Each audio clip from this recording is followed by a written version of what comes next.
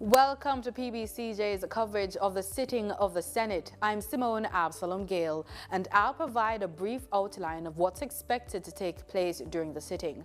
But before we begin, did you know that no more than 4 ministers can be appointed from the Senate, and they may have portfolio responsibilities? The Senate usually functions as a review chamber, considering bills passed by the House of Representatives. On this session's agenda, the Bail Act 2023. The new bail law will, among other things, consider specific circumstances in determining whether a person released on bail has absconded. Clause 14 of the legislation states that a defendant commits the offense of absconding if he or she fails to surrender to custody at the appointed time or as soon as possible thereafter. Minister of Legal and Constitutional Affairs Marlene Malahou-Ford has said they have taken into account the possible circumstances surrounding absence. For example, people may be on their way to court, they may meet in an accident, end up being hospitalized, and would not be able to surrender. The minister added, however, that once a defendant can have word sent to the court and it can be verified, the offense is not committed. Also on the agenda, the continuation of the State of the Nation debate with presentation from Senator Aubyn Hill, Minister of Industry, Investment and Commerce. If time allows, the minister without portfolio in the Ministry of Economic Growth and Job Creation, Senator Matthew Samuda, will move that a bill entitled An Act to Amend the Law Reform, Zones of Special Operations, Special Security and Community Development Measures Act be now read a second time. The Act sets out special measures to uphold and preserve the rule of law, public order, citizen security, and public safety within certain areas. The House of Representatives on Tuesday, September 26, passed the Law Reform Zones of Special Operations, Special Security and Community Development Measures Amendment Bill. National Security Minister Dr. Horace Chang said the amendment will enable a more robust and relevant bill that is, quote, responsive to our current social, cultural, and economic dynamics of those who reside in these vulnerable and volatile communities, end quote. The amended bill proposes, among other things, to increase the initial timeline in which a zone is declared to be in force from a period of not exceeding 60 days to 180 days. This will allow more time for these social intervention objectives to be realized and provide a more sustainable environment for the maintenance of law and order. That's what's on the agenda. It should be noted that elements of the day's agenda can be changed or moved. But before we go, here are a few things you should bear in mind if you plan to attend a session at Gordon House. No visitor shall create any act of disorder within the precincts of the House. No visitor shall be admitted to the House without first obtaining an admission card.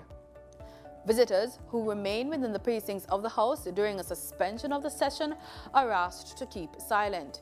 No photography, videography, or sketching of the proceedings is allowed unless so authorized by the presiding officer. And there should be no smoking inside the parliamentary building. Now over to the proceedings.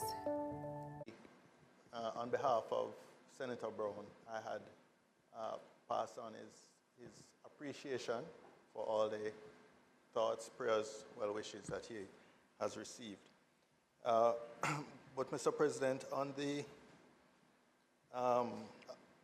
order of business paper announcements, I did not hear any mention of the Integrity Commission report. You will be aware that a release was issued by the Integrity Commission on Tuesday, I believe, of this week, saying that a report had been sent to Parliament. It was not tabled in the House of Representatives on Tuesday, and I did not hear it mentioned in the announcements today. So I'm hoping that you can advise us of what is happening with that report and more generally of the process and the timing that we're to expect between the receipt of these Integrity Commission reports and the tabling. Thank you, Senator Bunting. And your intervention gives me an opportunity just to indicate the process as you rightly have requested. Like most members, I saw a notification from the Parliament and a subsequent notification from the Integrity Commission, which was carried by way of a press release to the effect that a report was sent to the Parliament. That was sent on Tuesday. And I came to the Parliament this morning, had a committee meeting at 9 o'clock, and had sight of the document shortly thereafter. And I will table it as the law requires at the earliest opportunity. I'm sure that members would appreciate that at the very least I would be required to have a cursory, if not detailed, read of the document before I table it. But it will be tabled at the earliest possible opportunity. Thank you, Mr. President. So we would expect that by Tuesday or latest Friday next week, this will be. I would only be able to talk for myself. For it would be it would not go beyond. Whenever the next meeting of the Senate is held, the document and relevant letters, etc., will be tabled. Thank you. I just indicated to the members that the procedure is that once the document has been sent to the Parliament, it is sent essentially to my office. I was not around to receive the document, but I will do so at the earliest possible opportunity. Thank you very much. Bills brought from the Honourable House of Representatives, petitions, papers, reports from committees, notices of motions given orally, questions and answers to questions, motions that may be made at the commencement of public business requiring notice, motions relating to the sitting of the Senate, motions for leave to introduce bills, the presentation of bills without the leave of the Senate first obtained, public business. And just before the Minister rises, that we are joined by a number of persons whose presence here today is occasioned by the presentation of Senator the Honourable Aubyn Hill.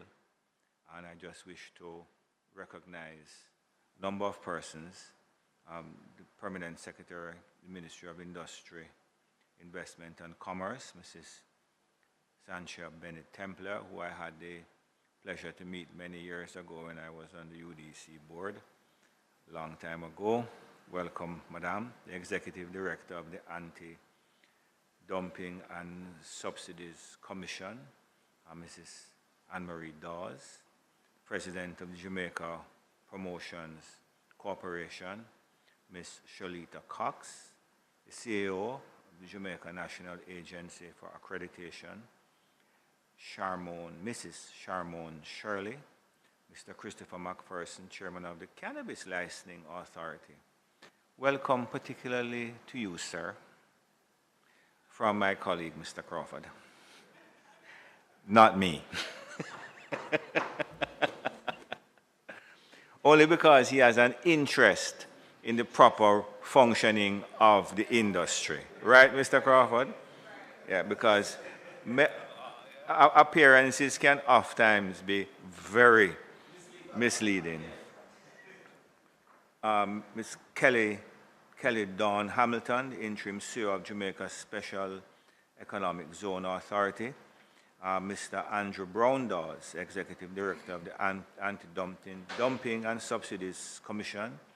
Kadian Jonas, Technical Assistant to the Minister. And Ms. Roxanne Lewis, and she's doing a very good job, the PR consultant to the Ministry of Industry and Consult.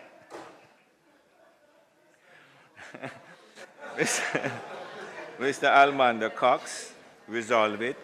Mr. Delana Sivright, my very good friend from the Ministry of Tourism, welcome, sir. Mr. Richard Allen, One on One, and a number of other persons from the ministry.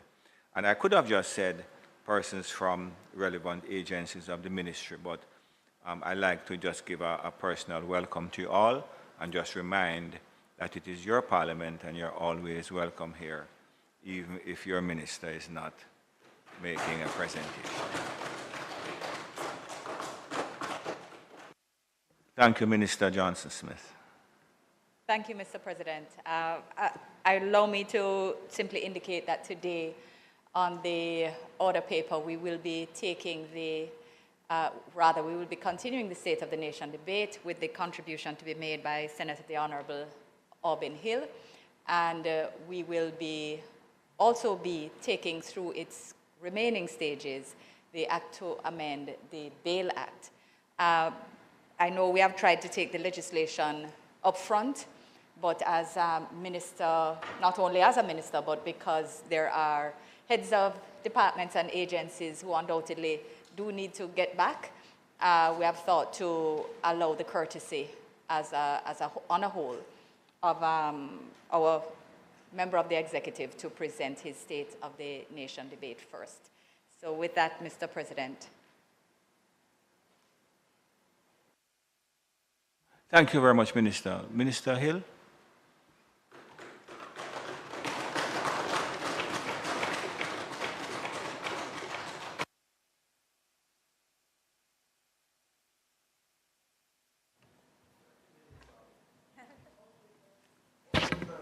You're joking? Sorry, I mean.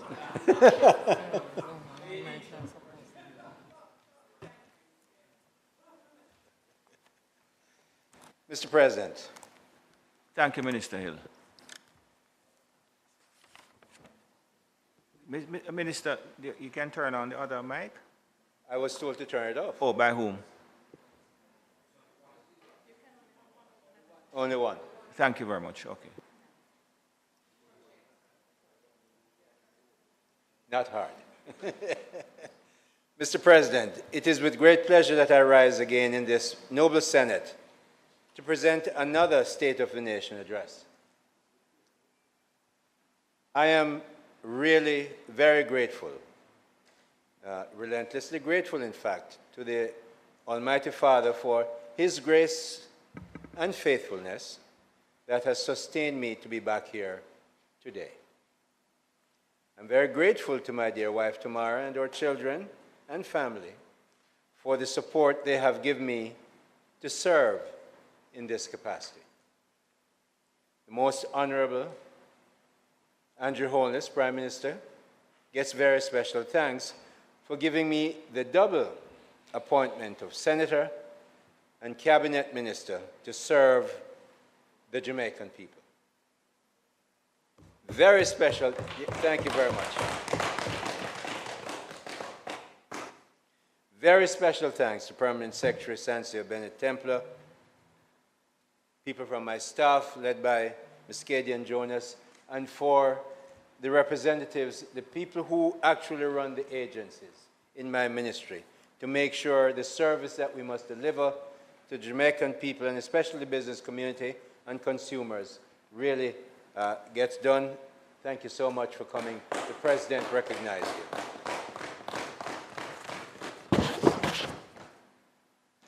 Mr. President, I'm particularly grateful to the Clerk of the Parliament, Mrs. Valerie Curtis, and her staff, who have rendered so much assistance and guidance to me, especially with my friends across the aisle, completely, with a measure of malice sometimes, when they would want to lead me astray.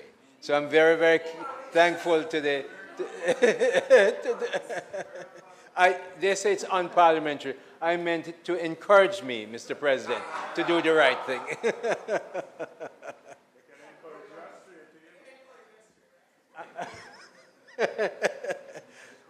Many thanks to my Senate colleagues across there who will encourage me in all kinds of directions, and my Senate colleagues here who will only lead me in the right direction.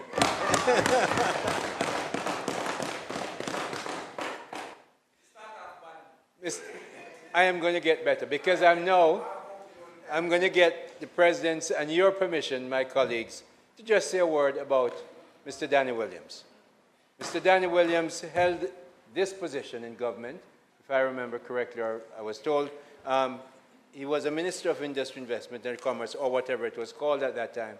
But more importantly, I had the pleasure of serving on a board, I'll name it, Jamaica Brothers Board, for over 15 years with Danny. Danny was a fine man. I know one of the things that Robert Levy, a mutual friend, said that he can't remember anybody saying anything badly about Danny. Danny seemed to have helped everybody. He has been an investor. I mean, I think Mr. Ricardo Allen is here. When I met Ricardo the first time, Danny was the one who introduced me to Ricardo, told me about Ricardo, and Danny invested in one-on-one Ricardo's company that's now listed on the stock exchange. And that's just one of many. He has been gracious in education. He had a great deal of advice, from which I learned, but he was also open-minded. And so, as we lay him to rest tomorrow, I want the Senate to record that Mr. Danny Williams has been an outstanding Jamaican citizen.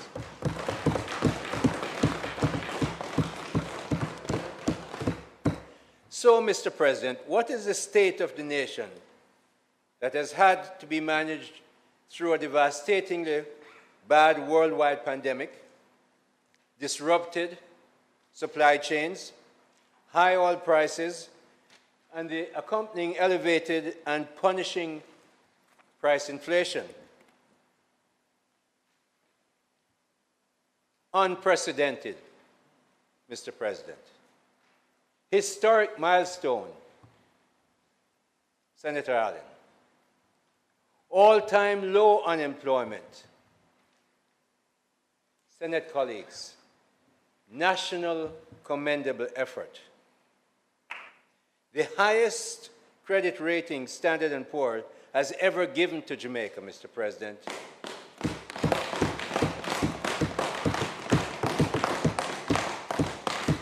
Great job performance, job creation performance for Jamaicans in every single walk of life. Those, Mr. President, are just some of the words and phrases that have been used in describing the recent announcement by S&P of Jamaica's best credit rating ever, and by Staten of a historically low unemployment figure of 4.5%. Unprecedented and historically low and the highest rating are terms that mean that this BB- credit rating and low unemployment figure of 4.5% has never happened before in Jamaica. These twin achievements occurred in the many decades that we have been subjected to credit rating and the keeping of employment and unemployment records in Jamaica. Outstanding, best we've ever had. The significant upgrade by S&P rating agency cannot be overemphasized and must not be trivialized. It is a major achievement for all Jamaicans, not just some. Indeed, Mr. President, this significant and historic credit rating upgrade for every Jamaican in every walk of life, it's such a pleasure to say that. It's for all of us Jamaicans.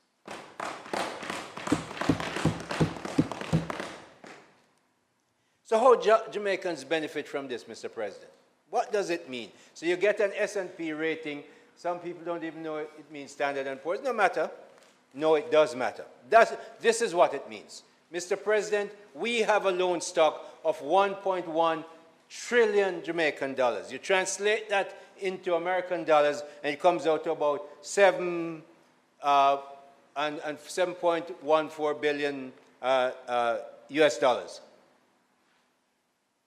Payments for this is not smooth. It is bumpy. But say we were to pay 10% of that per year, of the debt stock we have. That would be $714.3 million annually. When we pay, Mr. President, we tend to borrow it right back, because unless we pay down some, we keep our debt stock going. So we borrow it back at 1% less. Because of the upgrade by Standard & Poor's, your interest rate goes down. So when you borrow it back at 1% less, you save $7.14 million a year. Multiply that by 154, Mr. President, and you see how much million we're saving. It goes up and down. Its currency, Senator Morris, it fluctuates. So I'll take 154 for average. You see how much money we're saving? Over 25 years, Mr. President, which is what you would normally pay back a loan over, you're saving about $178.5 million. That goes to build schools, it goes to buy police cars, it goes to pay part payments, it goes, Mr. President, I hope, to make sure we get some more investments to business people. Investors, both locally and internationally, will find, and we're finding Jamaica to be easily the most, listen to me, easily the most attractive investment destination to create jobs, profitable companies, and more tax revenues. Why am I saying that? Because when I was in New York last week, I had interviews with Bloomberg, and Bloomberg was very, very clear. They're saying to us, when are you coming to the market with more bonds? Senator Webby, you know, so we never hear that for years. Nobody never wants to hear.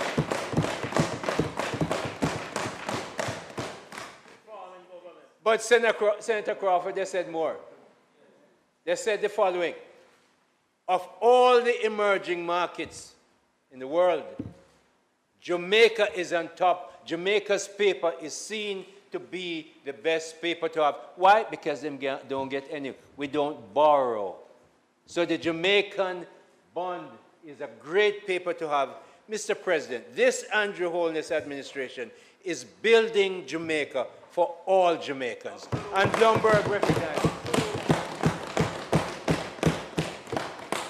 I was here in 2013. I used to write for Senator Brown's favorite newspaper at the time. 2013. I went to the university. Oliver Clark, who was alive then, we were just kind of finalizing the IMF program. Governor Brian Winter was in charge, and in the discussion he said, I cannot tell you how I'm going to manage and control inflation. Inflation was an issue at the time, because our fiscal affairs were out of whack. Well, fiscal affairs mean how much money the government spent. Was out of whack. I was there, you weren't. Okay? So I'm telling you, why don't you just listen? Let me tell you, and if you listen, you might hear. So he said, Mr. President, that unless the government gets its fiscal affairs in order, I can't, as the Bank of Jamaica, manage inflation. Remember, the Bank of Jamaica was independent then. We made the Bank of Jamaica independent. When it was being made independent, everybody said the currency wouldn't manage. Well, look at the range it has gone through. It has managed in a very small range through an international pandemic. And Mr. President, you don't hear anything else about the fiscal imbalance and disruption that is in the Jamaican economy. And even our lenders are begging to come back and bring them paper. We're not borrowing because we manage the place so well, Senator Allen. Aren't you proud?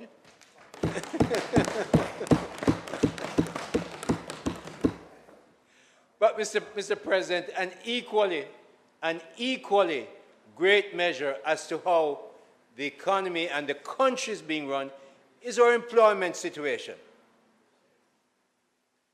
Mr. President, the significant achievement of getting our unemployment down to the historical low level of 4.5% is an achievement that affects every Jamaican everywhere. the lowering of unemployment and the raising of the number of people in employment pulls into the earning economy many Jamaicans from the lower levels of our national labor force.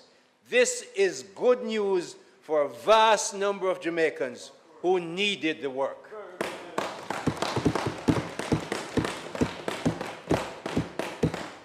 Mr. President, I listen to the press like everybody else. So in the face of this outstanding good news of Jamaica achieving this historically lowest unemployment figure of 4.5%, the leader of opposition business in the Senate went to St. James soon after Staten released the numbers to indicate that these results have, they're sort of macro results and really doesn't help and bless the ordinary Jamaican people. His body and leader of the opposition carried the same kind of, in my view, misleading narrative to another PNP meeting a couple of weeks later. Boy, Senator Gale and Senator Bunting, please allow the Speaker to continue. I appreciate the protection, Mr. President. The leader of the opposition business in the Senate, when speaking in St. James, would have us believe that ordinary Jamaicans have not benefited from these new jobs. No benefits to ordinary Jamaicans from the significant job growth in the tourism and BPO corridors of Jamaica, Mr. President. Some people would be unkind and say, that's close to rubbish, but I'm not those some kind of people. It is the taxi persons, hospitality workers, you know some of them, Senator Allen, in the hotels and restaurant business in St. James and across Jamaica, the messengers, delivery men, gardeners, and day workers and nannies who get jobs from the increased business activities in the area. Imagine, Mr. President, you went to the area of St. James to convey this kind of argument to the people in the area. It is the gas station attendants and sales staff in shops, the very ordinary people in St. James and indeed across Jamaica, who, because of the outstanding efforts of the JLP government, and I think that's a problem, because of the outstanding efforts of the JLP government, and especially Tourism Minister, my colleague and friend Ed Bartlett, employment has been increasing consistently, month after month. It is in the tens of thousands of BPO workers, many added during and since the pandemic, and who operate within the ambits of my ministry. It is to these workers he went to, apparently, try and convince them that the jobs that they now have but didn't have is not good for them. It is in these ordinary, hard-working Jamaicans, Mr. President, that the leader of the opposition business in the Senate went to suggest that the low unemployment figure is actually not so good for them. Mr. President, listen, you see, I listened to the whole clip. You know, I listened to the whole clip. You know how we stay. You know how we stay, Senator. You know I'm not going to miss you, and I think you won't miss mine when I say it. Mr. President, no, please. Mr. President, this was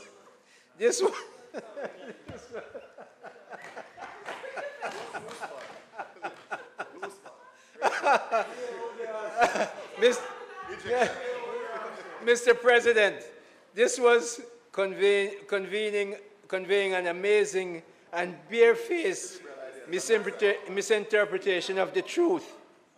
His pronouncements, and you see he wants me to giggle this truth away, but his pronouncement, Mr. President, conveyed plain and simple disinformation and a measure of fake news. Mr. President, it's not very good, but the truth is that 4.5% unemployment is extraordinarily good for ordinary Jamaicans. Here is what the numbers tell us, Mr. President. In 2015, 1 year before the Andrew Holness administration came to power, there were 1,146,000 people who were employed in the workforce. In that year, 2015, Mr. President, the unemployment rate was 13.5%. I remember it well because, as I said, I used to write for Senator Brown's favorite newspaper at the time.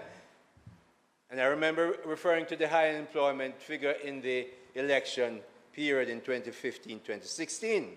Mr. President, by 2019, the year before the pandemic hit, we had moved the number of people employed in the country up by about 110,000 to 1,272,700.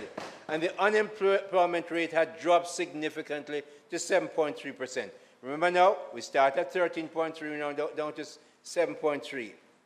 From the 7.3 unemployment rate that was recorded the year before, the number of people employed in the economy in 2020 fell by about 100,000. And Mr. President, some of us need to be reminded that 2020 was the year we lost over 10% of our GDP, and the Andrew Holness administration did not borrow any money to deal with the health and economic crisis, nor did we raise any new taxes to address the unexpected financial demand that accompanied the pandemic. The Holness administration managed the health, education, employment, and other related crises and the overall economy through that COVID-19 crisis for the benefit of all Jamaicans, especially needy Jamaicans, Mr. President. I remember very clearly, Prime Minister Holness led his cabinet to adopt a very disciplined, empathetic, caring, and targeted approach to handle our delicate economy during a very difficult period of time. And the man was on the TV and radio every evening informing everybody. I said, I didn't know how he managed it. Good thing he's a very young, strong Prime Minister, Mr. President. Totally energetic. So from that point, at the end of 2020, when the COVID-19 induced unemployment rate had risen back to 9%, and from that desperate period in 2015, when now Senator Bunting, then Minister Bunting, was a member of the cabinet of the PNP government, which presided over that desperately high unemployment figure of 13.3%, Mr. President, to now at this wonderful JLP-crafted figure of 4.5% at April 2023. Senator Allen, since 2016, we have added the quite fabulous number of 148,800 new jobs to record that unprecedentedly low 4.5 figure. We, the Andrew Holness administration, are building Jamaica for all Jamaicans. I remember, Mr. President, in 2015, when it was Manayad who predicted that we're going to add over 100,000 jobs. I remember they scoffed and they laughed and derided. Until we now are at 4.5% unemployment figure, historically low in the history of Jamaica. We're very happy to be here. Mr. President, the leader of the opposition business in the Senate would want to tell us and the Jamaican people that the vast majority of these 148,800 jobs were not helping mainly Jamaicans. Maybe good for the Topanars, if you will, Mr. President, and that they are not the ordinary, hard-working Jamaicans who make our economy country work well every day. Apparently, that's what he would want Jamaicans to believe. I am very charitable when I say that's an untruth. And you know how they would say it on the street, Senator Allen. Incidentally, Mr. President, if it's the leader of the opposition who said he was going to surround himself with Topanaris if he ever, in the far decades, becomes leader of this country. So I want, because I'm from the country, Mr. President, I come from St. Elizabeth, a little district in a country part, not even close to Kingston. So me decide, say, well, me go and look up Topanaris. You're a wicked senator. My community named Top Hill.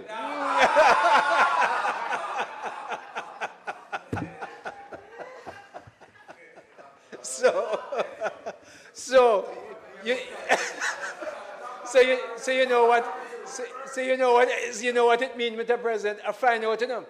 I went to Google and I went to online dictionary, and this is what they say: a rich snob who does not like to share. That's what Topanaris means. So it says, in Jamaica we often use, imagine Google, Jamaica is on Google, have a Jamaican rendition of it. In Jamaica we often use a term to describe people who behave as if they are better than others. All right, a rich snob who does not like to share. And then in Jamaica, those people use a term to describe people who behave as if they are better than others. No, you tell me, Mr. President, is them kind of people the leader of the opposition wants around him to run this country? Then what happened to the teachers? What happened to the ordinary farmers who send them picnic to school and they become PhD? How you mean? All the people who grow goats.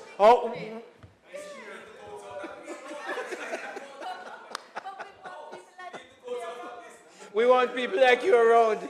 In fact, there are people who don't like people like you around. I know some of them, but we don't mind that you're around.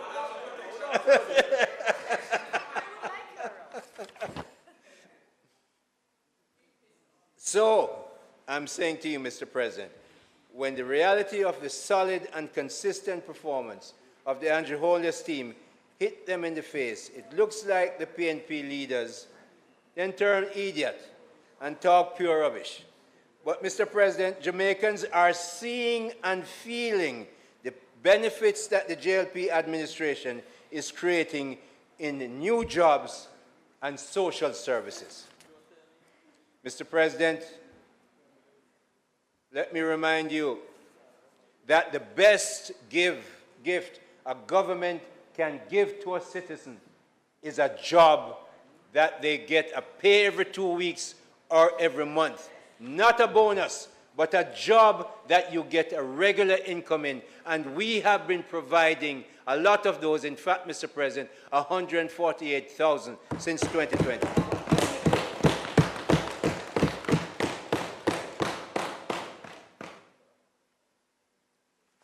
I know sometimes it looks like they're out of touch, and mostly they're out of touch. The Andrew Holness administration found creative and useful ways to help needy Jamaicans in their time of need. Oh, that's in the margin of error. I'm going to give you blue dot in a minute. I'm going to give you plus or minus 3. You're a maths teacher.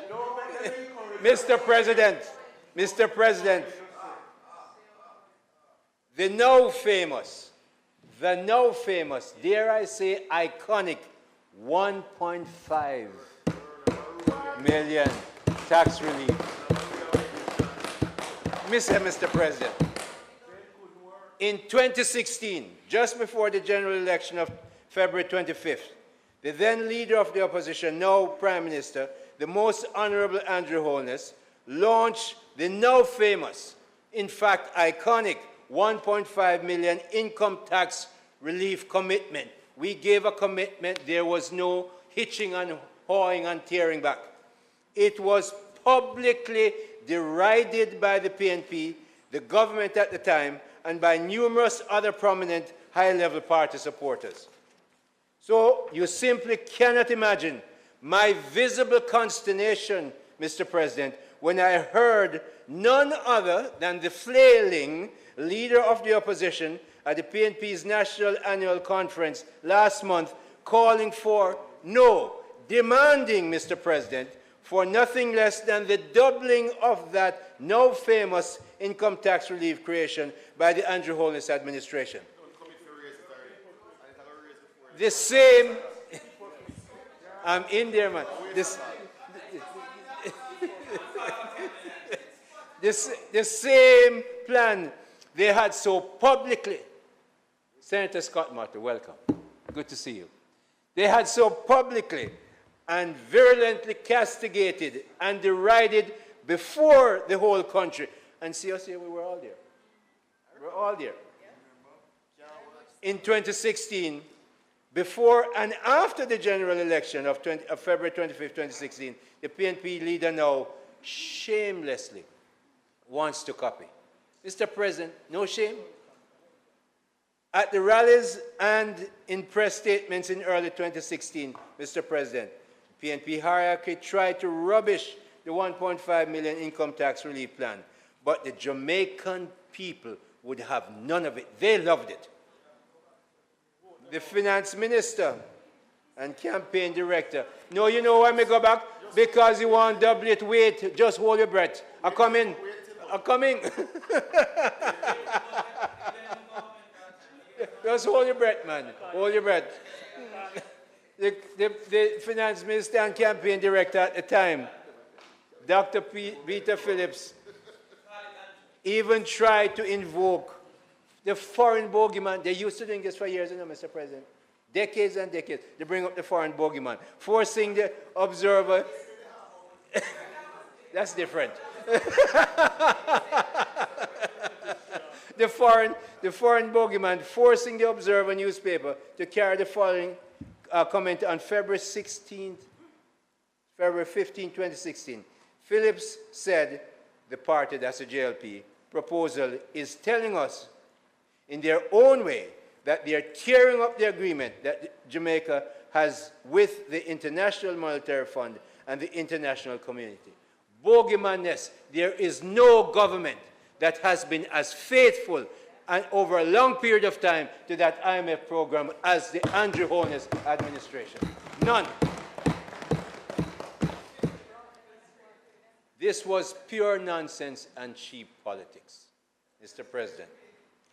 Mr. President, I remember very well that practically every single PNP party person supporter once spoke to told us how the 1.5 million couldn't work. It was wrong, wrong-headed, couldn't work, and the country couldn't afford it.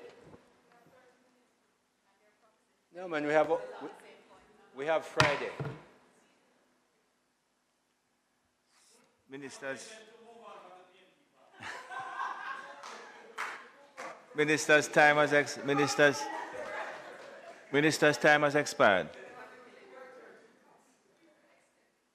Mr. Bunting.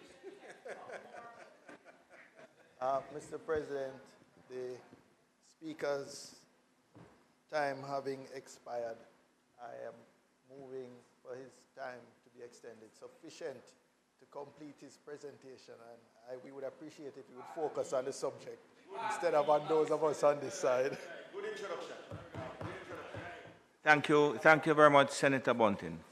Continue, Minister. Thank you, Mr. President. And everything said, there's some sort of gentleman left in the gentleman. So, Mr. President, when I hear, and you know, all the Toponaris, they may have the picture of them here. I went to the Gleaner. Hold up a picture, you see them there? All them, this was front page Toponaris. Then Gary Spalding had to go out and say, Holness rebuts Matalan tax proposal. Everything was going on. So you know what? Everybody never wanted except the Jamaican people. Except the Jamaican people. So, Mr. President, what I found out, I absolutely...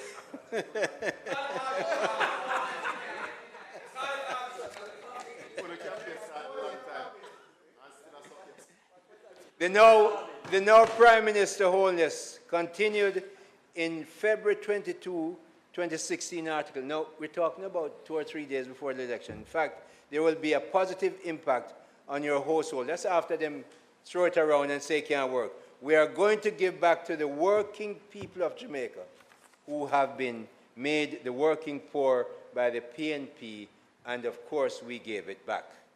The PNP borrowed and taxed, and Andrew Holness cut taxes and grow the economy. So, Mr. President, it's not just borrowing tax now. The 4 years before we came to power, the PNP taxed the Jamaican people $58 billion. $58 billion. And in the 7 years we've been in power, not one penny of tax. Not $1. Not $1. Absolutely no new taxes.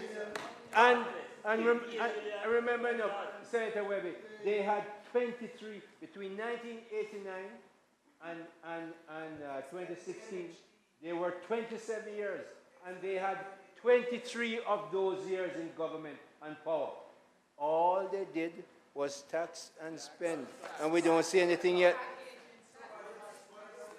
But you know, Mr. President, I just want to say this. I just want to say this, that it is clear that they've lost their way in the wilderness. And you know from the Bible, Mr. President, when you lose your way in the wilderness, it's like 40 years before Moses found the way to come out. Because you wander a long time in there. You know what I mean? You know what I mean? Mr.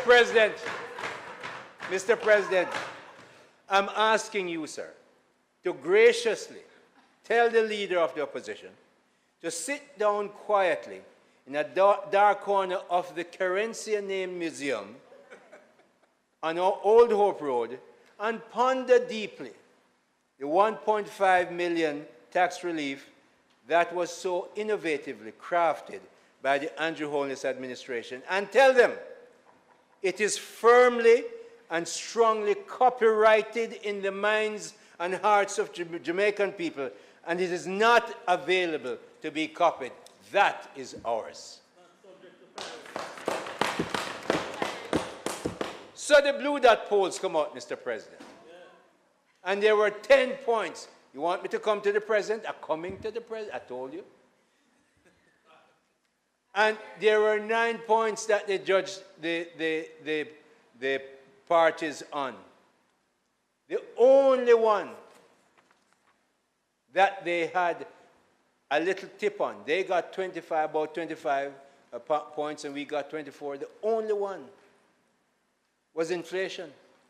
And we know that inflation was brought on by high oil prices and supply chains, lots of things that we really couldn't control. And, Mr. President, inflation in April was 11.8%. It's now down to 6.8%, just outside the band of 4 to 6%, which is the policy level that the Bank of Jamaica must follow. So it has been coming down. So on the other 8 points, Senator Allen, I think you would like this. On the economy, the Andrew Holness administration beat the PNP by 15 points, or is seen as coming, it's all right. My time to speak, you know, I didn't know to interrupt you. You can say what you want when your time comes. Okay, so Blue Dot, not me, Blue Dot's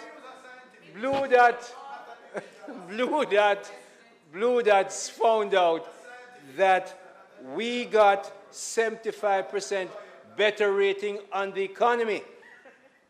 We got 75% better rating on unemployment than the PNP.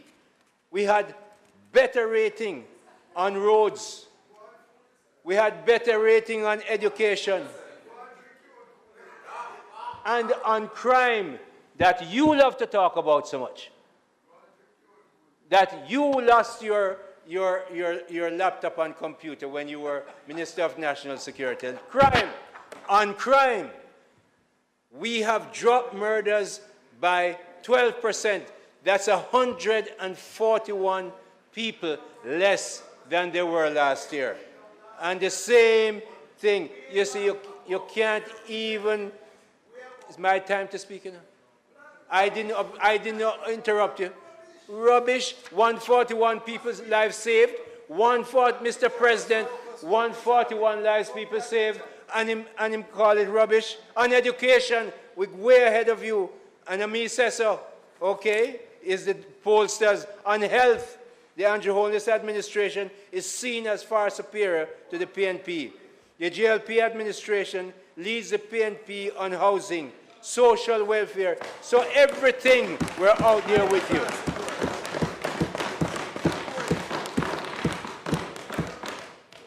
So, Senator Allen, soon after I arrived at the Ministry of Industry, Investment and Commerce, Mr. President, a bunch of data grabbed my attention and gave my ministerial mandate a very clear focus. Statin had just published the 2021 figures. We imported, for 2021, $5.975 billion worth of goods and services. We exported a measly $1.441 billion. The negative trade balance was $4.534 billion. So, because I like the numbers, I said, give me the numbers for trade balances from 1960. Not even 62, 1960. So I got 61 years of trade figures. And Mr. President, what I found really woke me up and woke up my ministry. 61. We had 61 years, 60 of those years, we had a negative trade balance. Senator Scott Motley. Not 6 years ago. 60. 1 year in 1966, when, you know, you would have been a toddler, Senator Scott Motley. At worst, you would have been a toddler. Little. It's 1966, and you weren't even thought of. Okay, so, so what we found, Mr. President, is we have done enormously well at bringing down our debt to GDP. It's now from 147 down to 77, and going down to 60, and going down to 60. But you can cut your expenses as much as you want if you're running a business. Senator Bunting, Topanaris, and Topanaris to be Senator Crawford.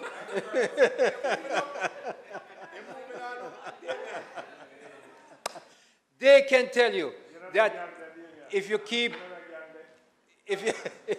keep cutting your expenses and don't make revenues, you don't have no business. You have to have revenues coming in. So we have cut our debt to GDP. We know, and as a nation, we haven't talked about it, except for the last 8 or 9 months, because every single where I go, all when I go to a funeral, I find a way to talk about exports. Because if we do not export, the Senator Webber there, him export a lot of things overseas. Just come from England, him have one warehouse here about from here to King Street. Big warehouse in England, and the same in the United States and Canada. We have to export a lot more. So I got my agencies together, all 20 of them. And we went through this, and we now meet every quarter. And I said to them, we have 3 objectives. We have some smaller subsidiary ones, but the big ones are these. We are going to do every single thing. JAMCO, Jamaica Business Development Corporation, JANAC, whatever you name in the ministry. Anti-dumping, Mrs. Dawes is here. We are going to make sure that we do everything to help exporters Jamaican businesses to export.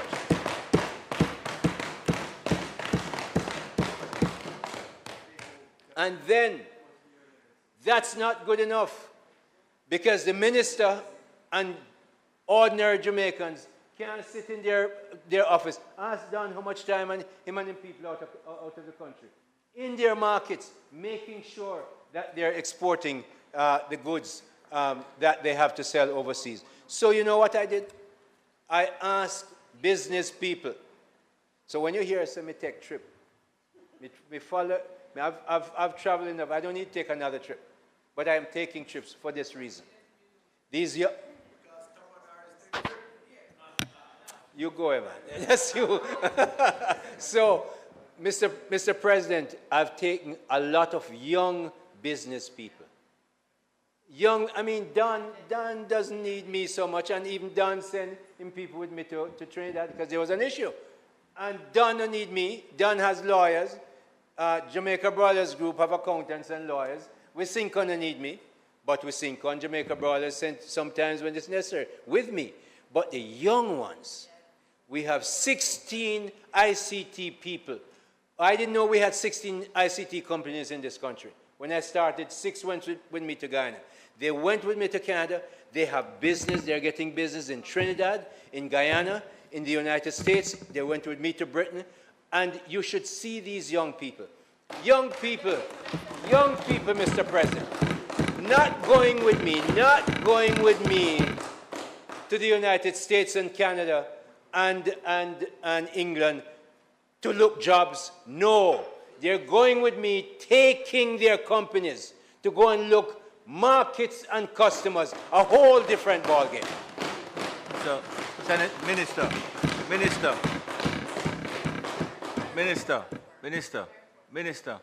they weren't shelling down London, they were working. Mr. President, I made sure I had a very, very good social manager to make sure that there would be no fallout on our reputation with the team that I went.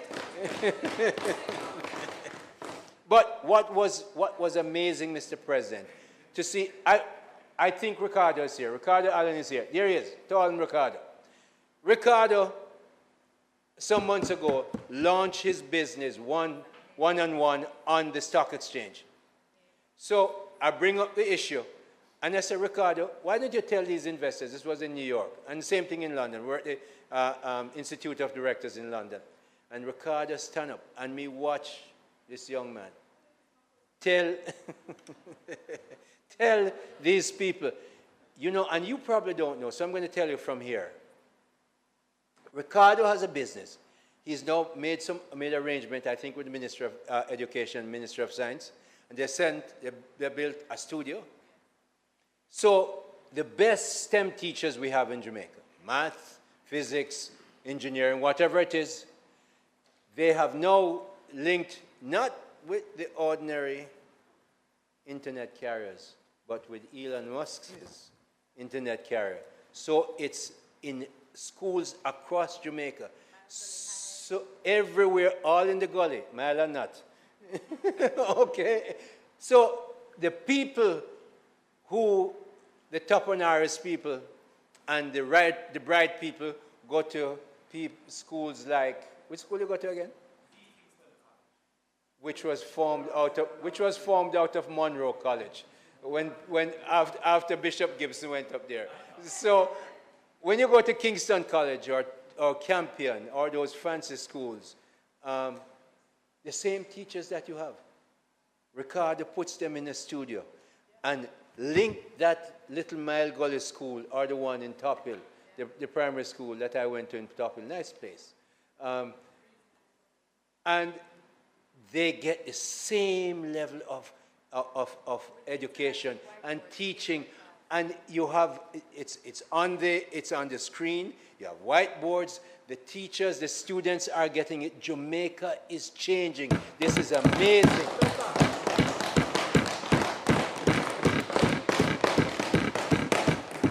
But what charmed my heart, in addition to the education, is to see the people lining up around Ricardo. So I have something here. He gave me permission to talk about this. So he's having special arrangements with the black community in the United States to say how that he's doing a special arrangement for them. I'm going to find it for you in a minute. But not just Ricardo. Another company called Optimity. You should see what they're doing to do the billing for where Senator Crawford goes to shell down in Trinidad. The carnival. Him go everywhere, man. Him go everywhere. Him have money. Him have money, man. Him go everywhere. So what you see is that they are buying the services from Jamaican companies. You would never believe that that is happening. And I'm so proud that these young men and some young women. So Ricardo signed an agreement with Microsoft to deliver Microsoft Teals project in high schools across Jamaica and the Caribbean. Him not stop. Him go with me to Ghana, him go to Trinidad, then him go to Barbados by himself, out there selling in business. Under this project, one-on-one will, and it's traded on the stock exchange, and I'm just saying Senator Bunting, because you might not have remembered. One-on-one will deliver advanced computer science courses in the areas of cybersecurity, AI, and other next-generation subjects to high school. He's in his late 20s or early 30s. That's the kind of businesses that we're focusing and say, look, you can't stay in Jamaica and be outstanding. You will do well. You might even get rich. But you really want to shine? Come with me. And they pay their own money. And they pay their own expenses. And they find their own business. Signed another agreement with AI-based company at Austin, Texas in the US.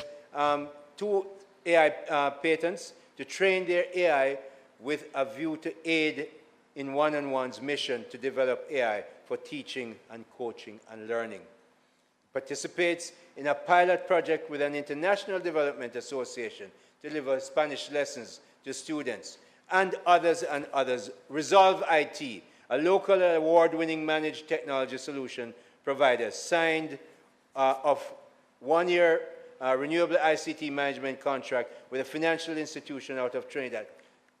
We went to Trinidad. I used to hear that they have problems, and I know companies, maybe in the Senate, may have had problems. Well, let me tell you, Minister Gopis Koon has been so gracious. I know you know that when we went there, opened all the doors, and Resolve It has contracts there. They have in Canada. Optimity Group, another big one that does the billing for Carnival and other ticketing places. They went to Dominican Republic. They get business out of it. They signed an MOU for software for Carnival mass distribution in Trinidad. Dairy Industries of Jamaica, one of our Grace Kennedy subsidiaries. We went there. Shulette Cox is here, the head of Jampro, arranged for them. There she is. Arranged for Dairy Industries of Jamaica Limited. Yes, former chairman, Webby knows her well.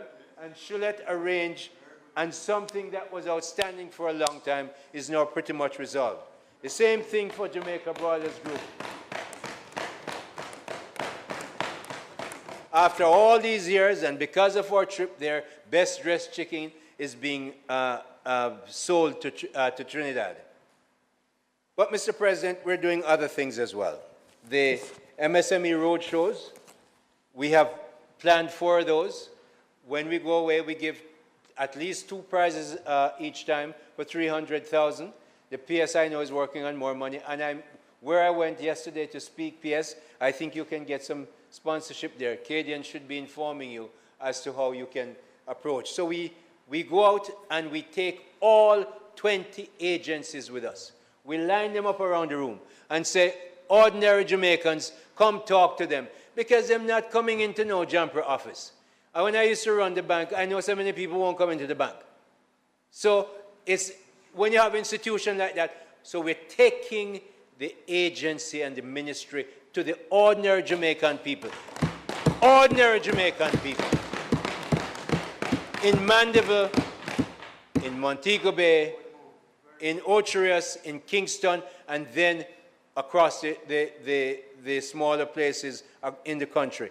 We have worked this out with IDB. IDB gives us $250,000 US. We work with other sponsors, and Senator Webby, my permanent secretary, knows you well. We work with other sponsors to make sure that we get incentives to bring them in. We say, bring your wares and show us what you have. We put you on radio. We put you on social media. They get to meet other people who they would know. Another plus of those trips I take, I saw Jamaicans living here for all this time, never knew each other until we got on the plane or we got into the reception that we'd hold in New York or Guyana. And business in Jamaica grew from those meetings. I saw business being done. So all around, that's being done. We're doing that for the MSME, that they can't do this that we take them on the trips. But we're building them in 5, 7, 10 years. They will be on the stock market, if not before, and they will be exporting in 2 or 3. They don't need now to be on the stock market to export. I have people every lunchtime, some young people, some of them I know, go to DHL, bring them packages, send it off on Amazon, and them exporting. And this government, Mr. President, has not been picky and mean-minded about it.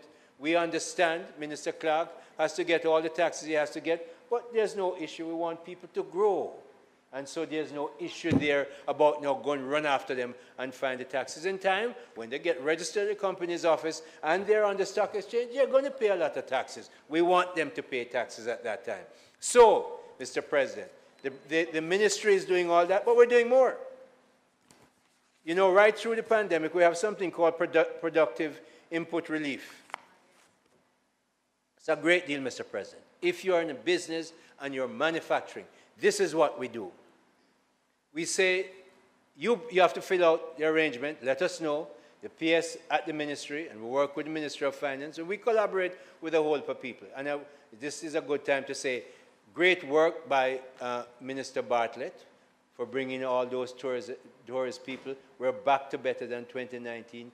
Great work for the BPO people who work right through and keep growing, and so on. The people who run health, Minister Tufton, all of them. But here is what we do at the Ministry of Industry, Investment and Commerce. We give you this benefit. You don't pay the customs duty. You don't pay taxes. So let us say, Mr. President, on your raw material and machinery. So let's say you get an average of 20% benefit off. In 2022, we gave the PIR, the Productive Input Relief, of totaling 109.29 million. Now, if the tax rate that they would pay, let's say it's 20, maybe more sometimes, 20%, that measures out, when you do the reciprocal, if you don't, Senator Crawford can just explain the reciprocal for me. It's a big word I learned when I walked past KC and coming to Kingston. So yeah, if you divide the amount that we give in tax by 0.20, the amount you get is 546 million. That's the amount of goods and machinery coming based on that. So over the 3-year period, from 2021, bad year, 2022, and now just up to a part of this year, we have given a total amount of benefit that would come out to about 1.4 billion. $1.4 billion worth of benefit. Mr. President, this administration, me check the match before me come in here, man, because me know him going to check me. No. I have respect for him. I'm not the only one who have respect. You know, people over there have respect as well.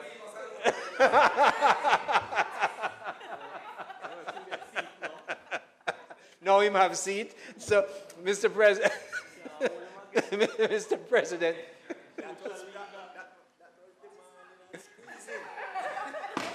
Mr. President, I'm being obstructed, I need protection to finish my...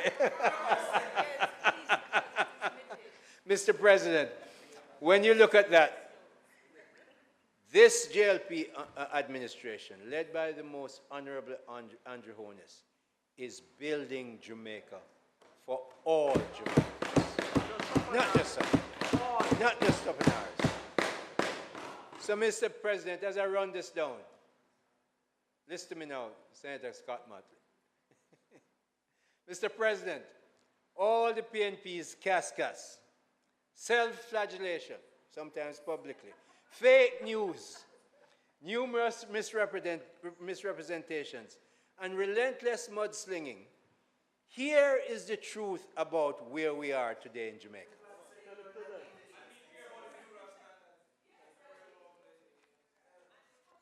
They're all there, my friend. But you don't want me to stay all day. We have great news all day. The murder rate is down, forget the percent, by 141 people. It's a whole heap.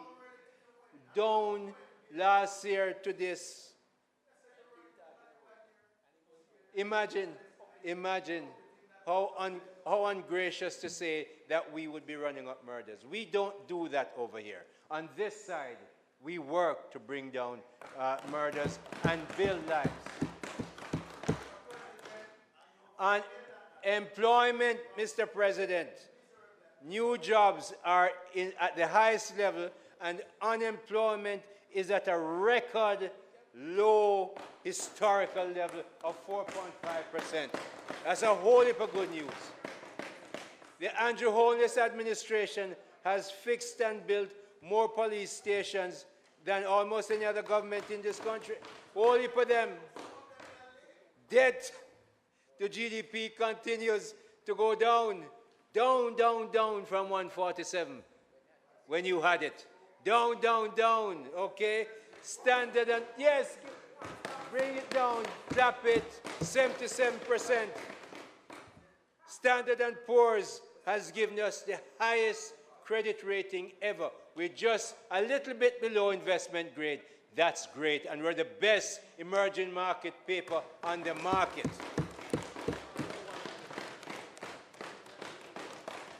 Even exports, Mr. President, year on year is up 37%. We need to see that going.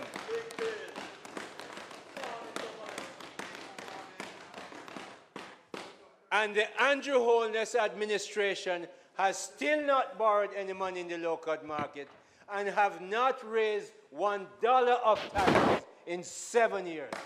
That is amazing. So how we do that, Mr. President? The Prime Minister has led his cabinet to follow a very disciplined, intentional, and targeted approach to the economic and social management of this wonderful country called Jamaica. That's how we have done it. Mr. President, the Andrew Holness administration is building Jamaica for all Jamaicans. Jamaicans broadly agree that the JLP's government is the best administration to manage the affairs of this country, bar none, if it pleases you, Mr. President.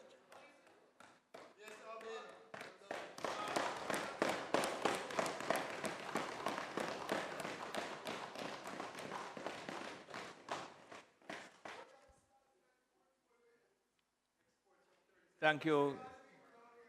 Thank you. Export up, John Purdue, its work. Thank you, Senator Hill. You finished?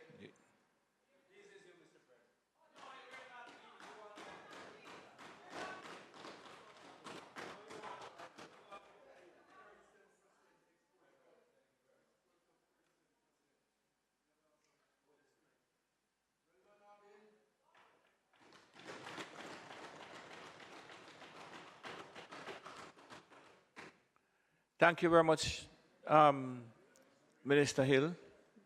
Minister Johnson-Smith. Thank you, Mr. President. And I wish to also thank Senator Hill for his presentation today, and in particular for sharing with us in a very understandable and tangible way that a forward-leaning, practical and growth-minded minister such as himself can ensure that government does in fact open doors for small businesses, open doors and allow for markets to be created, and that this is how for the first time we're actually seeing a needle move on our trade deficits and on our growth figures in that regard. Was it 37%? 37%. I'm contextualizing the very important information. You're bad, man, Peter.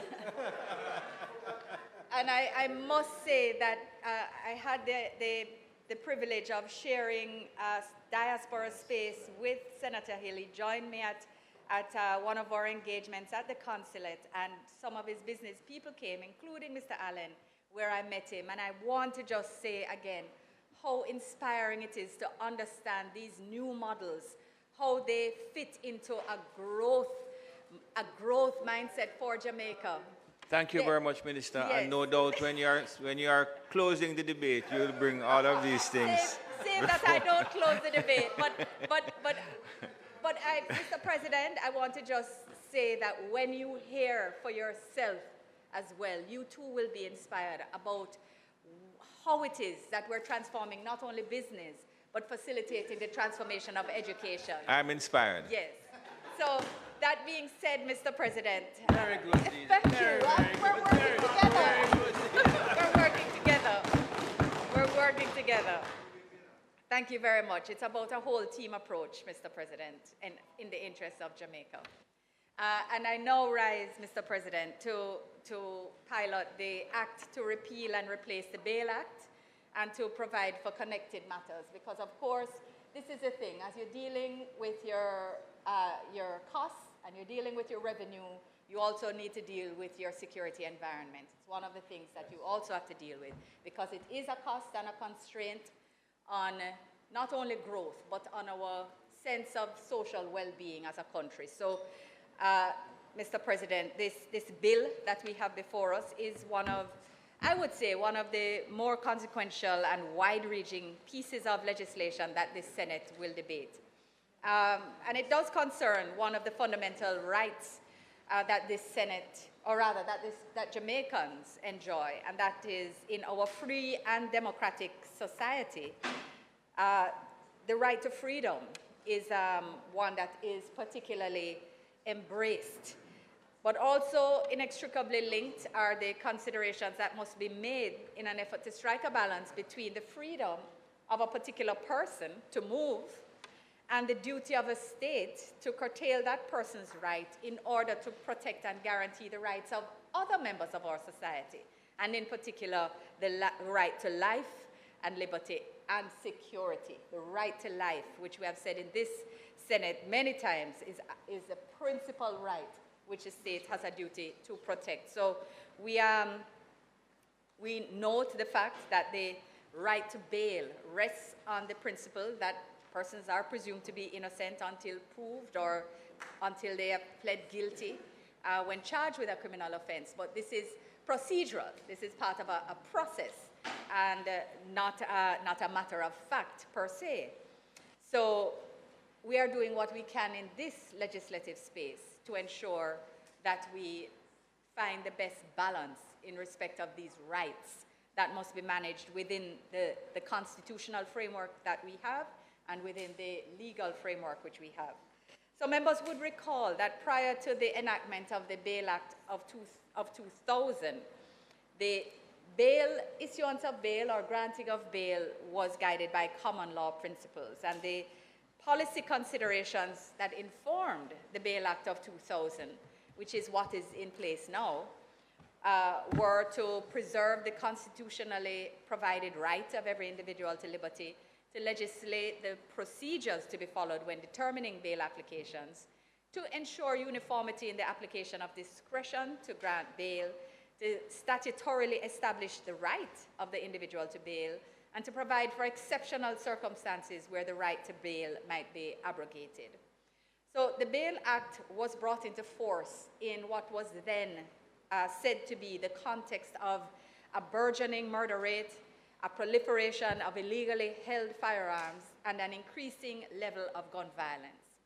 And in fact, not too long thereafter, the then Chief Justice made calls, this is in 2005, for tougher rules for bail in serious crimes in response to what he was then recognizing as a higher crime rate, intimidations of witnesses, and commission of offenses by persons who had been released on bail. So this was 2005.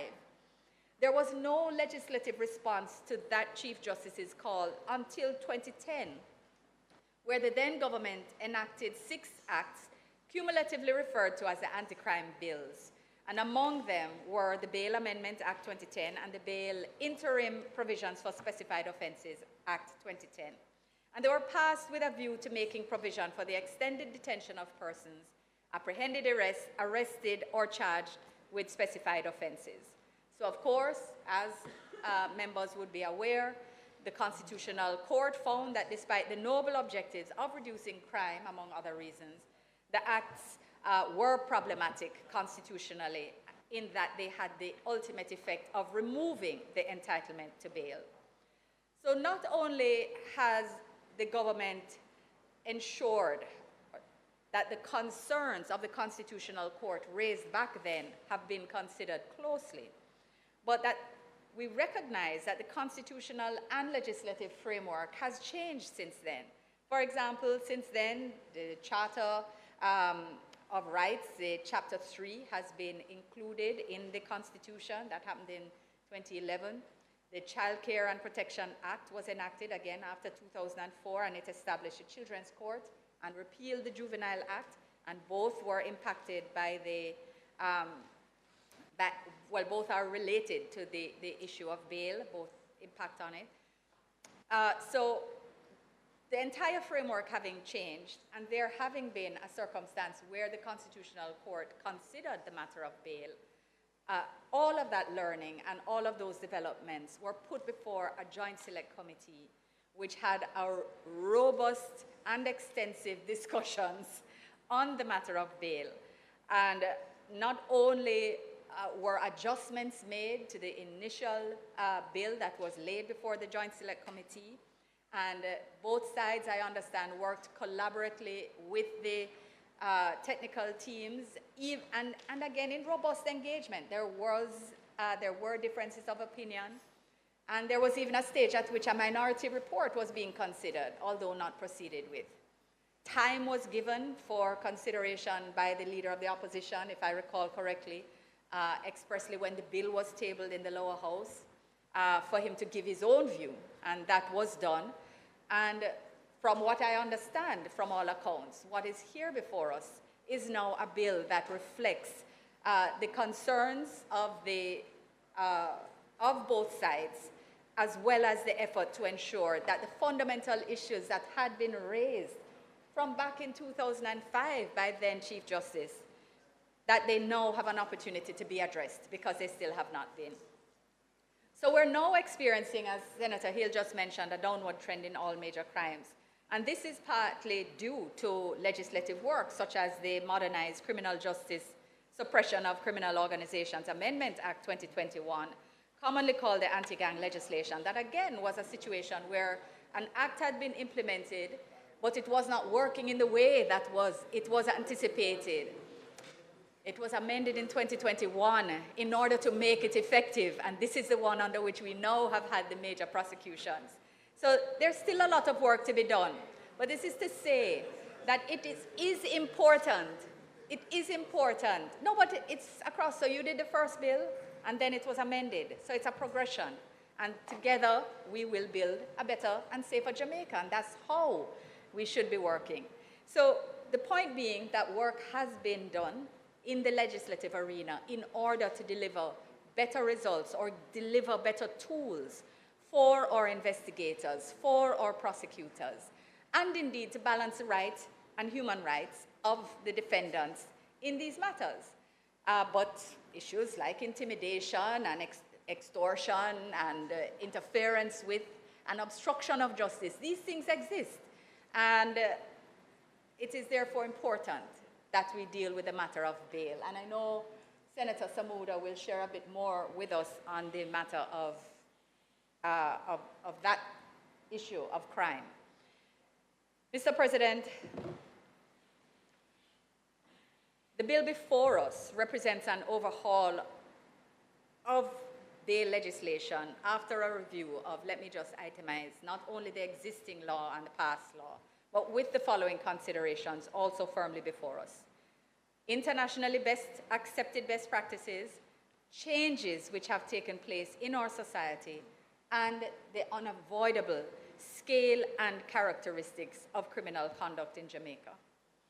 So with that context, I will now undertake a clause-by-clause analysis of the bill. I'll try to take us through, which I hope will result in a shorter committee, given that a lot of the policy issues have been thrashed out at the Joint Select Committee stage.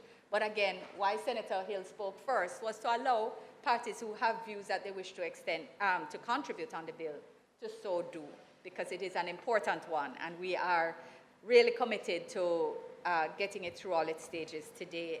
It already having sat in the chamber over the summer recess and having had an extensive debate in the lower house.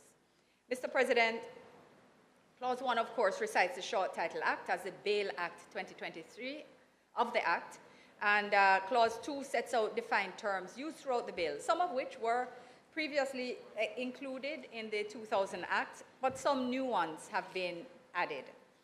So the term arrested is now being defined to include apprehended, and this term is used to ensure consistency of this law with the Constabulary Force Act, to make it clear that the use of the term apprehended in that act encompasses the arrest of individuals who have been taken into custody by a constable.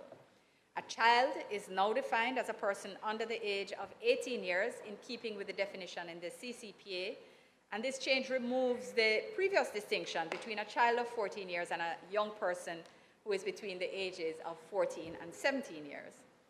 A deciding official, again, this is a new term, it's an umbrella term that has been introduced to refer to the persons empowered in the Act to make decisions concerning the grant of bail, such as a constable, a justice of the peace, or a judge. And a defendant now has the broadened definition to include not only a person charged with or convicted of an offense, but to also include a person who has been arrested or detained but not yet charged. And this is because of the expanded scope, and that's where one of the major changes of this bill lies in terms of the availability of bail.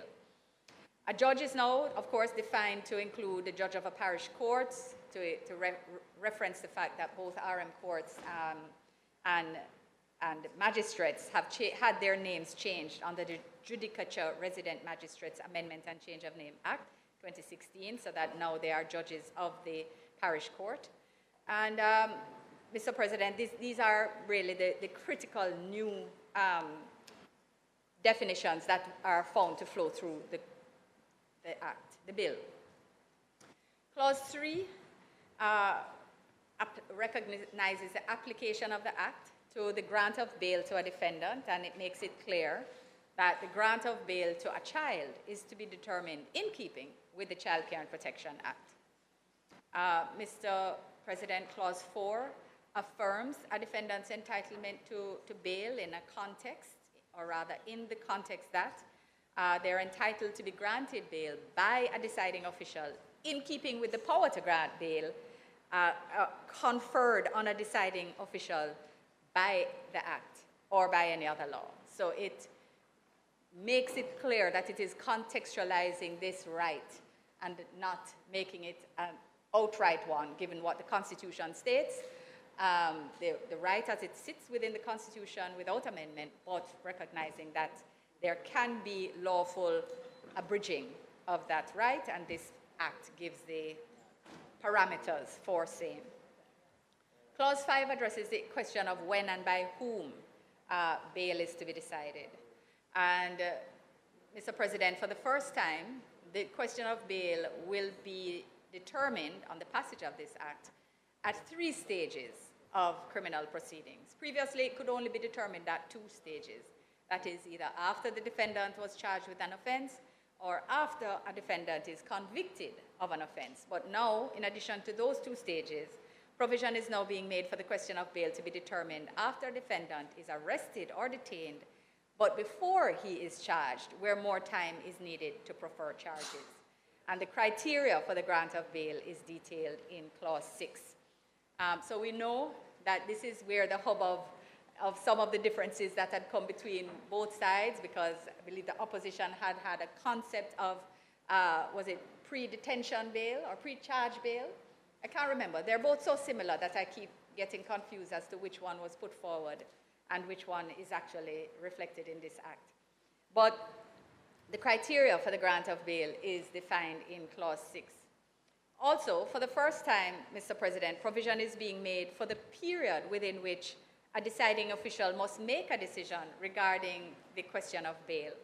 So the provision serves to ensure that a defendant does not languish in custody indefinitely. And this is an issue that clearly we have seen in heartbreaking cases that have come to the government's knowledge and to the knowledge of the public. And therefore, there are things that have been done administratively. I'm sure we can hear more about those, but also that's Clause 5.1. May throw, but the Clause 5.1a stipulates that the question of bail must be considered within 48 hours after the arrest or detention of a defendant on reasonable grounds that the defendant has committed an offense listed in Part 1 of the schedule, and the defendant has not yet been charged, as more time is needed to prefer charges, except that where an identification parade is to be conducted, and this is now subclause 3, and I will come to that shortly, provides that the defendant is to be brought before the judge between 120 hours after arrest or detention. 120 hours after arrest or detention. So this is intended to deal with that vexed issue of the conversion of intelligence into evidence, and how it is that the police deal with the realities of our criminal network in Jamaica, of the criminal network in Jamaica, how they operate, and the difficulties and intimidation tactics that are used to prevent people from coming forward in communities to say what they know. So that it is not, sometimes when we have the discussions around data and evidence, all of which are absolutely critical to a functioning justice system, sometimes they ignore the reality. And as a legislative framework must work for the society that you have. It cannot work for the society that you wish you had. It must ensure that there are practical tools that our security forces and our prosecution teams and defense counsel as well are able to work with to ensure that there's an appropriate balance between rights and reality in the bringing down of our crime rate and the prosecution of cases. So, Mr. President, I may have digressed a bit, but in the case of a defendant who has been charged, Clause 5.1b then provides that the question of bail is to be considered within 48 hours of the defendant being brought into custody as a result of being charged. So you have 48 hours in any circumstance, and there is a wider circumstance of 120 hours after arrest or detention, so that's essentially 5 days, if it is that it is demonstrated that there is a need for more time before charges can be preferred. So this period of time was found within the Joint Select Committee and on the technical advice to be reasonable in the circumstances. And I'm sure there are those who think it is too short and those who think that it is too long, because clearly we have competing efforts in a matter such as bail. Mr. President, Clause 5.1c provides that where the defendant is convicted of an offense other than one listed in Part 2 of the first schedule, and the defendant was out on bail immediately before conviction, that the question of bail will be considered after he applies for it. So, Mr. President, Clause 5.2 indicates that the deciding official who is empowered to determine the question of bail at these 3 stages of criminal proceedings that is, if the decision is being made after the defendant is arrested or detained but before charge, in which case the deciding official may be a justice of the peace or a constable at or above the rank of superintendent. So after arrest but before charge, it must be a JP or a constable at or above the rank of superintendent. So it cannot be a junior constable who makes that, that decision. Similarly, if the decision is being made after the defendant is charged, the deciding official is a constable, a JP, or a judge, which this would be the normal circumstance. But if the offense is listed in Part 2 of the first schedule, then the deciding official must be a judge. And then if the decision is being made after conviction, the deciding official may either be the judge who convicted the defendant or a judge of the Court of Appeal. As you know only too well, Mr. President, there have been occasions where an accused person has been held for extended periods on the basis that an identification parade was to be conducted. And provision is now being made in 5.3 that where there is to be an identification parade, it must be conducted within the 120 hours of the arrest or detention of the defendant. And in the event that the identification parade is not held within that time, then the matter must be referred to a judge no later than 48 hours after the elapsing of that 120-hour period. And the judge at that point, given the circumstances, will either specify further time for the conduct of the ID parade, or he may make such other order as he sees fit. And again, this is about balancing the rights in the circumstances of the case and ensuring that cases come up so that there is no sort of, there is a concerted and continuous awareness of persons who are in the justice system against whom cases are being brought, so that the system must work in a way that's continuous and persons must not be allowed to slip through the cracks. And so that works for all parties. It means that you can't just say you need to investigate more. You have to actually do the investigations within that time and prove why your investigations have not been able to yield the results that you had hoped they would have. And these are matters that the judge will consider, depending, again, based on whether you're dealing with a Schedule 1 offense or Schedule 2 offense. Mr. President, Clause 5.4 stipulates that where a defendant is suspected of committing an offense that's relatively minor, so a misdemeanor like unlawful wounding, if he's arrested and detained for 48 hours without charges being preferred, and this is a minor offense, then that defendant is to be released unconditionally. So again, this is one of those circumstances where systems that, the old system that sort of allowed people to languish, that is being removed, and that I think is something that is to be applauded in this bill, which is a balancing factor in the interests of ordinary people.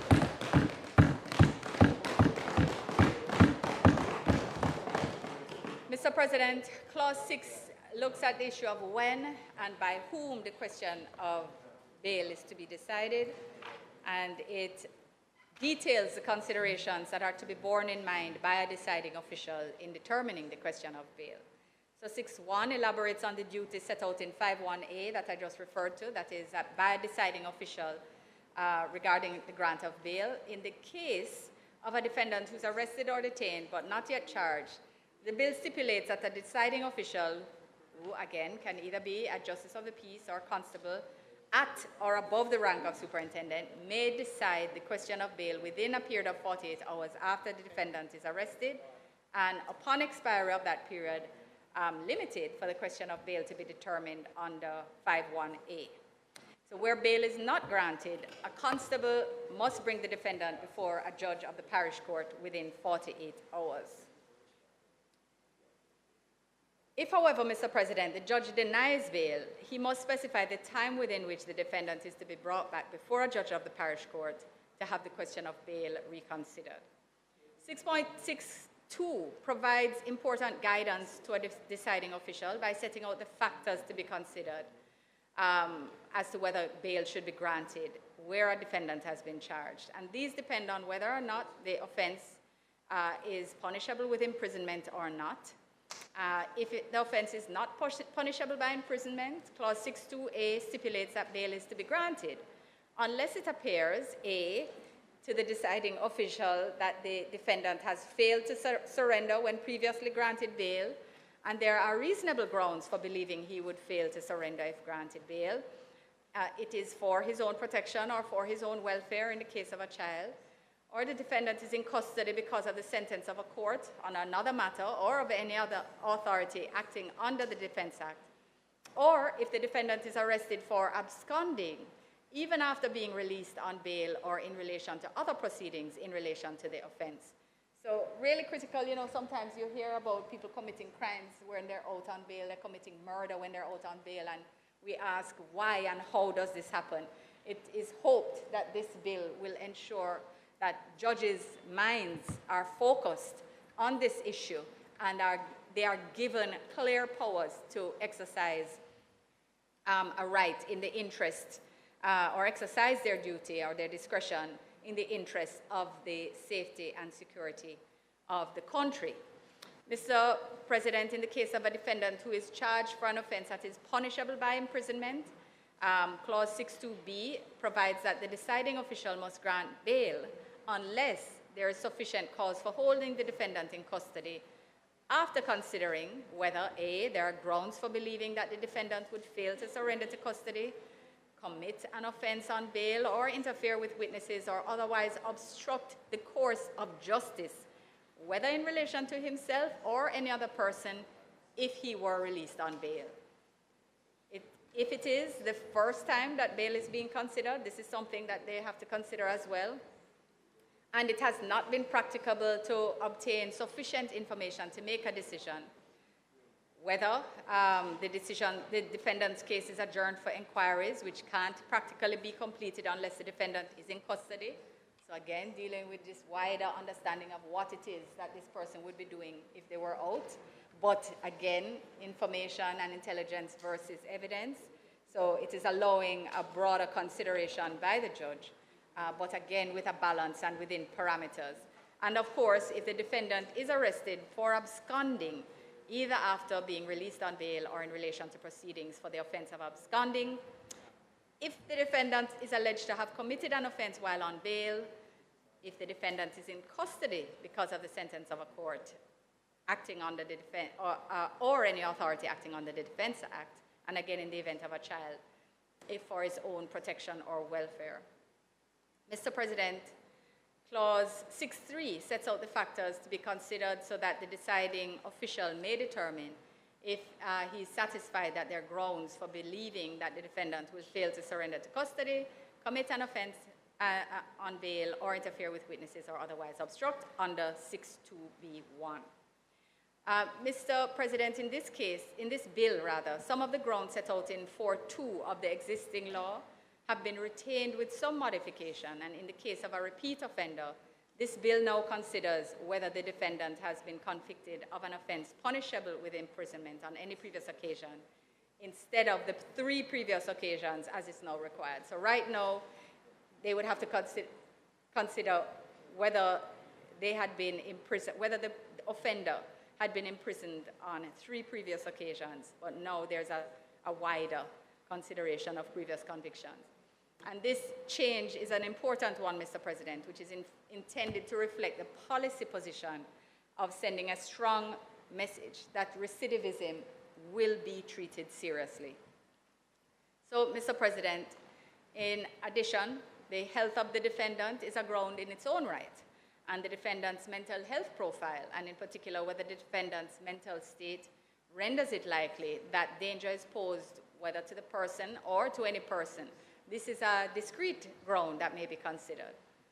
So, Mr. President, the judge may also consider the need for preserving public order and the likelihood of the threat to public order should the defendant be released on bail, the need for preventing crime and the likelihood the defendant will commit an offense while released, and whether the defendant is in the same household or community as a victim or witness to the offense, whether or not the witness has given or will give evidence in relation to the offense, and the sense of peace and security of the public or among members of any household or community will be undermined or jeopardized by the release of the defendant on bail. Also, Mr. President, any evidence that a firearm was used in the commission of the offense and that the defendant came into possession of the firearm unlawfully, or that the firearm is a prohibited weapon. And again, this is reflective of the policy position to send a strong message in respect of illegal firearms, firearms being used in the commission of other offenses, recognizing our high level of murders and shootings, and that there must be a greater consideration by the judiciary of these matters. And where it is that ordinary people or legislators, when I raise issues around, whether it is dissatisfaction with sentences that don't seem to deliver a sense of justice, or decisions on bail that people don't feel that they're being made safer, that we are told, well, you are in the Senate, you are a legislator, change the laws if you believe that the law that's being applied is not one which delivers the justice that as a policy position must be delivered. And that, I believe, is one of the very important elements of thought behind this bill and the policy position. So, Mr. President, as I had alluded to earlier, the Constitution provides that any person awaiting trial and detained in custody shall be entitled to bail on reasonable conditions unless sufficient cause is shown for keeping him in custody. So the Constitution provides not only for bail, but it provides for keeping him in custody if it is that sufficient cause is shown. It is not like an act that constrains bail is in and of itself unconstitutional. So this is the context within which this is going forward as well. Clause 6.4 is consistent with this provision in stipulating that the deciding official may treat as sufficient grounds for keeping a defendant in custody where A, the defendant is charged with capital murder and self-defense does not arise in the prosecution's case, so this is another limb which the deciding official can take into consideration, and B, where the offense is murder and was committed within a zone of special operation, an area under state of public emergency, or within which a cordon is established or even a curfew imposed. The deciding official must also be satisfied that the conviction is likely having regard to the strength of the evidence that the defendant committed the offense. Mr. President, 6.5 underscores the defendant's constitutional right to a fair hearing by an independent and impartial court established by law, and it provides that where the fact of a previous conviction is taken into account, the offense to which the application relates is to be tried before a different judge. So again, this bill is seeking to balance rights. Mr. President, where a defendant is convicted, he has been found guilty and is not entitled to the presumption of innocence. In this context, therefore, his right to liberty may be rightfully withdrawn. However, Clause 6.7 still provides that in the case of a defendant who has been convicted, a judge may still grant bail, an application for bail, if satisfied that there are exceptional circumstances to justify it. So the bill does not set out exceptional circumstances because they are going to depend on the facts of the case and the particulars of the convicted person, which may be, for example, something like a severe health condition, which might require hospitalization or other kind of care. Mr. President, Clause 7, so this again, just to make the point that this is not an inhumane bill, but it does seek to work more concertedly with our realities. Mr. President, Clause 7 deals with the extension of the period of release on bail or unconditional release of a defendant who has not been charged. So where a defendant who is released on bail after being arrested and detained before being charged is not charged after 6 months, Clause 7.1 provides that he must be released unconditionally. And the court may extend the 6-month period for a further 6 months under 7.2, where an inter partes application is made by a constable to a senior judge of the parish court or any other judge appointed by the senior judge.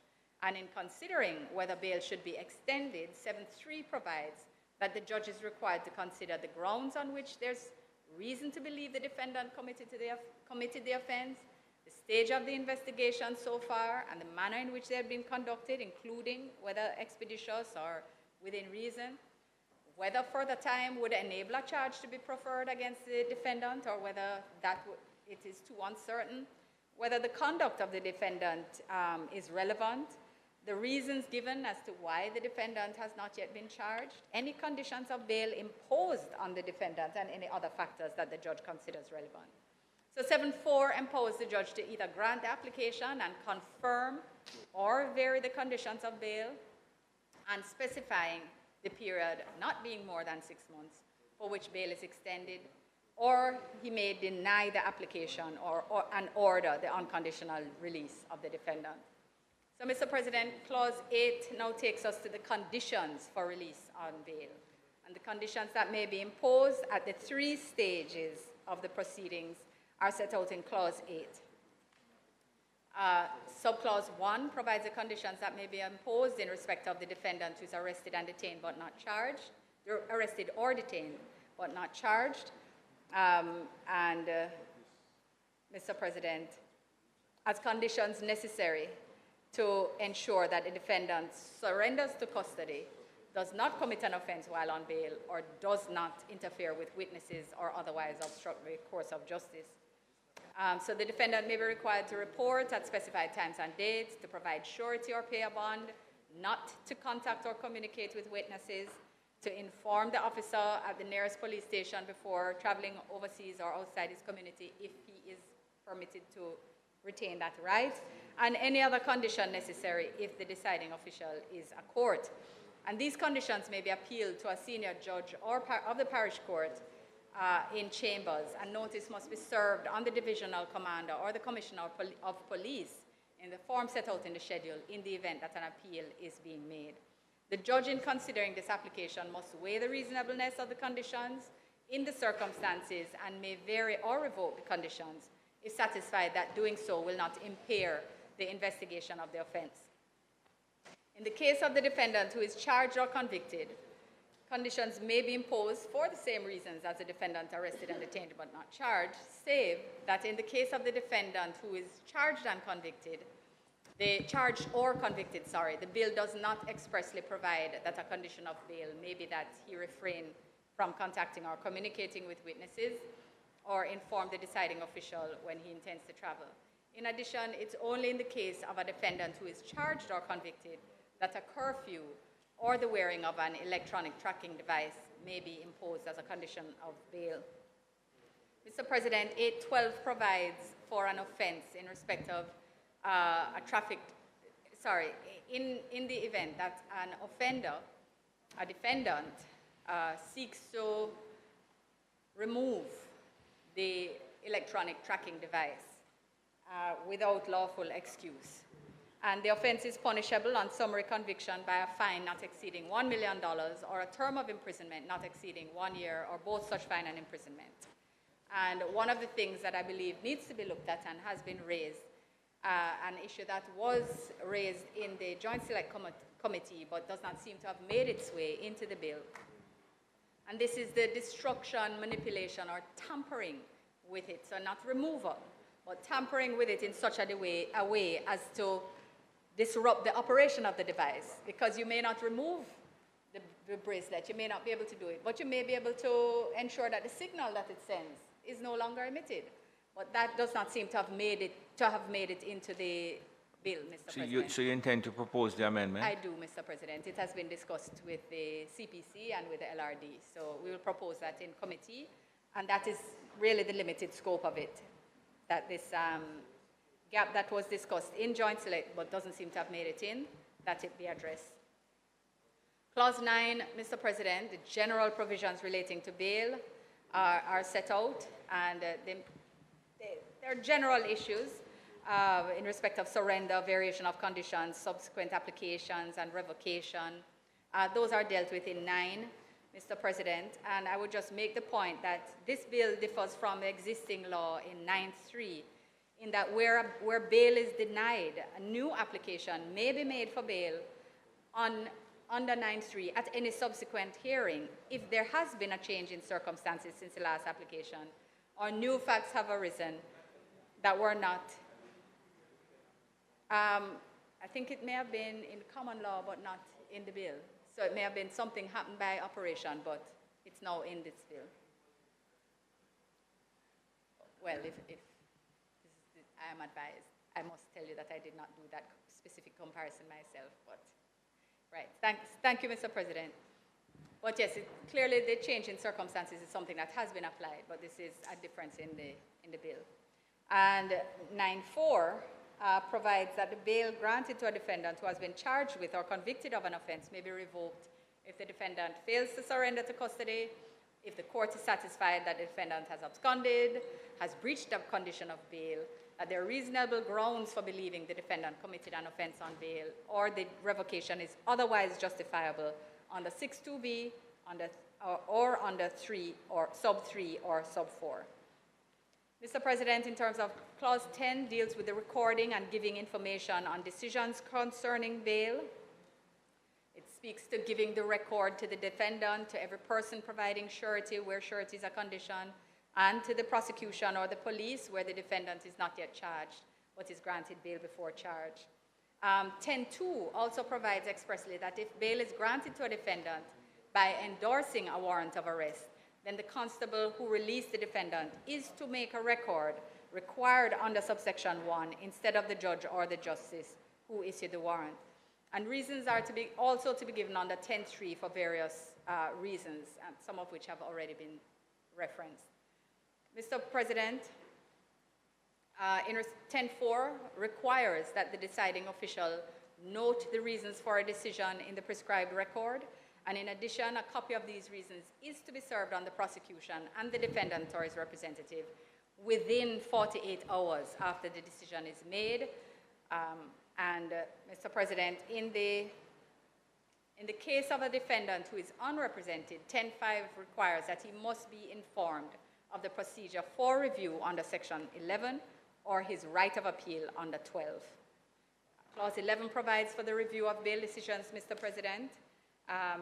It states that a bail decision is to be reviewed on the defendant's first appearance, on the application of the defendant in the case of a refusal to grant bail on the first instance, or a decision to impose any condition in granting bail. It is to be reviewed on the application of the prosecution in the case of a decision to grant bail, or the refusal to impose a particular condition which had been recommended. Mr. President, as with subsequent applications for bail, Clause 11.2 departs from the existing law in stipulating that the basis for a review is that there has been a change in the circumstances since the previous decision concerning bail or that new facts have arisen. Mr. President, in addition, a judge is required to conduct reviews every 2 weeks of cases involving defendants granted bail but who were unable to take up the offer, so that the mere fact that you have been unable to secure payment for your bail should not mean that your matter is not put before the court again for a judge to say, what is happening with this man? Has the justices gone to visit this place? And to ensure that no one is lost in the system. So every 2 weeks, a judge should get a list of the cases of defendants granted bail but who couldn't take it up for the matters to be considered by the court. Another change being introduced, Mr. President, is that to facilitate the review of cases of defendants who remain in custody despite being granted bail, and Clause 11.3 provides that the court is to be supplied with a list of those defendants on Monday of each week in respect of the preceding week. So the list is to be prepared by either police in charge of the lockup regarding defendants held in the lockup, or the individual responsible in charge, of a correctional institution regarding defendants in the institution. And again, this is about making the changes to the law and to the processes to ensure that our system does not lose people, Mr. President, because we cannot afford, even for those who have committed crimes of a heinous nature, the system must deal with them appropriately and in a humane way. Mr. President, Clause 11.4 provides that on a review, the judge may affirm the decision reviewed, he may grant or refuse bail, impose conditions, or remove or vary conditions of bail.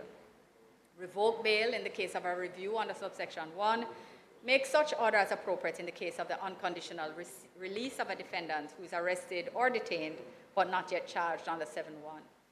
Clause 12 deals with the matter of appeal, Mr. President, and I'll just jump over that to reference to the fact that the appeals must be heard by either a judge of the parish court, and that's under 7.4, 10.3, or 11, or to a judge of the Supreme Court in chambers, or a judge of the Supreme Court under sections 10.3 or 11, to a judge of the Court of Appeal in chambers. Mr. President, under 12.2, the prosecution may also appeal to a judge of the Court of Appeal in chambers where the defendant is granted bail by a judge of the parish court or Supreme Court. So that's also very important as well, again, in these circumstances where the public says, but how is this man back out? That kind of, the case that jumps to the front of your mind, Mr. President, that it must be that the prosecution is able to have the matters revisited. Mr. President, 12.3 does, however, require that where the prosecution intends to appeal, they must communicate that decision orally at the conclusion of the proceedings before the defendant is released and submit a written notice within 72 hours of the conclusion of those proceedings in the prescribed form that's given. And once that oral notice is given, the judge is required by 12.4 to remand the defendant in custody until the appeal is determined. So it does have a check and a balance. Sorry. So you have the verbal notice of appeal by the prosecution, right? And that is sufficient to remand the accused in custody. In that, if the magistrate says, I'm giving this man's bail, a verbal notice is sufficient to negate that grant initially. The immediate action on it, right. And then the prosecution has 72 hours. Right. And your technical staff don't consider that a bit high, a bit long? 72 hours? 72 hours. I think in the circumstances, it was found to be a balanced position. Okay. Mr. President, in the event the prosecution fails to file a written notice as required within the period of time, then the grant of bail takes effect immediately. So there is no other process. Once the 72 hours expires, then the bail is to be granted immediately. It is to be effected immediately. Yes, yes. If the written notice is submitted within the 72 hours as required, then it is to be considered, and the person is to be remanded. Well, remember, there's an ongoing period. Grant of bail is to take after 72 hours, and then it must be heard within 120 hours. Excluding Saturdays, Sundays, and public holidays. Could be. Which is not unreasonable in the general circumstances when you consider that these types of appeals will not be brought lightly. And there are likely to be circumstances where the prosecution feels quite strongly about the person's re-entry into the community and how it will affect investigations that are underway.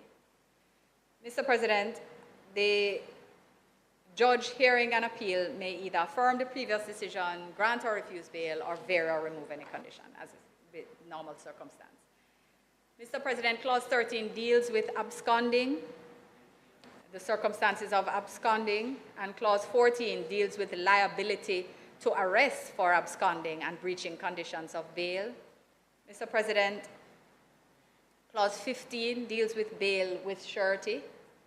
That is in respect of the securing of his surrender to, well, the different conditions that apply to surety. And Mr. President, maybe I would just deal with the surety just a little bit before I move on to Clause 16, because it is a little involved, and that is the Clause 16 deals with forfeiture of security or recognizance. The sureties, Mr. President, dealt with under 15, applies where the defendant is granted bail on condition that a surety is provided to secure his surrender to custody. Where the defendant is required to provide a surety as a condition of bail, Clause 15.3 stipulates that regard shall be had to the proposed surety's profession, occupation, trade or business, character, and any previous convictions, and if any, and proximity, whether kinship, place of residence, or otherwise, to the defendant, and their capacity to supervise the conduct of the defendant and to ensure the defendant's appearance in court when required. Mr. President, this is again one of these situations where we're trying to deal with the society which we have. Codify the common law, absolutely, and deal with the circumstances before us. So in addition, Mr. President, a proposed surety is not to be refused unless he is exempt under subsection 2, and there's this list of exempt persons is provided in part 1 of the 5th schedule, or the deciding official is of the opinion that he is otherwise unsuitable to act as surety. So 15.4 requires that a surety make a declaration in the prescribed form, and he must adhere to the directions imposed regarding the conditions of the defense bail and ensure that the defendant appears in court when required. The surety is also required by Clause 15.5 to obtain a declaration as to his identity and good character, and there's again a form provided for this. And this declaration is to be made by a justice of the peace, a member of the JCF not below the rank of sergeant, a minister of religion, or a principal of an educational institution except a primary school. Mr. President, in addition to the two declarations, 15.6 provides that a recognizance of surety in accordance with subsections 4 and 5 in the form set out in Part 4 of the 5th schedule may be entered onto a person as specified by the deciding official in the prescribed record. However, if a person was not specified, then A, if the deciding official is a constable, JP, or judge of the parish court, the recognizance may be made before any judge or clerk of the parish court. And B, if the deciding official is a judge of the Supreme Court or Court of Appeal, then the recognizance may be entered into before any of the persons specified in paragraph A, or where the rules of court otherwise provide before such other person. Mr. President, 15.7 stipulates that where a surety seeks to enter into a recognizance in accordance with sub 6, but it is declined because that person, as specified by the deciding official, is dissatisfied with the suitability of the surety, then the surety may apply to the deciding official who had fixed the amount of the recognizance or the parish court in which he resides to take the recognizance. The deciding official may take the recognizance if he's satisfied of the surety's suitability. But where pursuant to sub 7, the recognizance is entered into before a deciding official, other than the deciding official that set the amount, 15.8 provides that the recognizance is to have full force and effect as entered into before that deciding official. Mr. President, 15.9 provides that where bail is granted, but the defendant cannot be released because he has no surety or suitable surety is not available, then the deciding official must fix the amount in which the surety is to be bound, and the recognizance may be entered into later in accordance with sub 6 and 7. Accordingly, the deciding official may reduce the amount of the recognizance to facilitate the release of the defendant on bail. So this is where it's appropriate that the person may be released subject to these conditions. Mr. President, 15.10 provides that it's an offense for someone who makes a declaration under this clause, knowing that it is false, and he's liable on conviction to a fine not exceeding $3 million or imprisonment for a term not exceeding 3 years.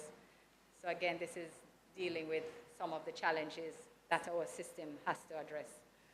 Mr. President, provision is made for the defendant to act as his own surety. 15.11 provides for this. He must provide proof of the requisite assets, and he must be able to demonstrate, of course, that he's been offered bail but is unable to provide suitable surety within a period considered reasonable. And it is unlikely that he will be sentenced to imprisonment. In these circumstances also, it must be considered whether the defendant is unlikely to abscond or commit an offense while on bail. As I indicated before, 16, Mr. President, deals with forfeiture of security. Can I just ask a question? At one time, there was much talk about professional bondsmen. Mm-hmm. We did not look into this. Mm-hmm. We did not consider it here. Well, it's not provided for. No, here. I'm just asking if was it considered. I don't think it was an issue. I think the issue here was about ensuring that the conditions of bail and surety I'm just saying that at one time there was talk about an industry. No. At one time, because there is somebody in the Jamaican system called a bailman, right, referred to in the United States as a bondsman, right, but is really a bailman. Right. So the issue that is was not here considered. Whether there's a bailman or a bondsman, but anybody who provides surety must be within this. You know, I understand. Yes. I just wondered if it was considered. Yes. But Mr. Sinclair is saying no. No, that it wasn't. If it was not considered deeply or favorably, indeed. Mr. President, 17 addresses the release of surety or refund of payment, circumstances in which that will occur. And clause 18 deals with prohibition of an agreement to indemnify surety.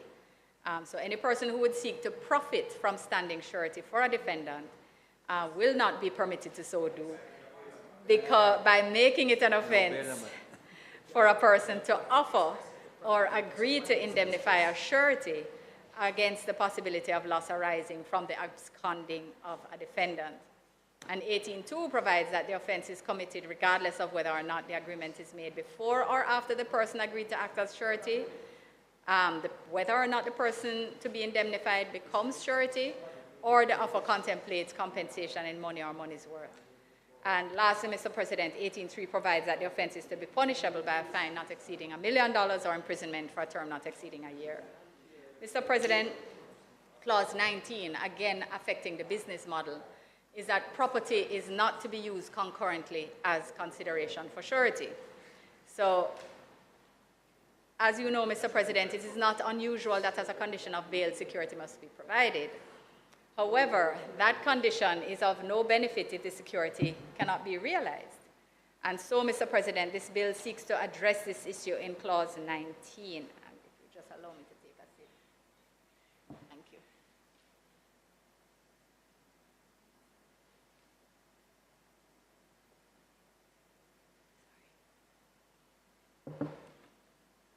Mr. President, 19.1 provides that the prior approval of the court would be required where property approved as security for acting as sureties to be used for multiple defendants. An offense is committed where a person contravenes this clause. 19.2 also provides that this offense is punishable on summary conviction in the parish court by a fine not exceeding $1 million or imprisonment for a term not exceeding a year. And 19.3 sets out how the court decides to approve the use of property as security for more than one defendant. And in considering whether to grant such approval, the court must consider the sufficiency of the value of the property in relation to the securities that are concerned. Mr. President, clause 20 empowers the minister to declare any facility to be a bail center to facilitate the attendance of child offenders released on bail. And the declaration is made by order, which must be published in the Gazette. The clause also provides that in clause 22, sub 2, that any facility that was a bail center under the Bail Act 2000 is deemed to automatically be a bail center under this act. Clause 21 empowers the minister to make regulations generally for giving effect to the provisions here. And under 21.2 to amend any of the schedules or monetary penalties imposed by the act by order subject to affirmative resolution. Clause 22 provides for the repeal of the Bail Act, and Clause 23 provides for amendments to other enactments. Consequential amendments being made to the Constabulary Force Act, the Judicature Parish Courts Act, the Justices of the Peace Jurisdiction Act, the Larceny Act, and the Towns and Communities Act. These amendments are being made to ensure that those laws are consistent with this law. Mr. President, amendments are to be made to sections 24, 25, and 50F of the Constabulary Force Act. 24 is to be amended by deleting the words on a charge of murder, treason, or treason felony, which are to be replaced with on a charge for A, murder, treason, or treason felony, or B, any offense under the Firearms Prohibition, Restriction, and Regulation Act involving the unlawful manufacture of, dealing in, acquisition of, possession of, or use of a prohibited weapon as defined under Section 2 of the Act. Again, this is about sending that message about illegal firearms. Section 25 is to be amended by deleting the words after being so required. 50F, 3A, and B are to be amended by deleting the words 24 and replacing them with 48. So this is the number of hours within which someone must be produced for bail. 67 of the Judicature Parish Courts Act is amended by inserting the words any issue concerning the matter of bail after the words witness or prisoner. And amendments are also to be made to sections 32 and 50 of the JP Jurisdiction Act. 32 will insert the words, and I quote, including determining the question of bail in accordance with the Bail Act, after the words, quote, according to law. And section 50 is to be amended by inserting the words in accordance with the Bail Act after the word bail. Mr. President, section 34 of the Larceny Act is to be amended by replacing the words "in that behalf shall be guilty of a felony and on conviction thereof liable to imprisonment with hard labor for any term not exceeding 7 years," with, I quote, "in that behalf commits a felony and shall be liable on conviction therefore before a parish court to imprisonment for a term not exceeding 5 years, or before a circuit court to imprisonment for a term not exceeding 7 years. And lastly, Mr. President, sections 19, 20, 24, and 25 of the Towns and Communities Act are to be amended in each case to insert the words "in accordance with the Bail Act" after the word bail. Mr. President, there are 5 schedules to which I have referred during my presentation. They include various forms which are to be used within this new system. And Mr. President, it is in this context that I will close this debate, or rather close my opening of the debate and open the floor for contributions by both sides on this very important bill at this time. Thank you, Mr. President, for your indulgence.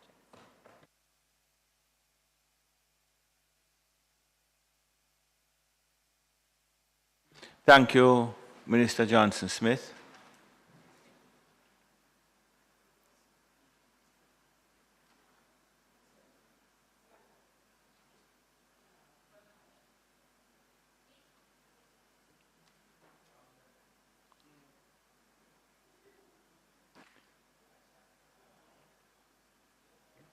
Senator Crawford.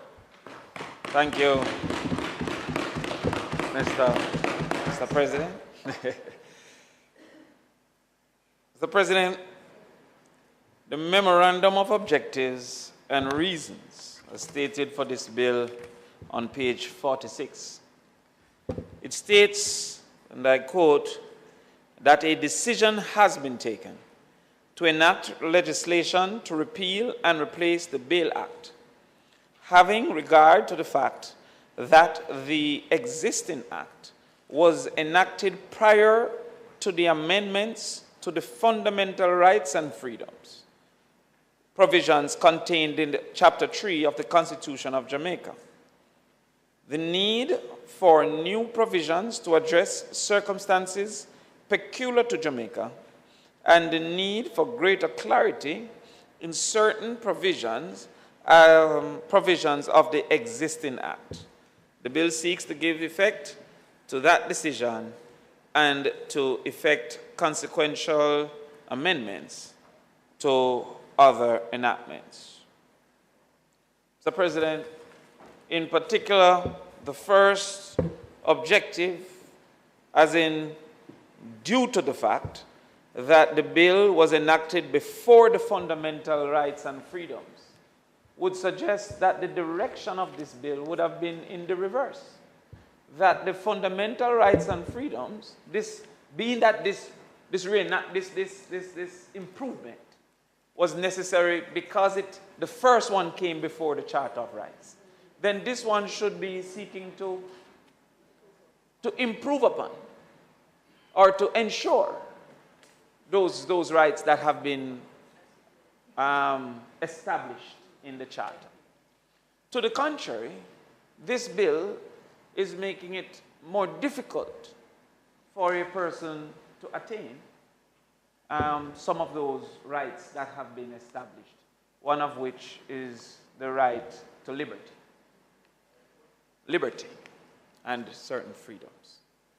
You see, where we are is that we are also looking at what is established here as to circumstances peculiar to Jamaica. And one would presume that the high crime rate, in particular murder, are those circumstances for which we are discussing. And there is none among us that are not aware, concerned, and seeking solutions for that particular reality that seem to have no ebb, no border, no limit. The people in the streets will say it doesn't know it's limited. But even children more and more are becoming victims, intentional victims of these activities. Parents and females are becoming more intentional. Just this last week, there is a report of a double murder of 2 females, one of which recently returned to the island. There was a report of about 3 children in the last month. And there was reports of a family, including a child, that was murdered. And in communities that we were not used to these occurrences, quiet, quote-unquote, communities, suggesting that the criminal effort and activities are getting greater reach as we move forward. Indeed, growing up, one way to avoid the probability of being a victim was to not go to certain places. That has been less in recent times. And another way is to not go at certain times, get home before dark. That have been less. So the general concern within the society, I can understand a government wants to do something immediately.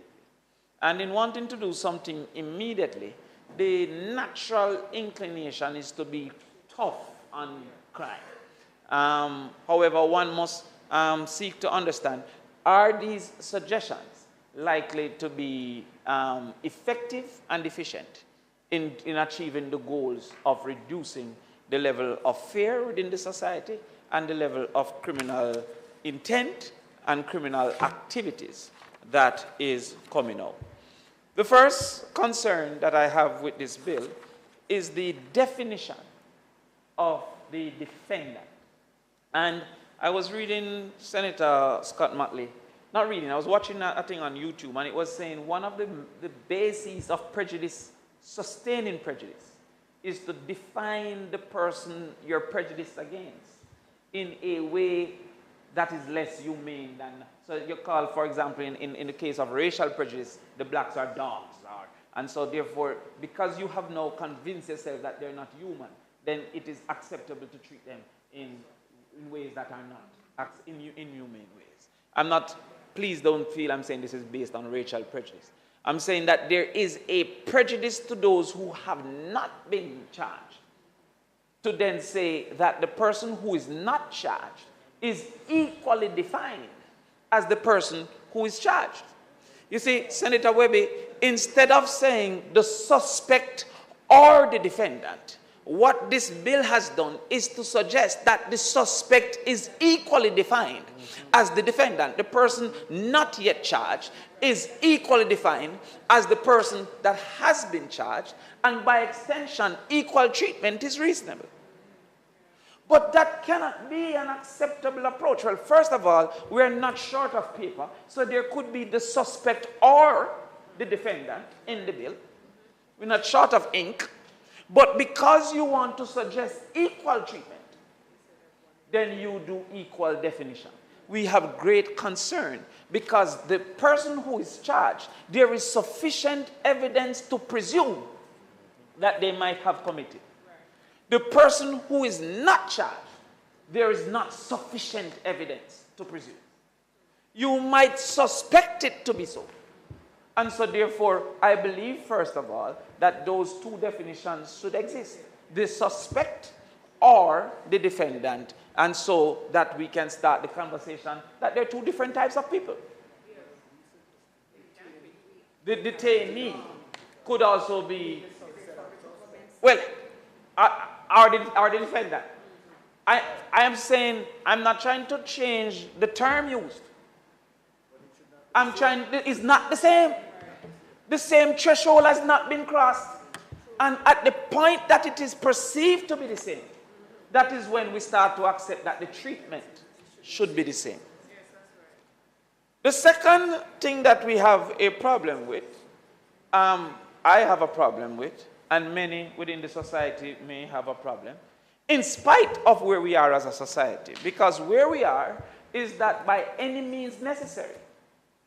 Crime must be stopped by any means necessary. And whenever a society gets to that point, you should be vigilant of unnecessary means. You see, by any means necessary mean you will accept the kitchen sink when the kitchen sink have no impact. That's going on. So we are at any means necessary, but we are saying that bail, the main change I perceive from the current act and the past act, is that now a person who has not been charged, that's why we call it pre-charged, may be detained until sufficient time for a case to be made. I don't believe that that will be effective in helping our criminal situation. And we have, unfortunately, evidence of that ineffectiveness. Because in recent times, under the state of emergency, many persons perceived and defined as violence producers were detained for extended periods of time without charge. And those persons, that detention, that action, has not created a clear rate that they could be charged even after that extended detention. It did not allow for the space for the witnesses to give evidence. It did not allow for the space for the police to create their case. Because my mother said, take sleep, mark death. But we have been given the opportunity to take death, mark death. They were detained. Extended detentions. Without charge. What has been the outcome? We have not seen cases created for reasonable charge. In fact, they have been given wealth through cases against the state. And the taxpayers have to fund that. And if it is true that they are true producers, then that wealth might be used in an opposite direction than the one that we wanted in the first place. So therefore, while I am saying the person whose sufficient evidence exists, and I don't believe that a bill such as this, with impact so extensive, can be dependent on terms such as most and a lot. There need to be more defined methods of analysis. So when... Mr. President, the time being 1:20, might the Senate sit beyond 1:30 to complete the business of the day? Members would have heard the question. Thank you, Minister. Those in favor? Against? Continue, Senator Crawford. Thank you. Thank you. So we need more objective numbers so that we can analyze the truth behind the probability that the persons are on bail are key perpetrators of the high numbers, a high percent of our high criminal activity.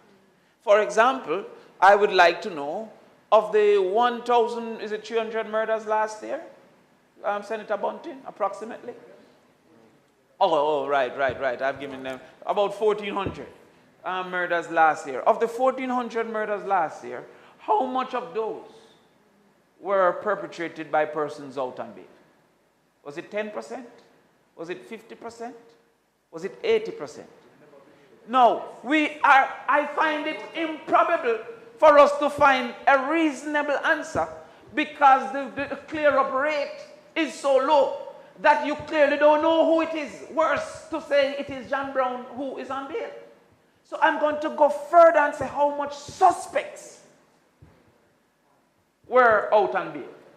And the information that we have is that the vast majority of people on trial for murder go through trial without bail. They said over 80%, Senator Webby, of persons charged for murder either do not receive bail or can't afford bail. So therefore, less than 20% of those who we are saying are key producers are the ones charged for murder. Therefore, the numbers don't seem to be adding up.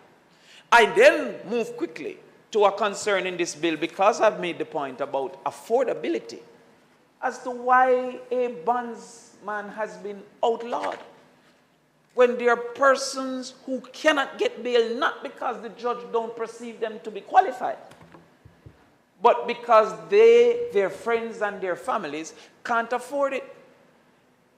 There was a person in recent times, because I visited this station that they said that they trimmed the girl with locks in the jail. And the police said they didn't trim her, and she was saying that in 4 parts. She had some altercation with the police in a taxi. But the reason she remained detained was that the $9,000 that was offered for her to pay the fine, she could not afford $9,000. And so she was spending, you know, sometimes when you get 30 days or like 10,000 or 30 days or, no, anybody who know the circumstance of our prison, our detention center, our jail, would know that if you say $1 million and you have it, you will come out. So when we have a person who said, well, what do they call it? Let me rub my time, it's because they don't have it. This bill takes away an opportunity for a person with business intent. And we could always say what is the maximum charge and what is the that to protect them. But why outlaw it in this bill? What is the intent of this bill? Is this bill suggesting that those without resources are more likely to be offenders, so any way to keep them, make it better? Because those with resources will be on bail. The same crime, the same circumstance. So you're telling me that if 3 of us, quote unquote, match our works, and 1 man father rich, he's out. That's what they call it. Masha works, go do a robbery or whatever. And commit a murder or whatever. Yes, because now they are they're not yet charged. They're not yet right. Yes. These are terms out in the society. And the more the police know these terms, the more we can solve these crimes. So we have this circumstance that is the case. Now, as I said, we have evidence that detention for periods of time has not led to cases being created. But additionally, we have in this bill a suggestion that a person who has not been arrested or charged in Section 7, who has not been charged, is on bail. What's the purpose? What's the purpose? If you presume that you need to withhold some people because they're either going to abscond, meaning run away and not show up back for court, or they're going to interfere with the witness or commit some other type of crime through intimidation, or that they are going to impact the conscience of the society, I think one of them was, so that the people feel aggrieved. And that one is of great concern to me, because with social media now, the public, without true information, can easily feel aggrieved. Or whatever the thing is, you put him on bail. Then why you never just leave the man and go make the case? Why? So therefore, you say that you want to make a case. You haven't gotten enough evidence to make this case. You have concluded that this man will not affect your opportunity to make the case because he's on bail. But instead of making him free, you then give him the indignity of having to report to the police station, for example, every day. Or can't go to this place, or can't go to that place, when you have concluded that he cannot affect your case. Because if he could affect the case, he would not have been given bail. You then go further, unfortunately, to suggest that if he does convince the judge that he should get bail, the same prosecutor that is present and also made a case can deny or delay by simply saying, no, I'm going to appeal. The prosecutor is the one that failed. Yet the punishment retains to the person. Now, some of us will say, well, if him charged, maybe that is sufficient. Even the one who has not yet been charged, that is simply a suspect. The prosecution can simply state, I am going to appeal. and up to 7 more days can be there. I'm not sure if I missed it in this bill, but I don't know how much appeal the prosecution can appeal. I don't know if the prosecution is limited to 1 appeal, or if the second time the prosecution can reappeal. That isn't clear. I didn't see it. If it is there, can somebody show me? But I'm saying if the prosecution failed in their first effort, and in speaking to Senator Scott Motley, she says, maybe them get new information. But if they can say so at the time that they're going to appeal, then with the knowledge of that new information, it should be presented at the time. And then the judge should consider that new information. I am only a village lawyer. I watch Suits and I watch Law and Order. And they say, can I beat you in chambers? I watch news too. But why delay? Now understand this, the circumstance of our prisons, the risk that they face. Let us not forget Mario Dean, who went in for a spliff, came out dead. Let us not forget what is a widely known reality, that non-criminals go into our lockups and come out part of a gang. Let us not forget. So when we put a system in place that a suspect, no, it goes further, where the suspect is being treated as a defendant, that if a firearm is suspected to have been used. Now we say, this is another effort to show that we are serious about guns. We show that we're serious about guns with passing a bill for 15 years automatically. Has it have any ebb in the gun so far? We have not perceived no ebbs in neither the desire nor the use.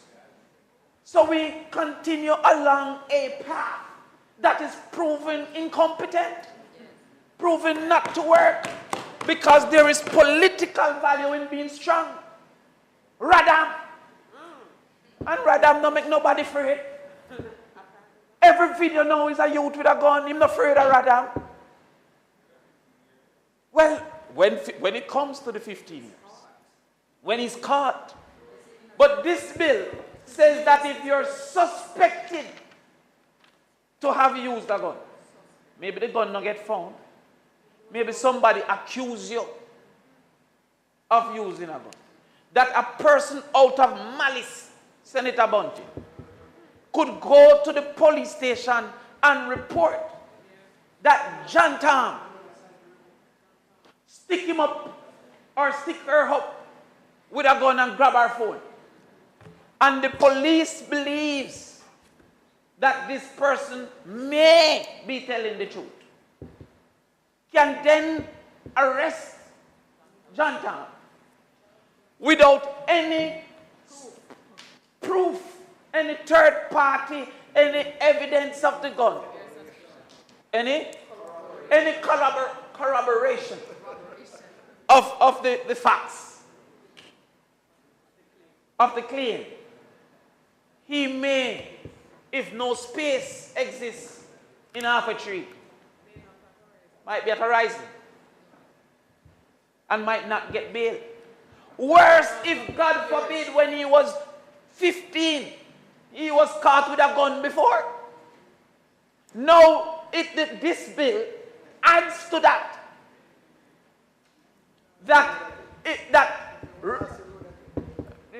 Road.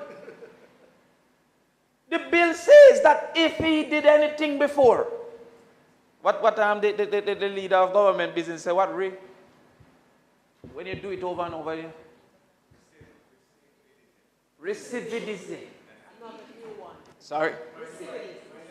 I'm practicing my TH, I'm practicing some of these things. Yes. So now I'm saying they and there. Yes, so recidivism. It assumes not on having been convicted, on having been suspected that your previous life goes with you on the suspicion. So it is creating a place of mischief that an individual without income sufficient, because the previous Bail Act already considered if you were going to run away. The previous Bail Act already considered if you are going to participate in crime. The previous Bail Act considered the level of evidence against you and the likelihood of conviction. Talk to me, real lawyers. I mean, it's a village lawyer. But I accept, but with sufficient evidence. The new Bail Act, without sufficient evidence, is being proposed for the suspect that his previous bail action might make him guilty before proven innocent. I can't accept that to be reasonable. The other reality that we have here is that I said the bondsman already, that he has committed an offense, and I write some things here that I cannot see. Yes, I'm getting there. We make bills, and activists they stand alone. I would be more inclined if we had reasonable places for separation. We don't have reasonable places for separation, especially for our men and especially for some of our children, which the Act has defined. And so therefore, because we don't have that ability to separate and to protect, I would presume a judge was given the ability to analyze. The police have a duty to go and create their cases, to build their cases. And if we perceive that there are some among us that needs to be treated differently, then instead of a pre-charge detention, we create a charge that would consider those people that needs to be considered. Madam Leader of Government Business, let me make a carry to you. It is stated by the Minister of Security. Because it is, yes. Because as we do more laws, a person can be charged if a new law comes in under this law, as we do more laws. So I'm going to explain. There are a set of people in this society, the minister says about 400, that are the real perpetrators of murder. That is what they, yes. They call them violence producers. It is my opinion that those 400 should be treated as an enemy of the state. That we should have a law for those persons who we cannot prove a crime, but we can prove their commitment to criminal activity. Because these are the same people that you're saying, because I know that this person is selling murder, is willing to take a 10 grand and go kill a man. I know that this man is the head of a gang, that he is, well, some people call that internal terrorist. He's an enemy of the state. And under this enemy of the state bill or law, we will then say to this man, to the police, go to 3 judge or go to 5 judge, and get them to agree that you have sufficient to say this man is an enemy of the state. Now, once he's charged as an enemy of the state, we're no longer in the pre-charge realm. And therefore, we protect those that they are incapable of convincing to be criminals. I don't know, because I'm not liar, I'm not this and that. I am saying that when you target the 400, you protect the 3 million. But you are putting things in front of us that can easily affect 3 million and has proven ineffective in catching the 400. I don't want to jump into this. No, don't jump in. No, I have to, because you are my friend. Yes. As an attorney. What you're arguing for is exactly what the state of emergency was seeking to do, you know. That you come here every day and say it's not working. Okay. That's what the state of emergency do. I understand your misunderstanding. Identify persons who are 400 violence producer and put them in custody. Yeah. But you argue against it. So you want a new law that says the police have identified you, John Brown, as an enemy of the state. Prison for you. Well, without even a trial? No, but that is not so. You have now put... First of all, I thank you for your first agreement, that you think that there might be merit in targeting these criminals. Because you said that was the state of the emergency. So, because... No, but you have to give me a chance. First of all, you shouldn't have been in the debate. And then having come in the debate, you don't want to give me a chance. No, but you invite me. I don't understand. I don't understand. The state of emergency. Sorry. No, your time is completed, you know, but because I interrupt you, I'm going to many times. The leader of government business to extend your time until you're finished.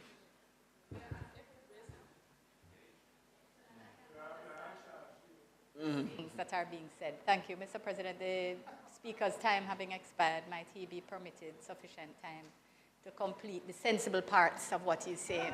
2 hours will be needed. Members should have heard the question. Those in favor? You know, against? Listen. Yes, no problem. But you know, when Moses said that they could have escaped Egypt, many thought he was foolish. So that is how it goes, until proven to be true. Until proven. The goats were foolish too. And the light bill was foolish too. Until proven. The states of emergency were targeting communities. They were targeting parishes. They were not targeting individuals. I do not perceive that there can be a reality of a criminal community. There are communities with high crime created by a few negative people. Yes. I am saying, that if the police can prove to a group of persons that never existed, that this man, there's enough evidence for him to be retained, and we can look at it and fix it up if you want. If this man then either come and challenge that designation, because when he's charged, he's not convicted. So when he's sent to jail without a judge, that is a simplification of it, because the charge isn't conviction. He then faces the court on the charge like any charge. And then say, based on me and my lawyer said this is not true. So therefore, to say he's sent to jail because the police says it's not a reasonable statement. Who is being sent to jail because of suspicion is this bill. Yes. On the simple basis, he can go as far as 6 months in this bill. So all I'm saying is, that the notion of pre-charge is where I find extreme disagreement. Those who are charged, the original bill already considered them. That is why 80% faced the court not having received bail. So in my mind, the real change in this bill is to seek to take away our right to be innocent until proven guilty. And the duty of the state to create a case sufficient to take action against an individual. And yes, I am teach me these things. So sufficient to make an intervention. So where we are is that evidence have suggested from the state of emergency that the detention, extended detention without charge, have created almost no case. How many cases have we gotten out of those who are suing the state for having been extensively detained? And equally, how much have crime skyrocketed through these states of emergency when these persons were detained? There's no evidence that what we implemented without the bill, with the states of emergency, has worked. And therefore, to entrench that in the bill, I wished I had the opportunity to stop it if it was a constitutional matter. But I'm sure many of it will be challenged going forward under the Charter of Rights that exists.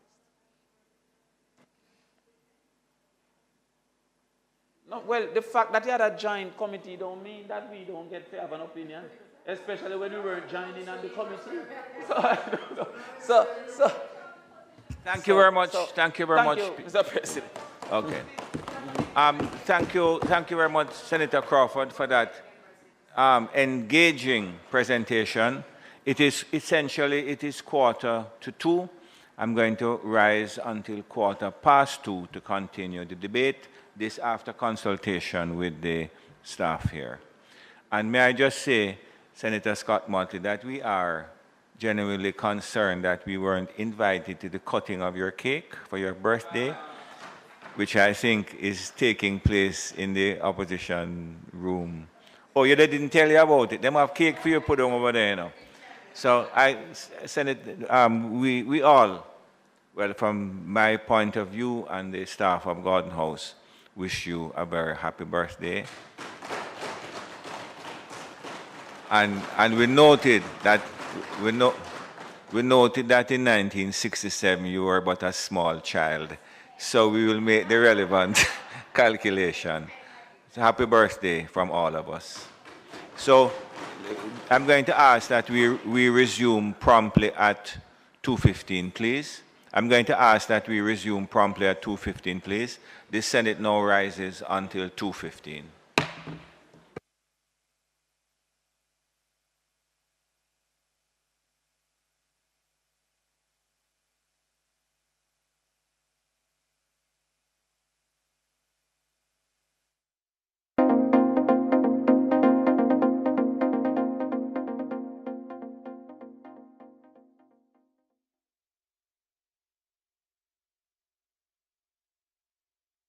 This is the Aedes aegypti mosquito that spreads the Zika, chikungunya, and dengue viruses. Protect yourself from the bite of this mosquito. A message from the Ministry of Health and Wellness. It's Friday, October 6. In the headlines, National Solid Waste Management Authority speaks on e-waste disposal. In business news, support for women entrepreneurs increases. Regionally, Belize in good standing for visa waivers to Canada and Europe. Internationally, Biden at Jamaica. I'm Simone Absalom Gale.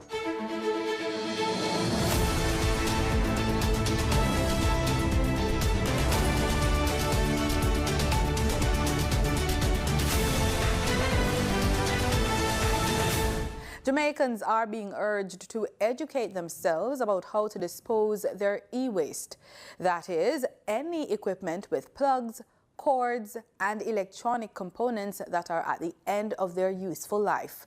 These include mobile phones, personal computers, peripherals such as printers and keyboards, televisions, and associated cabling. Director of Operations at the National Solid Waste Management Authority, Aretha McFarlane, says there is a noticeable increase in the amount of e-waste being generated in recent times. Currently, the consumer appetite has changed as it relates to e-waste. So technology advances, persons change out technology for new ones. So the faster we are seeing changes in the technological era, we are finding more and more e-waste being generated.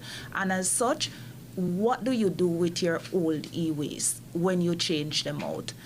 Now, persons have been throwing these in the garbage, just throwing them out frivolously. However, persons are unaware of the risks and the dangers of just disposing of e-waste improperly. She says persons may dispose of their e-waste by taking them to the NSWMA's head office located at 61 Halfway Tree Road, Kingston, or any of its regional offices island-wide. The 4 regional offices are MPM Waste Management Limited at 332 Spanish Town Road, Kingston 11, WPM Waste Management Limited at Unit 1A LOJ Commercial Center, Montego Bay, SPM Waste Management Limited at 4A Mandeville Plaza, Manchester, and NEPM Waste Management Limited at 2 Stormont Road, New Buckfield, Oterius, St. Anne. And you can make contact with the various offices and deposit your e-waste accordingly. We also have a WhatsApp line that is 448-3220 that you can make contact with us. We also have the Citizens Guide online or NSWMA website that you can also access information. The Andrew Holness administration has plans for expansion of the country's road network, with several roadways and highways set to be completed before the end of the financial year. Tourism Minister Edmund Bartlett says these developments will reduce travel time for tourists and increase opportunities within the sector. The Tourism Minister notes the Montego Bay bypass, which is slated for construction, would enable persons to travel directly to Negril from Montego Bay without going through Lucy, Hopewell and Sandy Bay. Mr. Bartlett also highlighted the gains from the recently opened Maypen to Williamsfield leg of the Southern Coastal Highway Improvement Project, as well as the soon-to-be opened Southeastern Highway.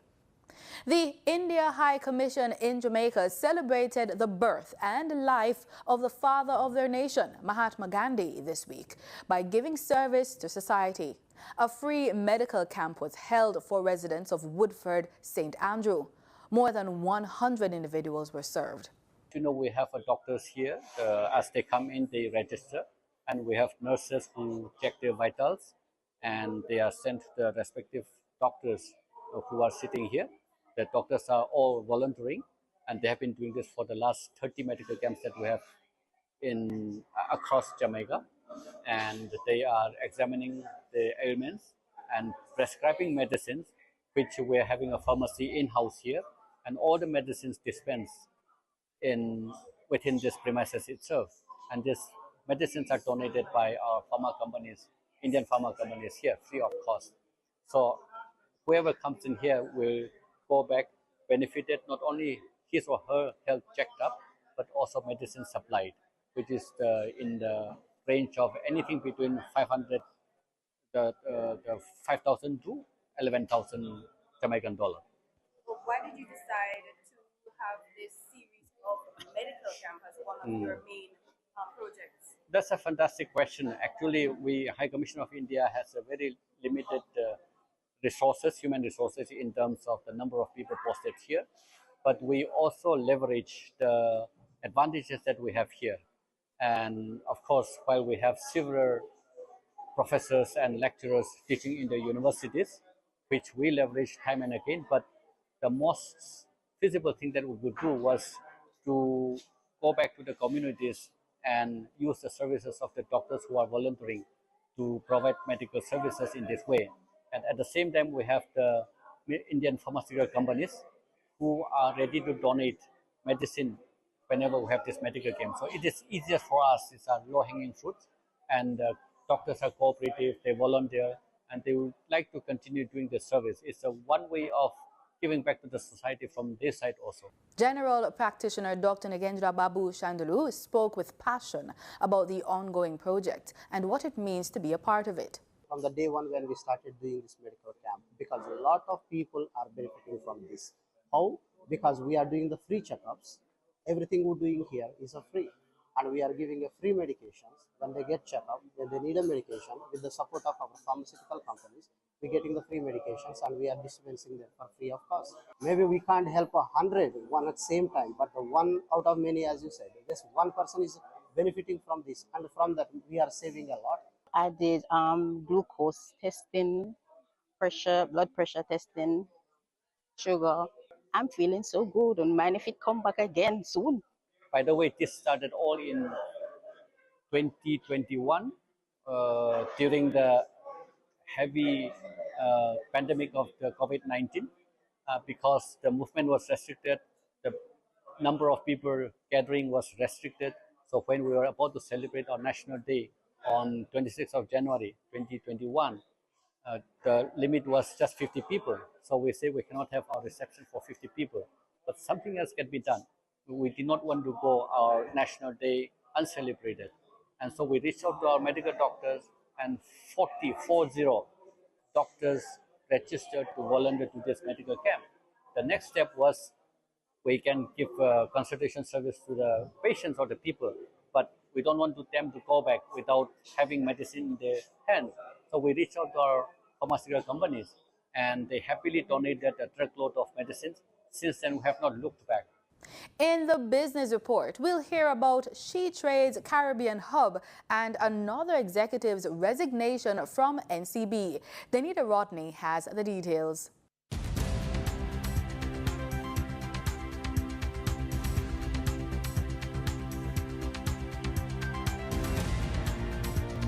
Welcome to the Extended Business Report. I'm Danita Rodney. In this week's report, the Caribbean Development Bank, CDB, in partnership with the International Trade Center, ITC, last week launched the She Trades Caribbean Hub at an inaugural regional symposium event held at its Barbados head office. Speaking during the launching ceremony, Executive Director at the International Trade Center, Pamela Coke-Hamilton, said she's excited to see the CDB prioritize women entrepreneurs. This is why I'm excited that the Caribbean Development Bank has really prioritized women entrepreneurs. They're a longtime partner of ours, and we've had the benefit of seeing firsthand CDB's positive influence in the region, their foresight, the vision, and more recently, the embrace of trade. She revealed that part of the ITC's plan is to improve the livelihood of women-led businesses through trade. Our own strategic plan highlights how trade can contribute to building inclusive and sustainable economies, and like the bank, we've raised our ambition for women-led businesses, including launching our Gender Moonshot, which aims to help improve livelihoods through trade. Mrs. Coke-Hamilton also said that the hub is a central part of pushing and achieving the region's Sustainable Development Goals agenda. And I think this entire process is going to be part of pushing that and ensuring that we are able to move ahead and get things done. And that's why I'm optimistic, because I believe that the She Trades Hub is a central part of that. And we need to use this as one of the mechanisms to drive the SDG agenda and hopefully get much further than we did up to this point. In other business news, another senior manager has stepped down from the NCB Financial Group. Houghton Cummins, Senior Vice President in charge of the Group Human Resource and Facilities Division, left office effective Tuesday, with Dr. Aubyn Hines replacing him. On Wednesday, the financial group published a notice citing personal reasons for his departure. The news is the latest in a string of departures from the NCB Financial Group over the last few months.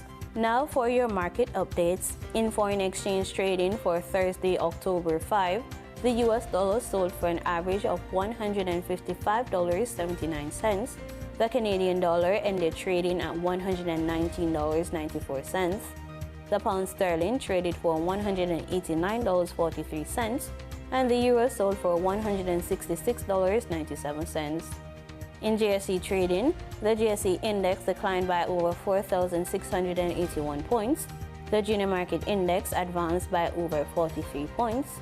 The combined market index declined by over 3,987 points, and the All Jamaican Composite Index declined by over 4,288 points. Overall market activity resulted from trading in 107 stocks, of which 38 advanced, 48 declined, and 21 traded firm. Stocks advanced for Access Financial Services Limited, Caribbean Flavors and Fragrances Limited, and Carreras Limited. Stocks declined for 138 Student Living Jamaica Limited, 138 Student Living Jamaica Limited Viable Preference, and the AMG Packaging and Paper Company Limited. Trading firm were Cargo Handlers Limited, Caribbean Assurance Brokers Limited, and Dollar Financial Services Limited. The overall volume leaders were Trans-Jamaican Highway Limited and One Grade Studio Company Limited with over 3 million units, alongside Jamaican Teas Limited with over 1 million units. In regional stocks, in Trinidad and Tobago, Calypso Macro Index Fund posted a volume of 4,000 shares. On the Barbados Stock Exchange, Goddard Enterprises Limited was the volume leader with 2,800 shares, They were followed by Insurance Corporation of Barbados Limited and First Caribbean International Bank, which traded 1,651 and 1,443 shares respectively. In regional business, the Bankers Association of Trinidad and Tobago welcomes the commitment by Finance Minister Combe Imbert to consult on options to address the challenges being faced by the business community and the wider public in purchasing foreign currency. But in a statement earlier today said it encourages ongoing dialogue among the government and stakeholders to find long-term solutions. It notes that it looks forward to receiving clarifications pertaining to the proposed extension of the 2 foreign exchange facilities at the Exim Bank and an increase in the ceiling of the US dollar foreign exchange facility presented in the budget, but adds that it is also heartened that the minister is giving consideration to BAT's recommendation on the forex challenges. In market data for oil prices were stable but on course for a week-on-week loss as demand fears due to macroeconomic headwinds were compounded by another partial lifting of Russia's fuel export ban. Brent futures were down 11 cents at $83.96, while West Texas Intermediate crude futures were down 13 cents at $82.18. And that was the business report on PBCJ. I'm Danita Rodney. Back to you, Simone. Thanks, Danita. In regional news, Belize's Ministry of Foreign Affairs and Foreign Trade and Immigration has been actively seeking the removal of visa restrictions to travel to Canada and Europe.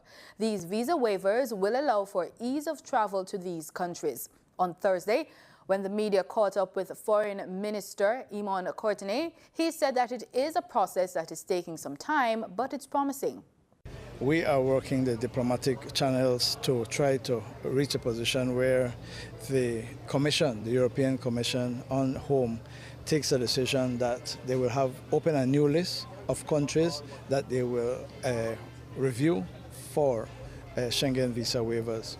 Our hope is that whenever that decision is taken, Belize is on the list. So we are speaking to the European Commission itself. We are speaking to governments bilaterally to try to say to them, this is Belize's case. We satisfy the requirements. Encourage the Commission to take the decision and hopefully put Belize on the list.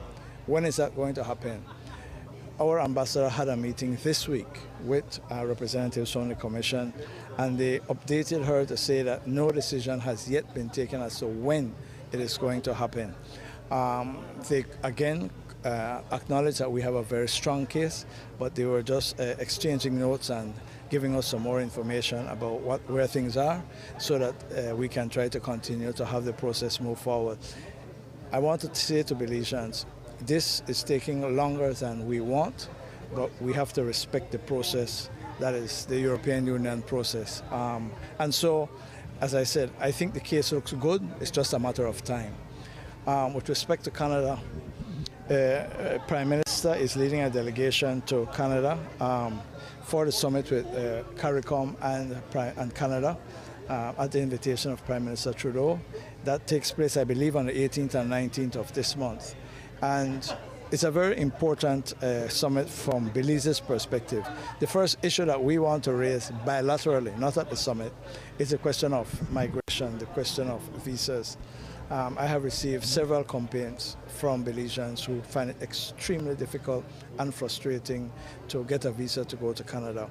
I've had very good discussions with the ambassador, the High Commissioner to Belize from Canada on this issue, so it's certainly on their radar, and I'm hoping that I'll be able to speak to some other of their officials, if not the minister, when we go to Canada to say we need Canada to expedite Belizeans who want to go to Canada. There is no reason why Belizeans are put through the hoops that they have to go through, the time.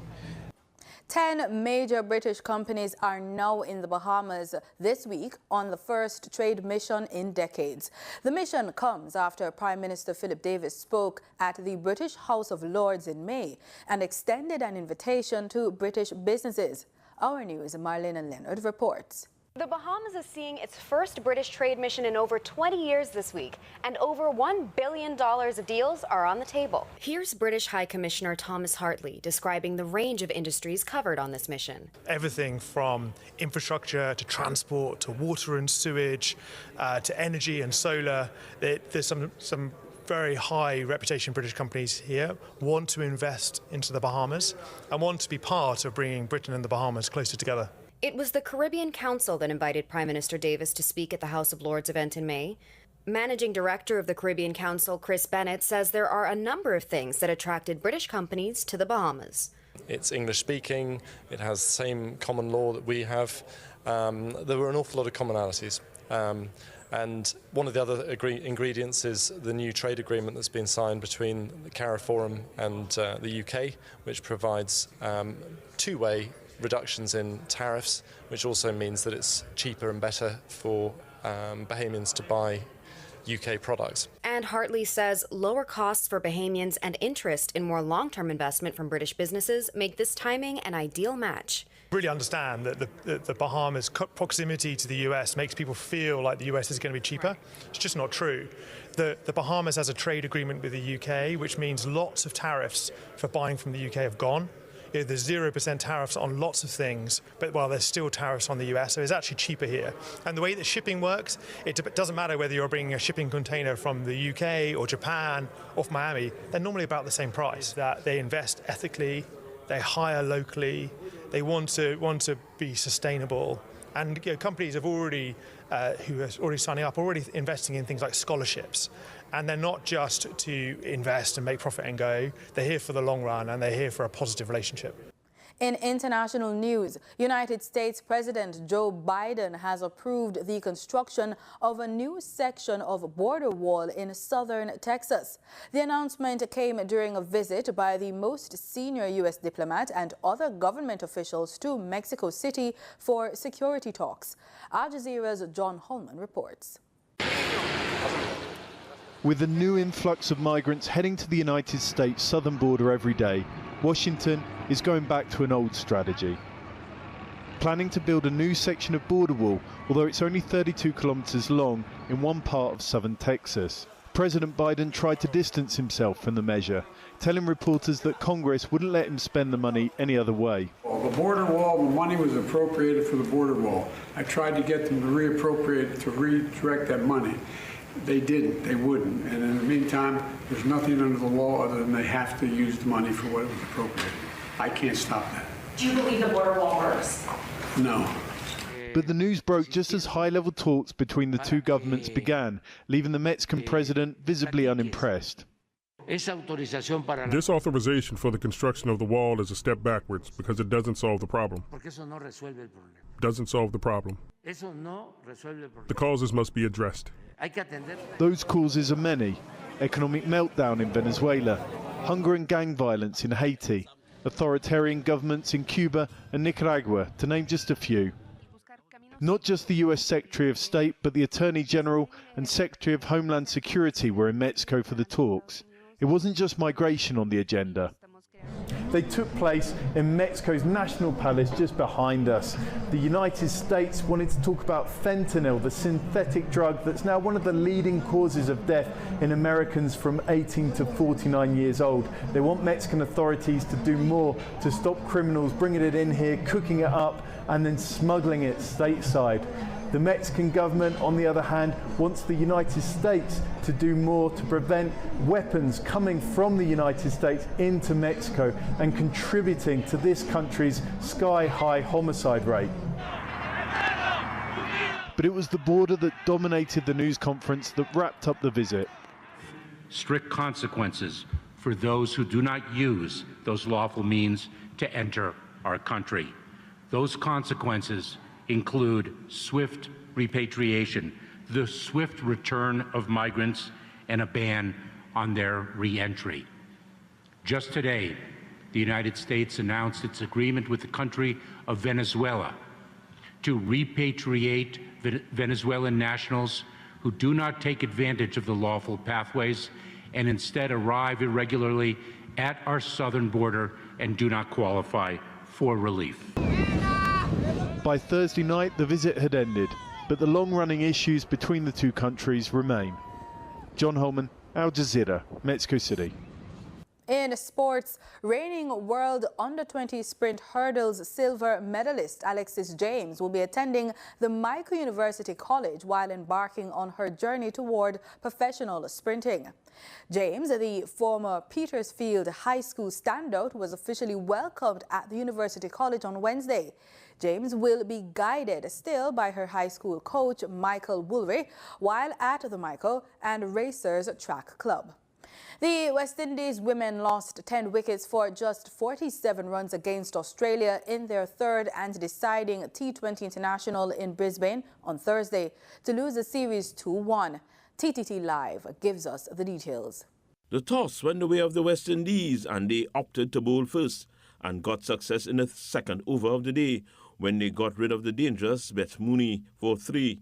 Despite some hiccups, Australia got to a competitive score by putting up 190 for 9 in their 20 overs. Talia McGrath was responsible for a huge chunk of that with her 65, with Elise Perry adding 40 and Phoebe Litchfield 36. Jamelia Connell led the Windies with the ball, taking 3 wickets for 25 runs in 3 overs. To say the chase started well for the West Indies would be an understatement. Despite Captain Matthews' battling injury, she and Shibika Gajnabi put on 97 for the first wicket before Matthews went for 79. Her knock under pressure came with 11 fours and 4 sixes. After that, it was all Australia, as Darcy Brown and Ashley Gardner took the match with some disciplined bowling to reduce the West Indies to 143 all out in 19.5 overs. Gajnabi's 16 and 26 from Aliyah Alain were the only other scores in double figures. Brown grabbing 3 wickets for 20 and Gardner 3 for 32 as Australia bounced back from a Game 2 loss to take the series 2-1. Once again, Matthews was named Player of the Match and was also adjudged Player of the Series for her 310 runs and 5 wickets. Wayne Cunningham, TTT Sport. Time now for the entertainment news with Alicia Steele.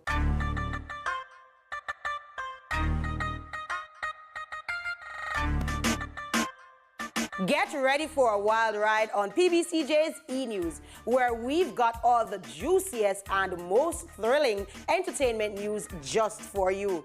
I'm Alicia, your energetic host, here to spice up your day with the latest updates. Today, we've got the scoop on TJ's chart-topping hit, Drift, Cranium's incredible journey to becoming a global sensation, and so much more. Stay tuned, because this show will leave you craving for more. Dancehall artist TJ has achieved his first entry on the Billboard R&B Hip Hop Airplay chart with his summer hit Drift, debuting at number 47 for the week of October 7th. The song joins other Jamaican hits on the charts, including Byron, Messiah Taliban, and Janelle Monáe's Lipstick Lover. Despite a public falling out with one of the producers, TJ released a new visualizer for Drift that showcases Jamaica's underground drift car competitions and bike culture. TJ, also known as Timoy Jania Jones, is preparing to release his debut EP, I Am Chippy, under the executive production of Shaggy and Warner Records. On his 29th birthday, TJ announced that he has purchased his own home, expressing gratitude for this milestone. In other news, dancehall artist Cranium has become a global sensation, breaking international barriers and earning numerous certifications for his chart-topping hits. Over the past decade, he has achieved 7 plaques, cementing his position as a dominant figure in the genre. His hit single, Nobody Has to Know, has achieved gold certification in the United States and 3 silver certifications in the United Kingdom. In Canada, the song has reached platinum status, along with 2 gold certifications for his other hits. Cranium's ability to transcend borders with his infectious dancehall sound and captivating melodies has resonated with fans worldwide. Freddie McGregor has defied the odds by making a successful comeback to the stage after overcoming a stroke that could have ended his career. Celebrating his 61st year as recording artist, McGregor has toured in Japan, Jamaica, and the UK. Despite his achievements, he plans to take a more relaxed approach in 2024. In an interview, McGregor shared his progress and expressed confidence in his recovery. He continues with therapy and believes that he will soon regain full health with the help of a higher power. After suffering a stroke last year while residing in his South Florida home, McGregor underwent extensive therapy and performed impromptu shows from the hospital, supported by his children and friends. His comeback began with performances alongside his son and daughter for the Mighty Crown's Far East Reggae Cruise in Japan. McGregor then performed at Reggae Sumfest in Montego Bay and went on to have a successful tour with 7 shows in the UK in August. McGregor is thrilled about the success of his new single, I Will Be Waiting, which reached #1 on the South Florida reggae chart. His album, A Breath of Fresh Air, has also been well received.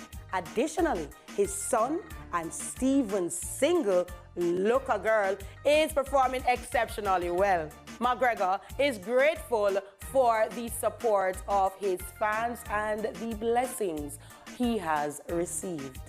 And that's the news on PBCJ. You can follow us on our social media platforms at PBC Jamaica. Thanks for watching.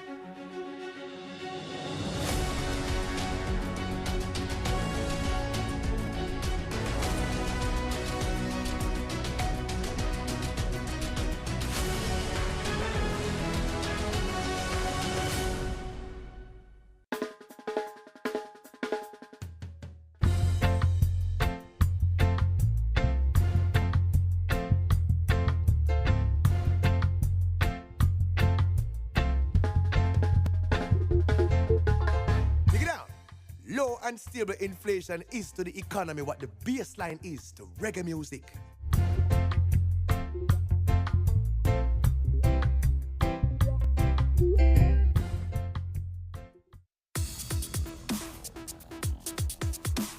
We all play a pivotal role in proactively filling up the blood bank by donating blood, by encouraging those who can donate to do so regularly, and by offering support, whatever that looks like. So be it to retweet it, be it to ask a family member, tell a friend, to tell a friend, a co-worker, a colleague, even a stranger. 1 liter of blood can save 3 lives. You can give half of that at any of the Ministry of Health and Wellness's blood collection sites. There is no time to wait in a time of crisis where blood is needed. Every passing moment, the life of someone who needs blood hangs in the balance. I stand here before you as a testimony of the life-saving effects of donating blood. Someone gave, that's why I am alive today. If you are 17 to 60 years old and in good health, please give so others can live.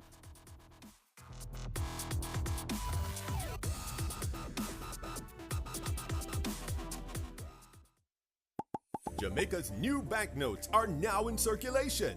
But can customers still use old banknotes? The old banknotes will be phased out over time, but can still be used to carry out your everyday transactions.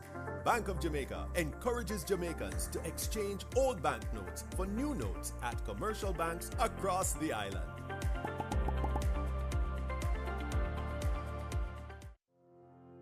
What if I told you that you own thousands of acres of land, more than 100 companies with over 100,000 employees and billions in the bank? Well, I have news for you. You do. Jamaica belongs to you, and you need expert protection to safeguard those assets for your future, your children, and your children's children. And you already have it. A key protector is our Auditor General, whose role is outlined by the biggest, baddest law in all the land, the Constitution. The Auditor General's main job is to examine the financial reports of all public entities to ensure that they are accurate and that public funds are used appropriately and effectively to deliver public goods and services without waste, theft, and mismanagement. Here's how it's done. A team of highly trained auditors reviews and verifies that the right amount of money is spent on only what's approved in the national budget and in accordance with the laws and policies that protect public resources. Now, the right amount of money can be spent on the right things and Jamaicans still no benefit. So the Auditor General assesses the outcome for programs and projects as well. Audit reports will also contain recommendations to improve the operations of the audited entity, and the findings are submitted to the Parliament's Public Accounts Committee, the PAC. Every year, an annual report is submitted by December 31. Both government and opposition MPs serve on the PAC, and they summon public entity managers to answer questions so that they and the public, the real owners, yes, you, can understand what went wrong and how to prevent a recurrence. What are some things that can and do go wrong? Cost and time overruns, missing financial reports, unreported losses, unauthorized spending, unsupported payments, unlawful contracting, undisclosed conflict of interest, and more. Though the AG identifies the abuse of laws and policies, the law does not empower that office to penalize or sanction, but it does empower the Financial Secretary in the Ministry of Finance. It is also the duty of other anti-corruption and law enforcement bodies to grab the button and investigate to ensure penalties are applied when appropriate. But the AG alone can't watch all.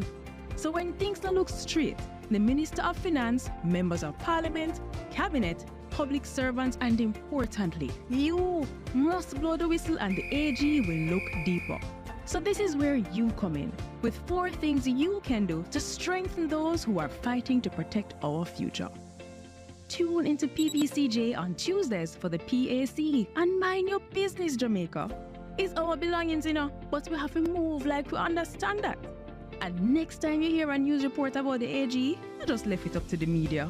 Visit the AG's website at www.auditorgeneral.gov.jm and check out the findings yourself. Then, keep track of how government has fixed the issue, or not, at www.jampja.org's accountometer. And if you're not happy with what you see, it's your job to contact your employees. It's easy when you visit the MP tracker on jampja.org. This is how we can do our part to make Jamaica land we own, Jamaica land we love, and Jamaica land we run well. A message from the Jamaica Accountability Meter portal, funded by the European Union and UK Aid. This is the Aedes aegypti mosquito that spreads the Zika, chikungunya, and dengue viruses. Protect yourself from the bite of this mosquito. A message from the Ministry of Health and Wellness. Brethren, the road signs make the traffic environment safe. The green light means go. Red means stop. Amber also means stop. Yeah man, it don't mean you must speed up. And get this, even if the light's on green, when the traffic is thick, don't bother move off and block the intersection. And please, don't stop on a pedestrian crossing. Look out for children, the disabled and the elderly. Follow the signs so they all can arrive alive. Be a good road user. Obey the road signs and look out for each other. We remain resilient in our fight against known and unknown threats to our country. We are never daunted. We are committed to continuously deliver effective and efficient service when we save lives and protect property. And we continue to reassure with courtesy, integrity, and respect for the rights of all. We are building forward together. Hi everyone, by now you would have heard the great news. Jamaica's unemployment rate is 4.5%. That's the lowest unemployment rate in the history of Jamaica. We are now close to full employment. As Minister of Economic Growth and Job Creation, this is the best news that our economy can have. It means that our economy continues to expand, but what it really means is that more Jamaicans have income. It means that more Jamaican families can do much better than they were doing before. We are building Jamaica. How do bills become law in Jamaica? Laws are made to create order, to ensure our safety, and to protect our rights against abuses by other citizens, organizations, and even the government itself. A bill is a proposal for either a new law or for a change to an existing law. Jamaica's parliament is responsible for making our laws, and that responsibility is shared between two houses. There are 21 parliamentarians appointed from both political parties to the upper house, also known as the Senate. And there are 63 members of parliament that we, the people, elect to the lower house, also known as the House of Representatives. To pass a law, there is a minimum of 6 stages required in each house. The process can begin in the upper house by a senator or in the lower house by your member of parliament. And their proposals for a new bill can certainly start with you, the citizen. Now, since the process often begins in the House of Representatives, let's start there. 1. The first stage begins with the introduction by the minister responsible for the bill, followed by the first reading of the bill by the clerk to the houses. This clerk is more like the CEO, the Chief Executive Officer for the Parliament.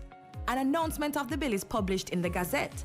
This is a public newsletter that the government uses to inform the citizens of what the Parliament is doing on your behalf. 2.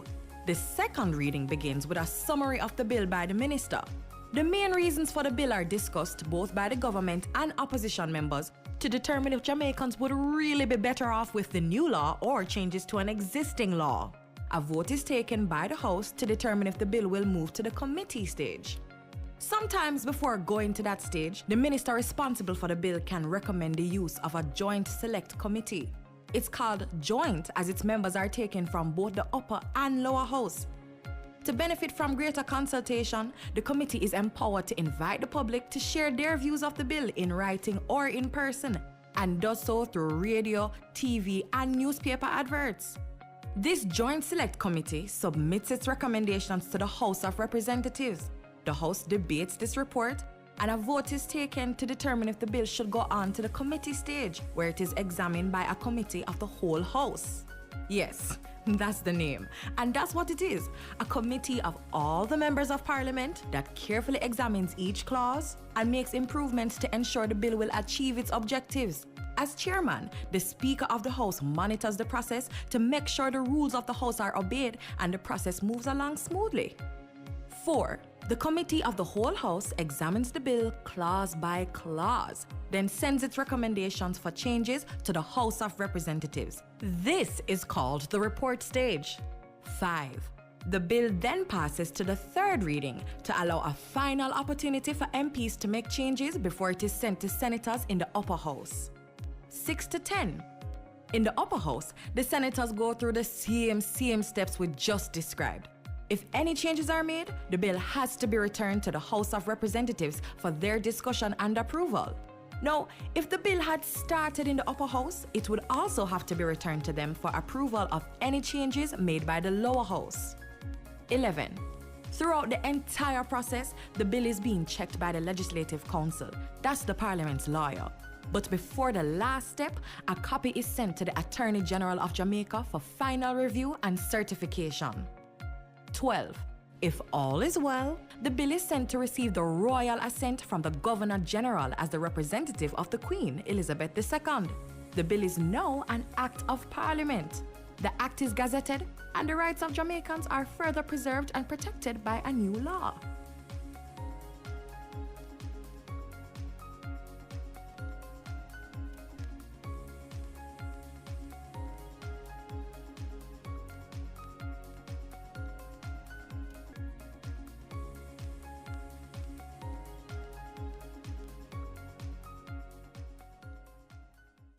The Joint Select Committee of Parliament, considering job descriptions, codes of conduct and performance standards for parliamentarians, wants to hear from you.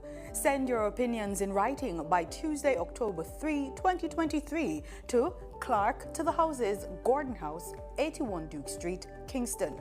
Or email us at clark@japarliament.gov.jm. Visit the Parliament's website at www.japarliament.gov.jm for details. This is the Aedes aegypti mosquito that spreads the Zika, chikungunya, and dengue viruses. Search for its breeding sites and destroy them. This is the Aedes aegypti mosquito that spreads the Zika, chikungunya, and dengue viruses. Protect yourself from the bite of this mosquito. A message from the Ministry of Health and Wellness. Road safety time and time for slow down. Courtesy, no they don't palm ground. The road cold and up, play.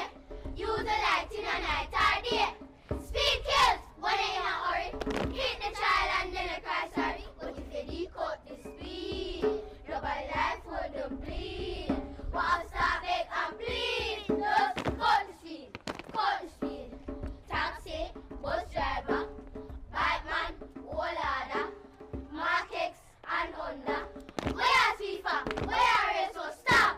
The sign it say, children crossing the speed on them. When they see a pedestrian crossing, just stop. Don't drive past them. Road safety time and time for slow down. Cut the speed or they don't come ground.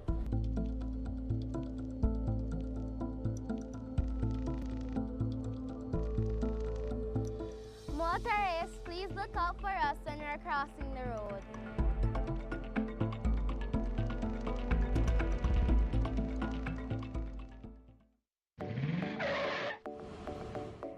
Never drive under the influence. It's essential to avoid operating a vehicle if you have been drinking. Refrain from taking certain types of prescription or substances that may otherwise make you impaired. This is a road safety tip by the Public Broadcasting Corporation of Jamaica. This is the Aedes aegypti mosquito that spreads the Zika, chikungunya, and dengue viruses. Search for its breeding sites and destroy them. A message from the Ministry of Health and Wellness.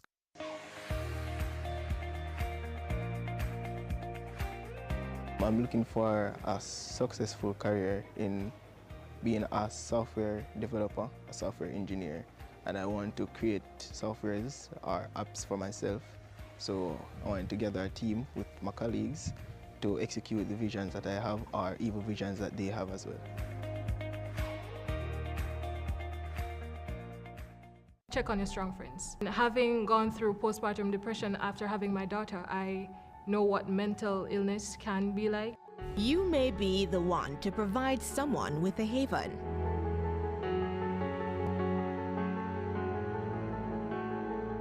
Very much true, because like she said, you don't know what people are going through.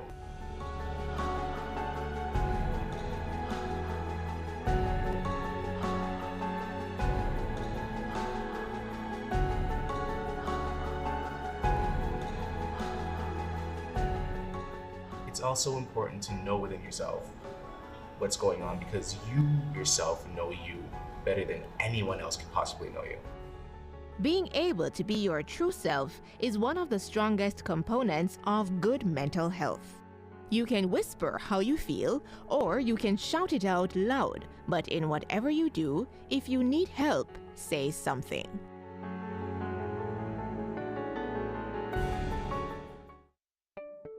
Do you wish there were a way your community could get funding to improve a school, health center, sports program, and more?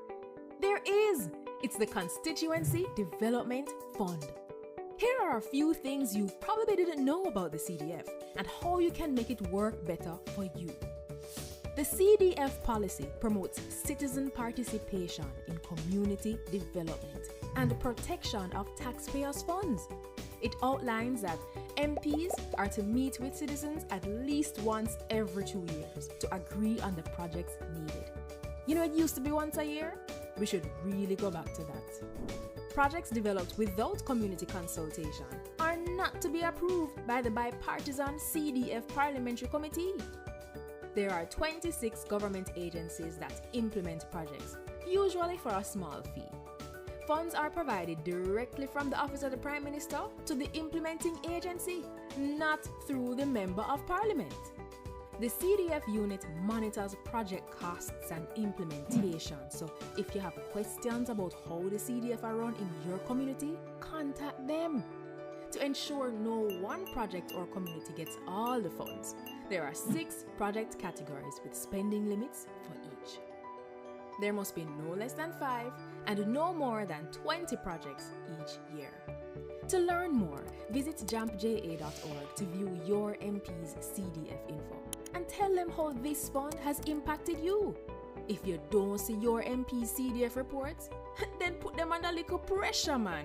Call, tweet, email. Ask them when they'll submit it and when is the next CDF meeting. Change is possible. It's already happening. What we need is you. A message from the Jamaica Accountability Meter Portal, funded by the European Union and the Inter-American Development Bank in partnership with the Private Sector Organization of Jamaica. Over 100 homes delivered across 14 parishes. Your government, under the new social housing program, is making home ownership possible for those who didn't even dare to dream. Over the next 3 years, we will be building 1,500 homes just for our vulnerable citizens. Without a doubt, all citizens, irrespective of economic status, deserve a good home. Your government cares. The proceeding was brought to you by the Office of the Prime Minister. Twists, turns, ins and outs. From the 4 corners of the earth, PBCJ presents Globe-Trotting Yardie with Carol Francis. There are numerous ways of traveling across the city of Delhi. Tantalizing, breathtaking and revealing, bringing you the wonders of travel from across the world. That's Globe-Trotting Yardie right here on PBCJ, the People's Station.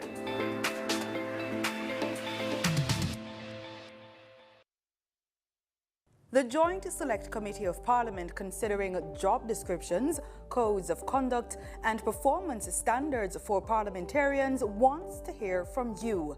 Send your opinions in writing by Tuesday, October 3, 2023 to Clerk to the Houses, Gordon House, 81 Duke Street, Kingston. Or email us at clark@japarliament.gov.jm. Visit the Parliament's website at www.japarliament.gov.jm for details. Children are the future, and ensuring our future is healthy requires that children are always provided with nutritious foods to grow well and live long. Unhealthy diets high in sugar, salt, and fat consumed by children may make them obese and prone to non-communicable diseases later in life. Healthy foods and beverages not only help them learn better, but also protects them from non-communicable diseases such as some cancers, diabetes, hypertension, and cardiovascular diseases in their childhood and adult life. So, whether it's at home, in the lunch bag, or at school, let's make healthy foods and beverages for our children the only rule.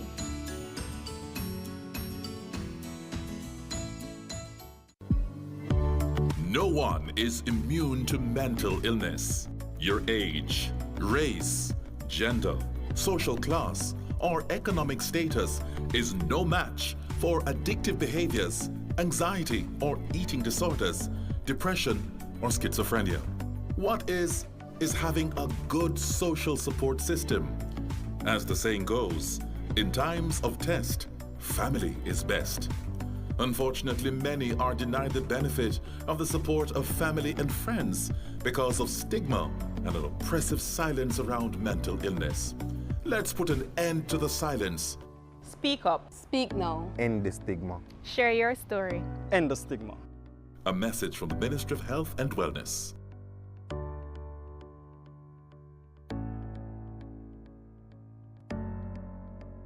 Inflation's not the enemy if we control it. If it's too high, the people are gonna cry. And if it's too low, the country now go. When inflation is low, stable, predictable. Consumers and investors feel secure. And when we find that middle ground, the economy will grow some more. Car loan, school fee can start out. Granny saving now get not out. And the BOJ inflation targeting strategy that low, stable, predictable. Yeah. Did you know that the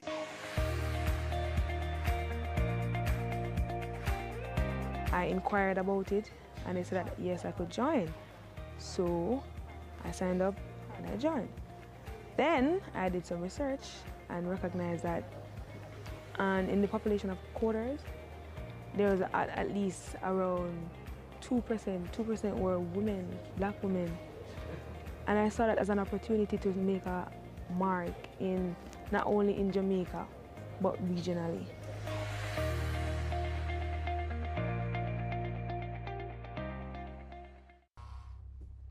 Aspiring gunman, badman, young dance, liquor shotters, the 14, the 15, the 16-year-olds, you still have time to change your future and enjoy your life.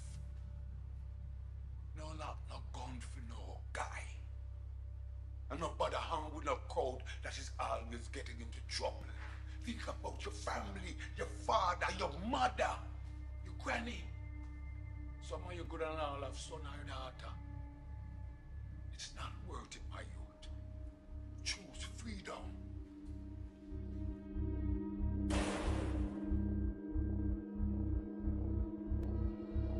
We are now open and ready to take our women in who are being abused. The facility will accept clients even while we continue to receive donations and build out our programs to help women to rebuild their lives and get back on their feet.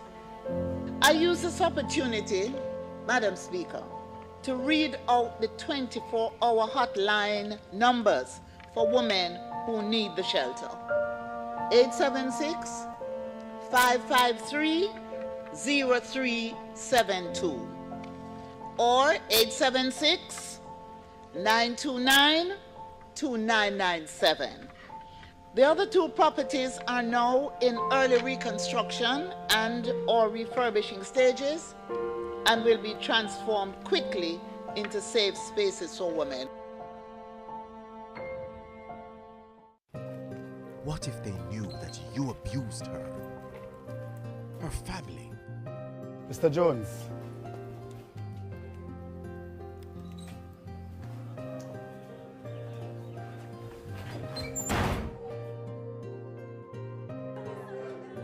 And your colleagues, how will they look at an abuser?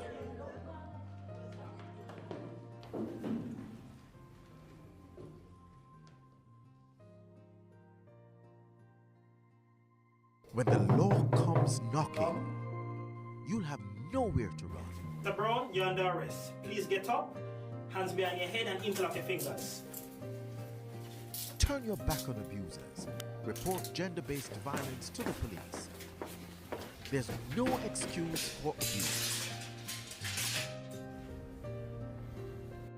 Call the Bureau of Gender Affairs at 876-754-8577.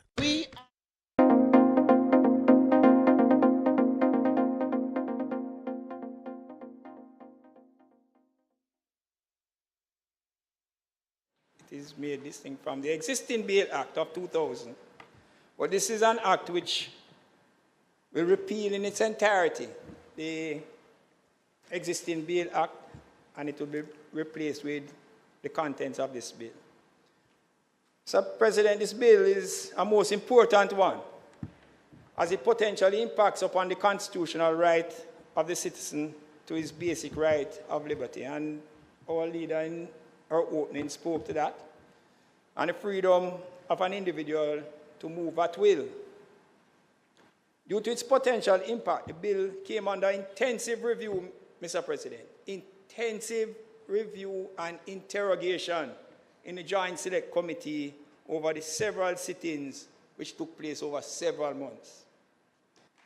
In addition to what took place there was also discourse in the public, in the media, and many of those contributions, I am certain, would have contributed to the changes that were made to the original bill which was tabled in the lower house and which has now come out to be this particular bill which is before us.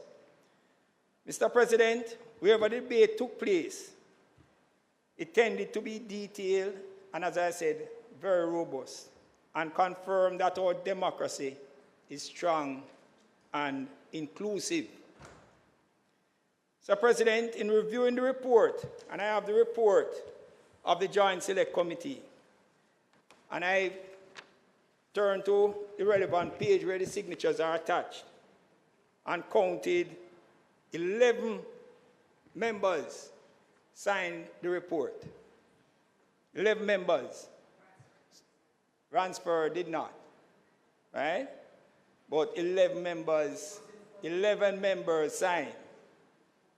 From the Senate, we had myself, Senator Peter Bunting, who is leader of opposition business in the Senate, and Senator Abka Fitzhenry, although he was recently added to the Senate, he did come and he would have participated and he would have signed, having read the report and was satisfied with the content of it. And similarly, Senator Donna Scott Motley. Mr. President, I take it in that some of the dissenting voices that we heard early in the period, and I saw some comments made early in the year, and even during the period of the Joint Select Committee, where there were some issues that the opposition was taking with the pre-charge bail. But I believe that those dissenting voices, Mr. President, have in regard to the fact that the signatures now appear, there is no minority report attached to this Joint Select report, that we can reasonably believe that those dissenting voices from across the floor have been calmed. The only person that I heard from Senator Damian Crawford, but he did admit that he's a village lawyer. It's your admission. I want to know which one. Is it the one in the St. Catherine? Okay. Mr. President, I also take note of the comment attributed to the leader of the opposition in the lower house when the bill was debated there, where he said, and I quote, "There is broad agreement with the bill in its present form."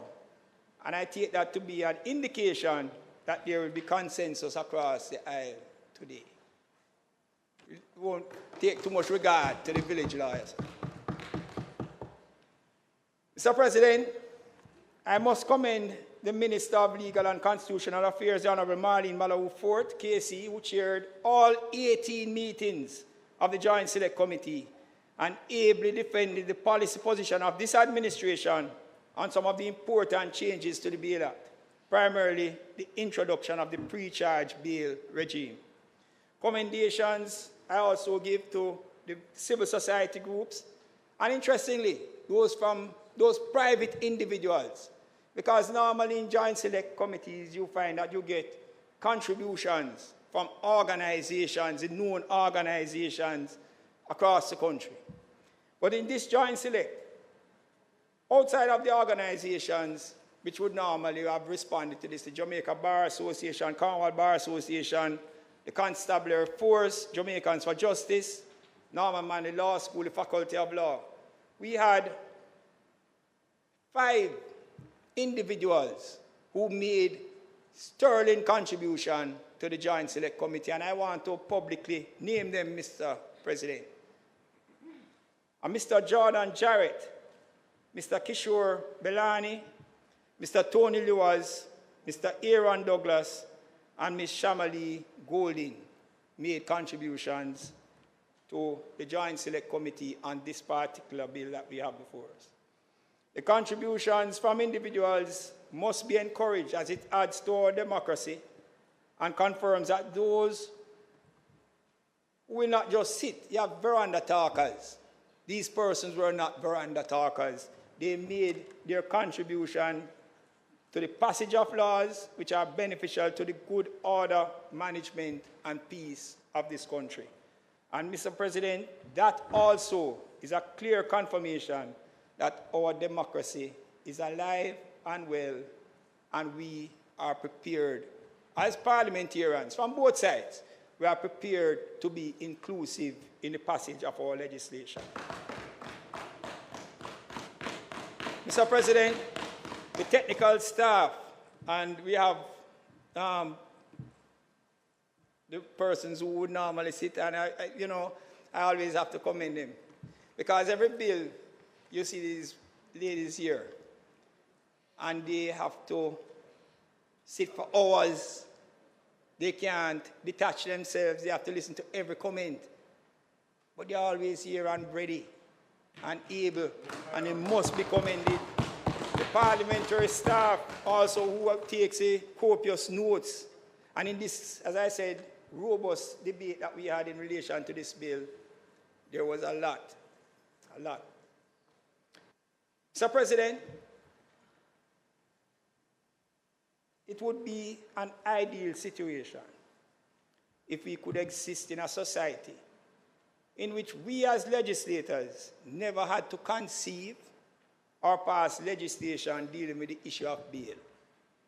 Sadly and unfortunately, this is not so in Jamaica.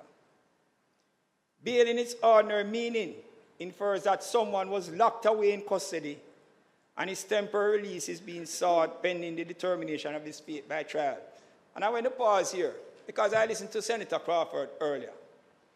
And if I'm wrong, then you can let me know. But I got the impression that in criticizing aspects of the bill before us, he was giving the impression as if there is a lockup process to it. The lockup takes place by virtue of something that would have transpired before. Somebody would have gone to the police and they would have made a complaint. The police would then have had reasonable grounds for them to go arrest a person, detain the person. That's the basis on which persons apprehended, detained, arrested, taken into custody. What this bill is doing is setting the framework which that person can use to attain their temporary freedom until the matter is determined otherwise. So this bill is not about lockup. It is not about lockup. It is setting the framework within which persons can operate. Now previously, Senator Crawford, what you would find before we started codifying the Bail Act is that one person may go into court and they want to, hope I'm not misinterpreted, but you may find one person getting bail. And similar circumstances, the other person not getting bail. And then somebody start asking the question, so what happened to me? And that is where the codification of the Bail Act, so you have objective measures, you have particular situations that the deciding official, as we refer to them here, but the person who has to make the determination of bail operates on a basis that everybody knows. It adds to transparency in the whole process of getting bail, getting the freedom of someone who is locked up for something else, not because of this legislation. This legislation says specifically in Clause 4 that the person is entitled to bail. The courts have interpreted that in a particular way to say that you're entitled to a hearing to determine if you should get bail having regard to the circumstances. That's how the court. So when you just say, I want bail, and because I want it, I have a right to it, and I will get it. You're entitled to a hearing. And in the hearing, you put forward your position, the other side put forward their position, and the person who has to make the determination using objective measures will determine whether you are granted bail, and if so, what are the conditions on which you will get the bail. That's what it is. How about locking up?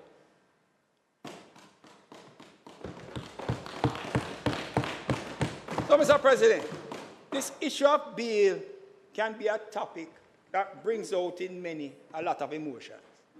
And we have to clear that aspect of it. And that is why I took some time in addressing that particular sentiment and comments that were made by Senator Crawford. In fact, in the Joint Select Committee, there were issues which both contributors and members of the committee were deeply passionate. And we heard some of them, whether the term defendant is the appropriate term, and there was heightened debate about it. Heightened debate. They looked at all the possible options. Could we change it to this? Could we change it to that? And at the end of the day, after that, extensive discussion and debate. And I remember particularly Senator Scott Motley, you were one of them who debated vociferously in relation to that, the term. And Senator Natalie Campbell Rodriguez. Yes. But she did. And so there was a lot of debate about it. But at the end, I'm giving consideration to the various proposals that were put forward. The committee settled on what is described as being a term that is the best of all the other options that would have come up. There are those seeking bail, Mr. President, being the alleged perpetrator, and those who would wish the alleged perpetrator to remain in the custody of the state forever, amen, from the date of the arrest. And you get a lot of emotions about it. And so sometimes I go on social media, and you look on the reports where various media may be publicizing an issue that relates to whether a person got bail or didn't get bail. And you look on some of the comments of our citizens, and you would be amazed as to the amount of emotions that come out. Some saying, yes, the person should get bail, and some persons say, lock him up and throw away the key. That is what you get.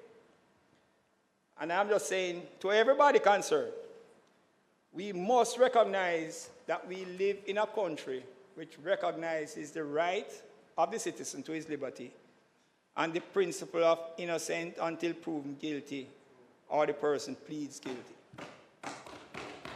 And this bill, I believe, has found the right balance and has taken into account quite a bit of the circumstances. So it is from those principles that the entitlement of bail flows. It must, however, be made abundantly clear that even though an alleged perpetrator has an entitlement to be granted bail, subject to the various provisions of the bill, as stated in Clause 4, we must appreciate, and I'm saying it to those who say, lock him up forever, is that bail being granted to an individual does not mean freedom. Doesn't mean freedom. The effect of one obtaining bail is merely moving the responsibility of taking the person to court from the state and placing that burden on the person who places himself as surety. Under Clause 15.4 of this bill, the surety is now burdened with the responsibility to not only adhere to the directions imposed on him with respect to the conditions of the defendant's bail, but to ensure that the defendant appears in court or surrenders to custody as the case may be. So if there are conditions, don't interfere with the witness, report to the police station, report to a bail center. If that is the condition, then the surety's duty that they have taken upon themselves is to ensure that all those conditions are carried out. That's their duty. If the person was not given bail, the police is going to just take him to court every day that he's supposed to go there. But because there is a respect for the liberty of the citizen, we have this particular legislation that gives them an opportunity not to stay within the confines of the state, but to be out there on conditions as may be deemed appropriate. The burden that the surety accepts comes with paying of penalty in the event of breach. And I heard Senator Crawford again speaking about why outlaw the bailer man, the bondsman. Senator Crawford, you know, I have just off the top of my head, but somebody told me that there's not a brain there. And I'm not disrespecting it, I'm just telling you that when you really think through the whole situation and you look on the circumstances, we have to be careful in relation to that particular discussion that you're wanting to engage in. When you speak with some persons who say that they will assist an individual with bail, because they are just friends, you know. They go there and it's almost like extortion. Person is to be bailed for 50,000. Them say, look here, you have to pay me 150,000 in order for me to go and do this and to put up my title for my car and so forth. So it is something that I believe has to be looked at in an in-depth way. I have not turned my mind against it, but I don't believe that in the circumstances of this particular bill that we have before us, that is something that could have been dealt with in the time, and it may require a bill by itself. But it's complex, and it is going to take a lot of thought. Persons extort people when they say that I will do it for you for a fee. You have to be careful. And the persons who are in custody, yes, and the person who is in custody, remember, you know, they are under some amount of pressure, and they will agree to anything, and they can be abused in the process.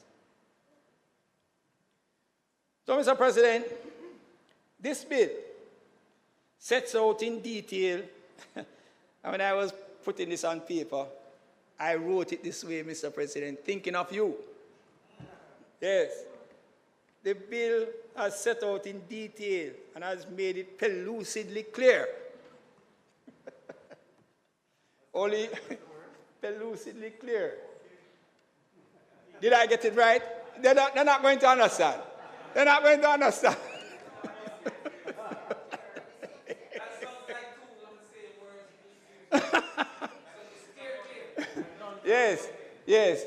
Yes, sir.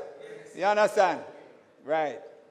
But the president understands where I'm coming from with the pellucidly clear.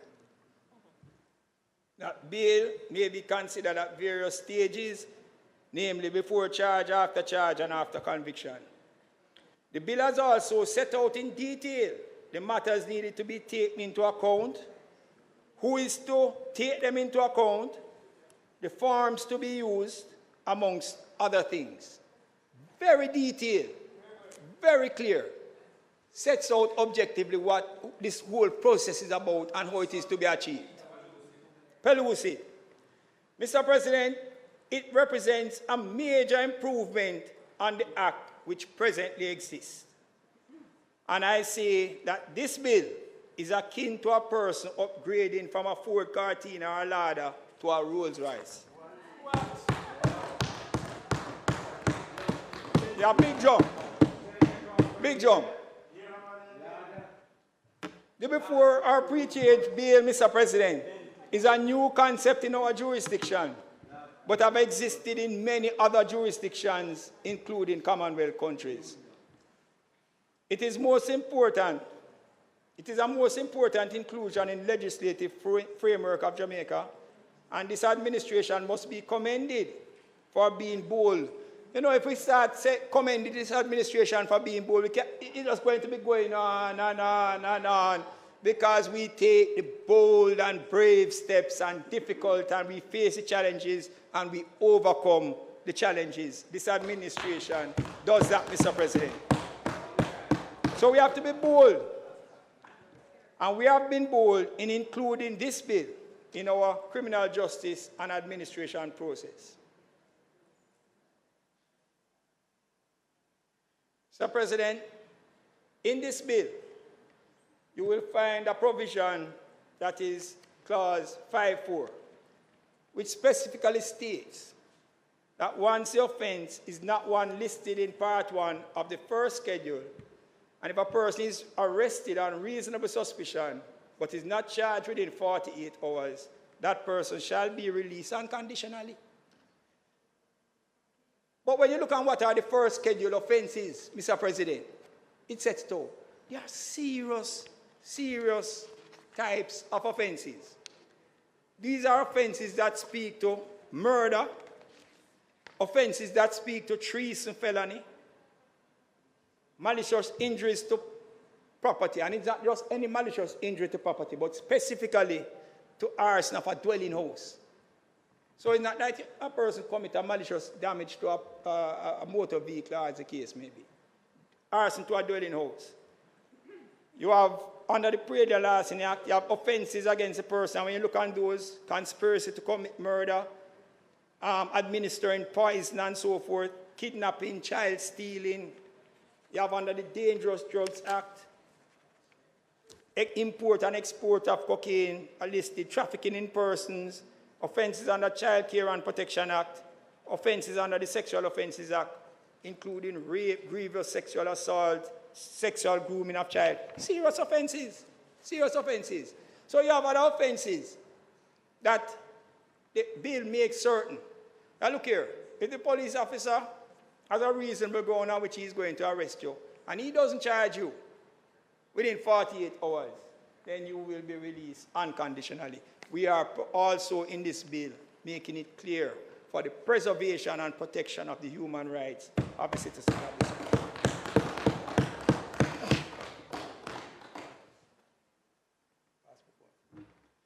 Mr. President, we must look at this bill in the context of the Charter of Rights of the Jamaica Constitution, which also, the Charter of Rights, contemplates that an individual may be detained without charge. Paragraph 14(1)(f) 2 of the Charter contemplates a person's liberty being taken by way of arrest or detention in circumstances where it is reasonably necessary to prevent the commission of an offense. Our Charter has that.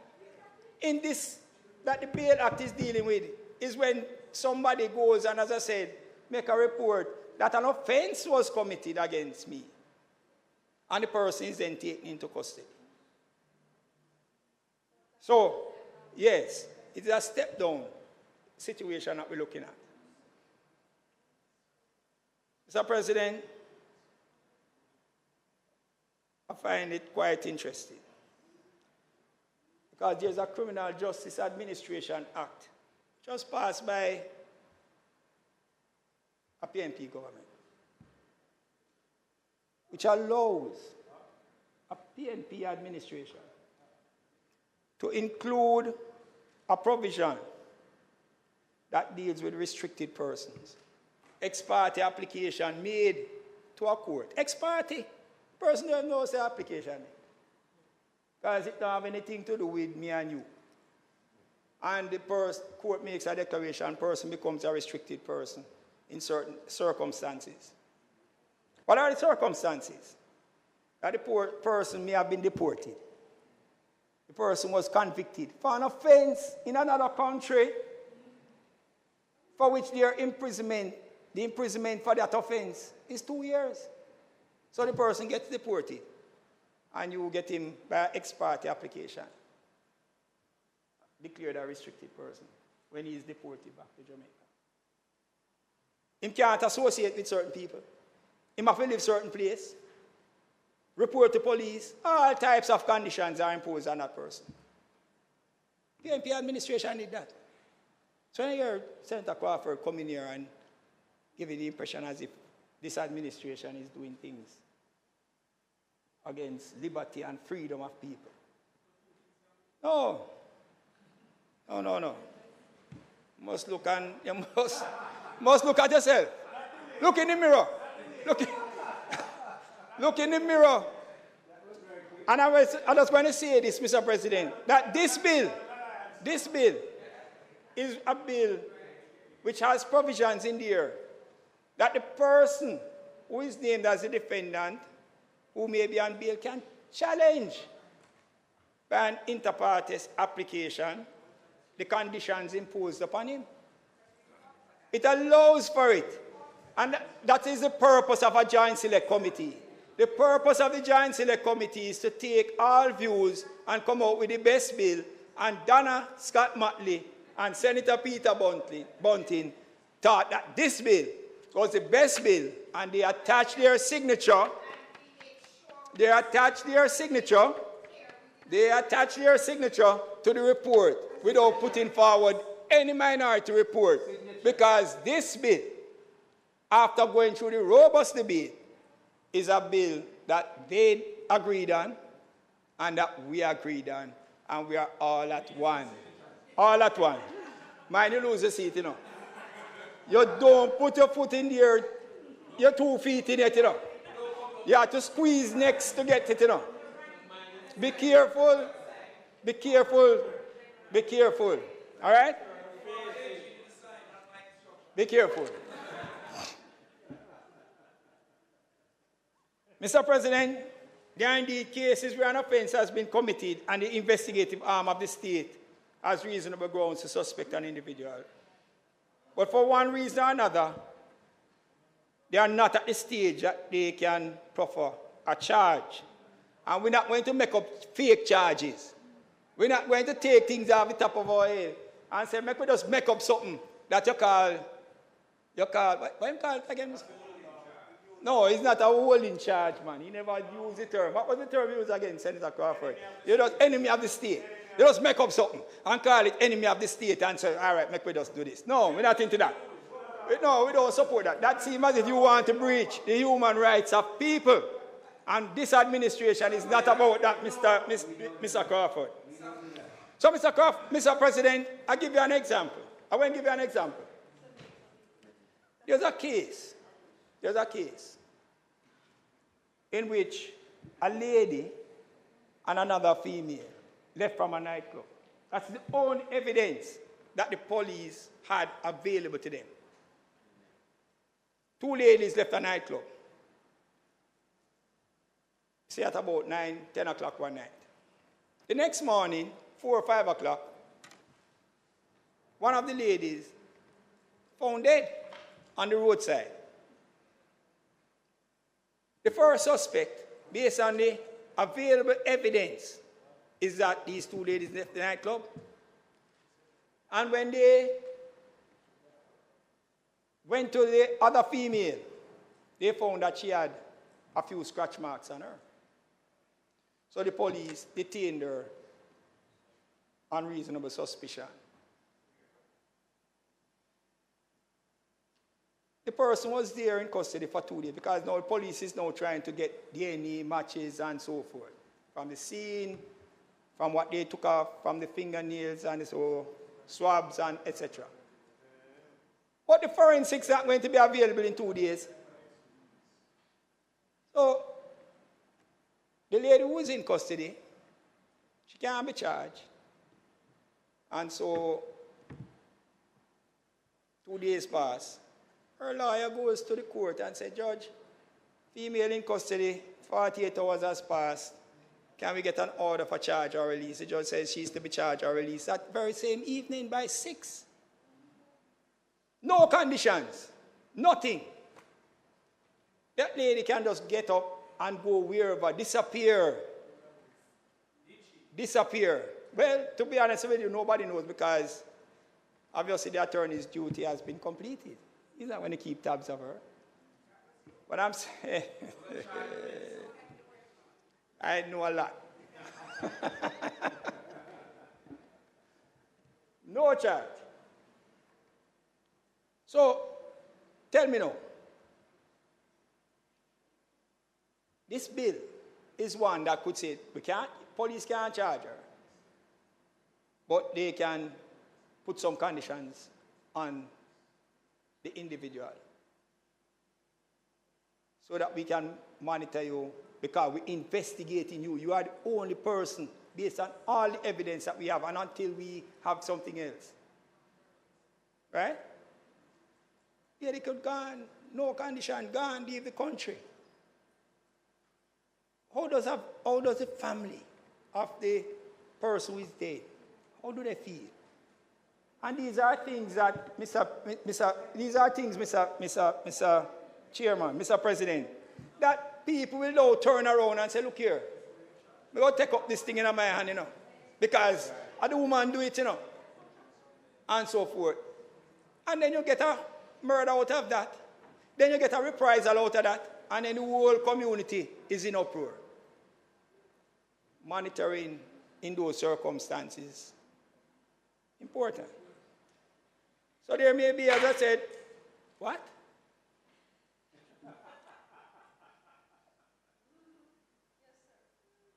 I have to wait, yes. The red means go. Thank you, Mr. President. I am surprised that he's taking so long, but nonetheless, Mr. President, I do ask that this time be extended to allow him to complete his presentation. Members should have heard the question. In favor? Against? So there may be outstanding critical statements or forensic evidence to be obtained. And in these instances, should the investigator just allow the individual to continue along his merry way, possibly committing other offenses, or is he to effect an arrest? Under the present regime, if he acts prudently and effects the arrest and charge so that he meets the 48 hours and avoid the habeas corpus application, what you find?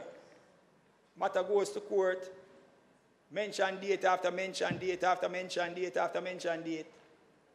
Judicial time is taken up. Multiple appearances in court pending the completion of the file. We avoid that. Person is on bail, and the bill is specific as to how the matter is to be dealt with. Mr. President, there are many practical benefits and advantages to implement the pre-charge bail, and I stand in full support of this administration in ensuring its inclusion in this bill. In respect to the pre-charge bail regime, the clause of the bill ensures fairness, objectivity, and timely action on the part of those charged with the responsibility of considering bail for the person arrested and charged. These can be seen in clauses 2, 5, 6, 7, 8, and 9. So, Mr. President, in respect to clause 2, which defines the deciding official, and the issue of fairness, the fairness of the issue, the arresting and investigating officer are explicitly excluded from the process. They cannot contribute to the process. And then you have the clause 5291, which provides for the constable, but the constable is somebody who has to be a superintendent at that rank or above. So it shows the whole seriousness of it, the maturity. You need a mature person, an experienced person to consider the factors in an objective way to determine the issue of bail. Under clause 6, it says bail must be decided within 48 hours. At 72, 48. Beyond that time, a judge of the parish court can become involved in the process. So you're going up the rung with experience. So, President, I also find clause 8 of the bill quite interesting, as it allows a defendant whose conditions of bail, to whom conditions of bail have been attached, to appeal same to a parish judge to revoke or to vary. The person named as the defendant is not excluded from the process. They can, and Senator Scott Matley said in a sort of bus way, and we give credit that, as I said, part of the whole process of joint select, you made very good submissions, and they have been taken into account and put into the bill. All right?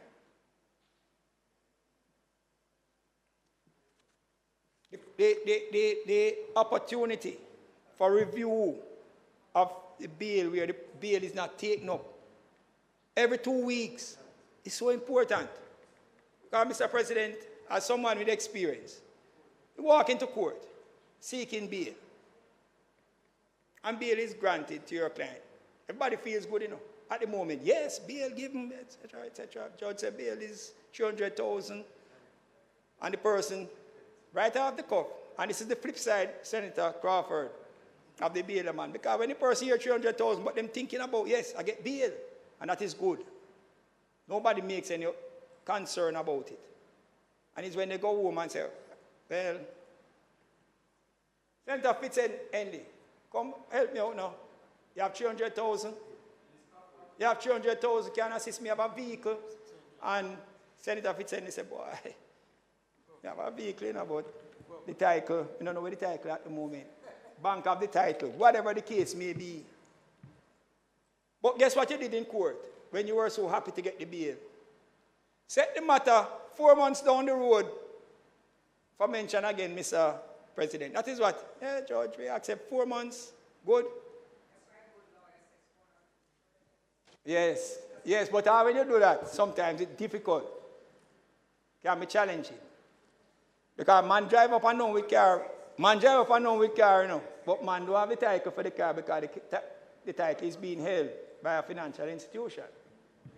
So, what happens? The person sits down in custody for 4 months unless that attorney can get the matter moved back up the rung for the judge to review the matter.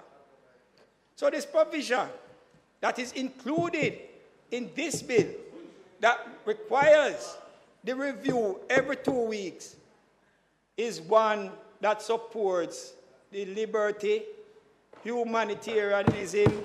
It supports everything that is right.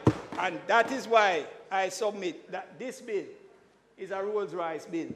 It is not a Lada bill. Mr. President, pardon me?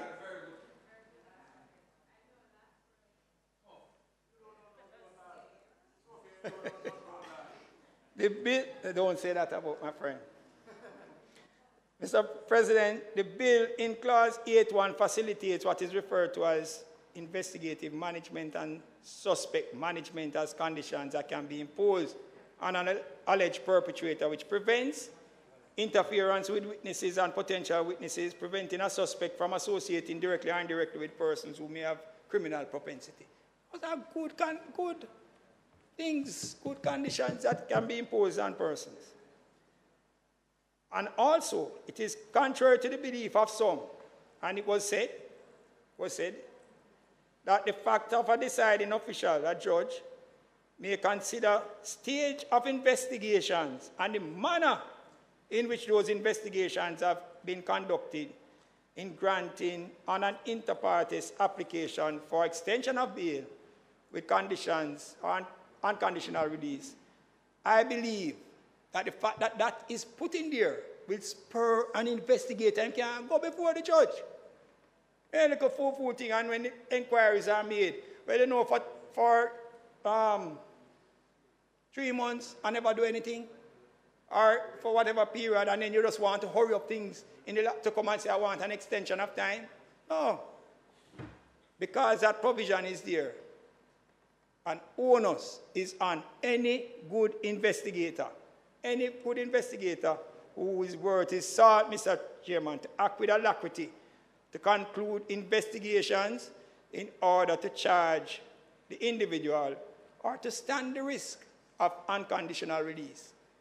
And obviously, I am certain that if that is found out in those applications, it may be taken into account to say, well, this officer not performing, you know. Contract have to renew, contract may not be renewed. A measuring stick is contained in the bill. A Rolls-Royce bill we have, Mr. President. No.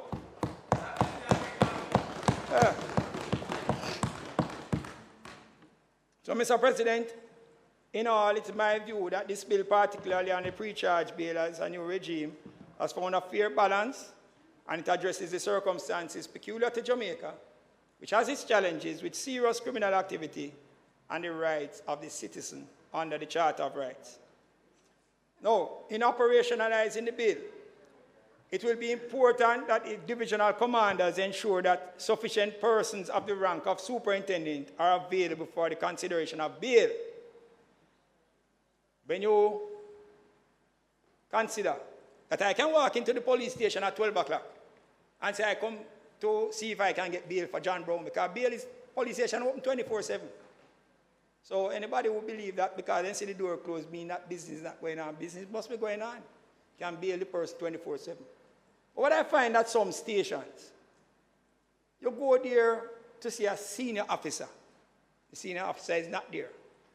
So I'm saying, this bill, in operationalizing it, the relevant authority, the Commissioner of Police, must ensure that at the various lockups or within the divisions, that there are available 24/7 a superintendent or at the rank above who can give consideration as a deciding official. Similarly, there is an onus placed on justice of the peace, and I want to commend Minister of Justice, the Honourable Delroy Chuck, because he has been ensuring that going around the country, we have in place sufficient justices of the peace. Justices of the peace, these persons must be sufficient in numbers, and they are to be appropriately trained to provide the service as a deciding official. The custodies of each parish, I believe, must identify a cadre of justices with a level of maturity, objectivity, and emotional intelligence and training to give considerations to and make appropriate determination when called to perform under this act. And justice of the peace must not see themselves as extensions of the arm of the police, because some justice of the peace look like them want to curry favor with police. Them get a little blind when them go out on the street, and that's the reality. They must not see themselves as being the extension of the arm of the police, and neither must they get up in the emotions of the victim. They must be persons who we determine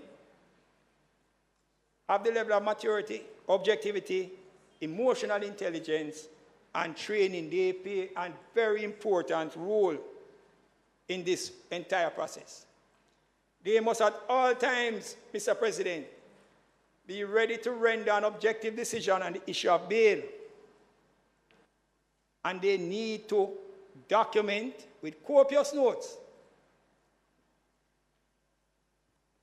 things that are being done in the whole process. So that's another recommendation that I'm making for those who have the authority to deal with justice of the peace.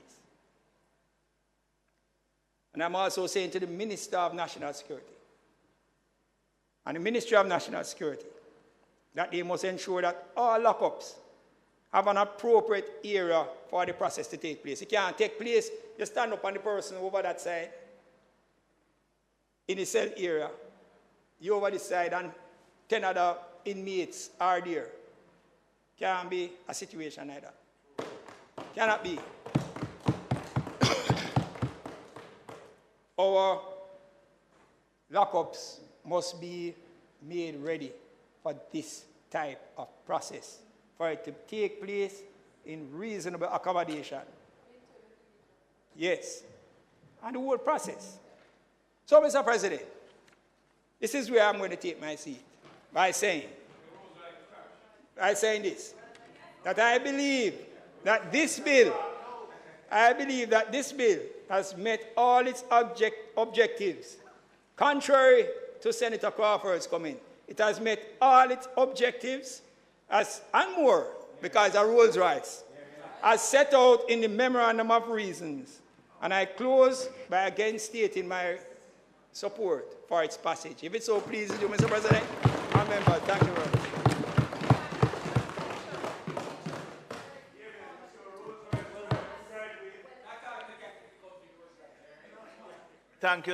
Thank you, Senator Thank you, Senator Sinclair. Senator Scott Motley. Mr. President, I am glad to see that Senator Sinclair has defended this bill so strongly. I can assure him he need not have done so, especially since I am the person about to speak. Because as he knows well, I find myself being bound by the traditions of a Joint Select Committee. And even though I would not agree with all of the revisions necessarily and might want to see some more, I, for one, will not come here to criticize the work that we have done together. For me, a Joint Select Committee is really the aspirational aspect of the work of the Parliament. And indeed, in this one, there were some very strong stances which were taken by members of the government. And I applaud them for doing so, because their focus was on getting a bill that was right, that was just, and that was constitutional. And I want to thank especially the members of the technical team who have joined us here today, because if I dare say so myself, it was one of the most challenging ones that they had embarked upon. The minister was committed to the process and was very rigorous. There were times when, frankly, people chafed under the burden of the of the rigor. But I will say also that this bill has evolved significantly from where it started, and that the opposition contributed a lot to it being like this, because we worked harmoniously. When we concluded, and the minister sought to persuade me to say I was totally happy, because as you know, Senator Charles, there were moments when it was she and I who were involved in the debate, although you were present from another place. She and I really engaged for the full time. I made it clear to her how I saw the role of the opposition, because the opposition sometimes is challenged by some of the provisions in a piece of legislation. But they have to still respect the fact that we have a government and that we have challenges which must be met, and that frequently have to be met through legislation. And in the same way you made mention to the Criminal Justice Administration Act of 2015, when the then opposition supported it eventually, it's the same way that in this Bail Act of 2023, although we do have some reservations, we are going to support the government in its thrust to deal with these aberrations which are presently almost becoming normalized in our society. Crime becomes uglier and uglier every day. And the truth about it is that the society is almost becoming numbed by what happens. So to the point where we no longer bawl out when a child is hurt or murdered, or women are slaughtered back to back, 3 in a week. We have a duty, because of how we feel about Jamaica and our feelings about this nation, that sometimes we have to compromise on some things. And I think in this Joint Select Committee, that is what we did. Do I think it is constitutional in all aspects? I have some question marks. But I do think that every effort was made to ensure that as far as possible, this act would meet the intention of the policy decisions which the government had made, that it would be just, that it would be fair, that there was a delicate balance between the rights of a citizen and the freedom which the rest of us seek. And so, Senator Sinclair, this journey is never a journey which is taken solely by one side or the other. There are times when it is required by the very people we serve that we walk hand in hand. And I really have to commend the minister for the work that she did. Even though sometimes she was obstinate, as she has a right to be, there were times when she capitulated. And I remember one of the ones that we fought constantly about was the one where if you gave the wrong name, I'm just putting it in simple language, while you were in a Zozo area, then that had serious consequences, which was one of the matters where it was not just acknowledged that you could get bail pending appeal if you were convicted of giving a false name. And I sought to persuade her that in Jamaica everybody has 3 names, which they do. And when something gets in your head, you start paying particular attention. So we had a Commonwealth Law Conference. Senator Kamina Johnson-Smith presented at that conference.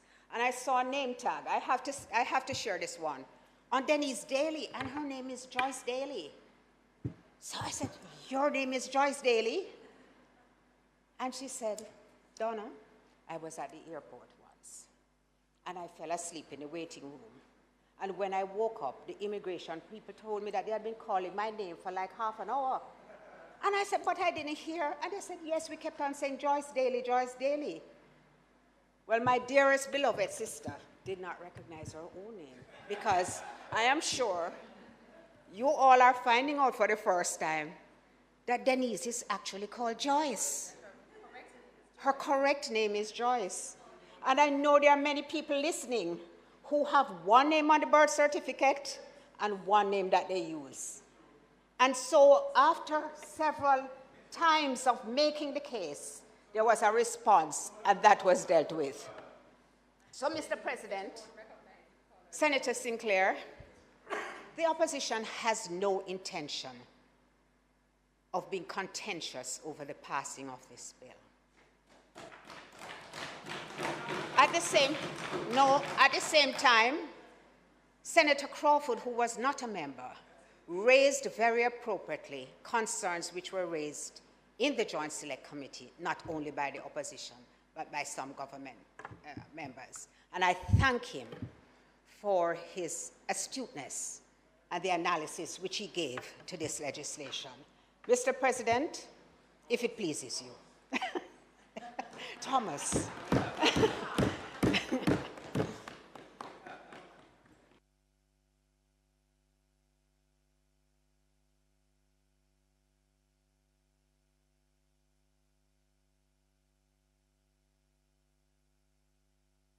Sorry, Senator Morris, we have one more speaker on our side, and then I'll call on you.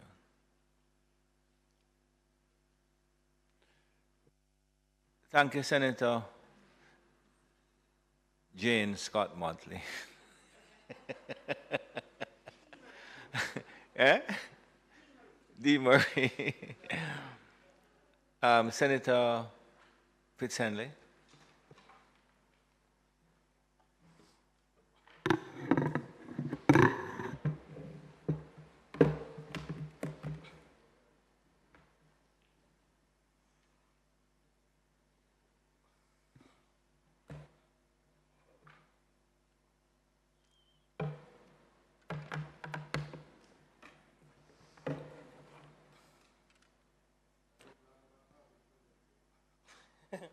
Mr. President, I have assumed my feet to lend my support for passage of this bill entitled the Bail Act. And I will indicate from the get-go that I don't intend to be long because, one, we've had a long day, and coming from my former vocation, I appreciate that there is great wisdom in brevity. So bail and the variables concerning the restriction of freedom of criminal suspects, those are issues that various administrations have grappled with for a long time. And in indicating why I support this bill, I will highlight some potential practical benefits of the bill should it be passed into law, which is really the gravamen of why I support this very strongly. And in telling you so, sir, the reasons why I will highlight Clause 5 of the bill, which really will make it the first time that in Jamaica, bail will be applicable at a third stage of criminal proceedings. That clause proposes to give effect to pre-charge detention and bail, which is a concept used to good effect in other jurisdictions in the Caribbean. And you know what? Having had a look at the Bail Act or any piece of legislation concerning the fight against crime, I ask myself two questions. Is it in conformity with the Constitution, that is the supreme law of the land? And I think my colleague, Senator Sinclair, very capably highlighted that it indeed is in conformity with the supreme law of the land. The second question I ask myself is, will this bill, should it be passed into law, or I should say when, assist the dispense of justice in Jamaica and facilitate law enforcement in carrying out their duties in a more effective and efficient manner? And I have concluded that this Bail Act absolutely will assist in the dispense of justice and assist the police to carry out their duties with greater efficiency. And I'll give you one reason why I support passage of this bill. It creates an environment where, so for argument's sake, the police has evidence that John Brown has committed a crime, and they expect to prosecute him, but they are not yet at the stage of laying a criminal charge. It creates an environment where the police are able to take preemptive actions to stop this individual from absconding the jurisdiction. And that is a good thing. Again, focusing on Clause 5 of the bill. I recall, Mr. President, many years ago, when I worked in the legal department at the Office of the Public Defender, a Commissioner of Parliament, then Public Defender Windsor Witter had asked me to supervise a team to assess the conditions in lockups across the country.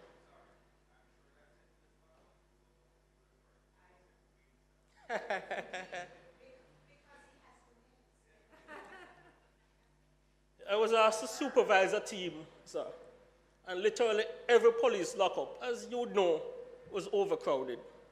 Contrary to what Senator Crawford suggested, this bill can actually create a framework when passed into law for the police to have fewer people in the custody of the state. And that is a good thing. In fact, augurs well for the human rights of these individuals. And that, sir, is another reason why I support strongly passage of this bill. Because having fewer people in custody on a daily basis has a lot of benefits. Apart from human rights, it will save the state a lot of costs. The next factor I will highlight before I take my seat is, again, during my media days, I recall often going to court regarding a number of cases, and we were told that the case file is incomplete, and therefore the case is postponed. And there's a feeling that the time of the court has been wasted, the time of various stakeholders in the justice system would have been better spent.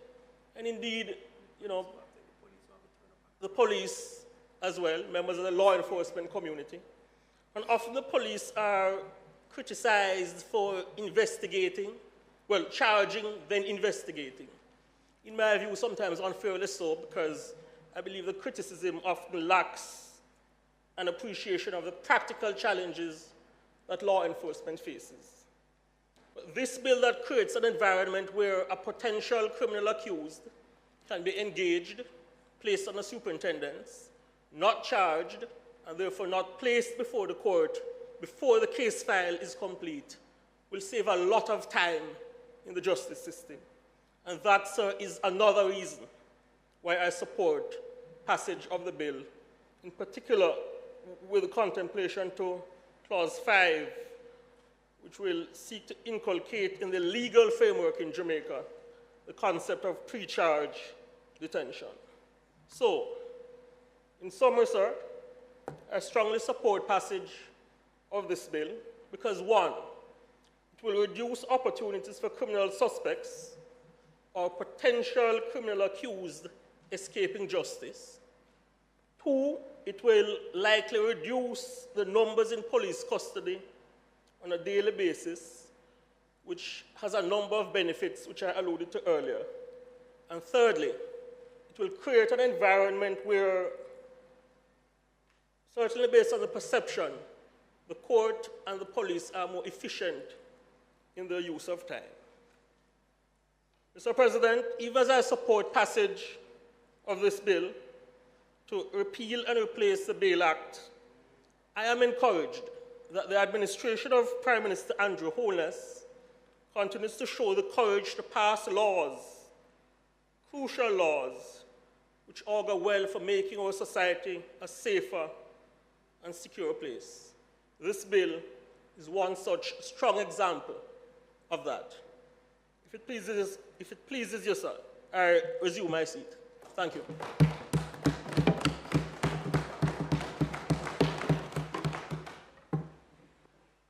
Thank you, Senator Fitzhenley. Madam, deal with Mr. Senator Morris first. Senator Morris, it's the first button. It's on. Okay, grand. Okay, great. I saw it, Mr. President.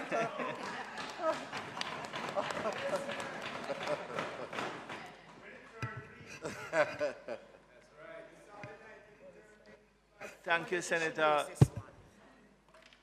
Fitzhenley. Senator Dr. Floyd Morris. Thank you very much, Mr. President, and I won't be long at all. Mr. President, I rise to give my support to the bill before us, and I just want to say that in an administration or in a team giving support to a piece of legislation doesn't mean that you cannot be critical of the legislation. We are the review chamber of the Parliament, and so we are expected to do critical analysis of any piece of legislation that is before us, even if we are supporting the bill. So I want to make that clear. The other thing that I want to point out, Mr. President, is the importance of the Joint Select Committee process.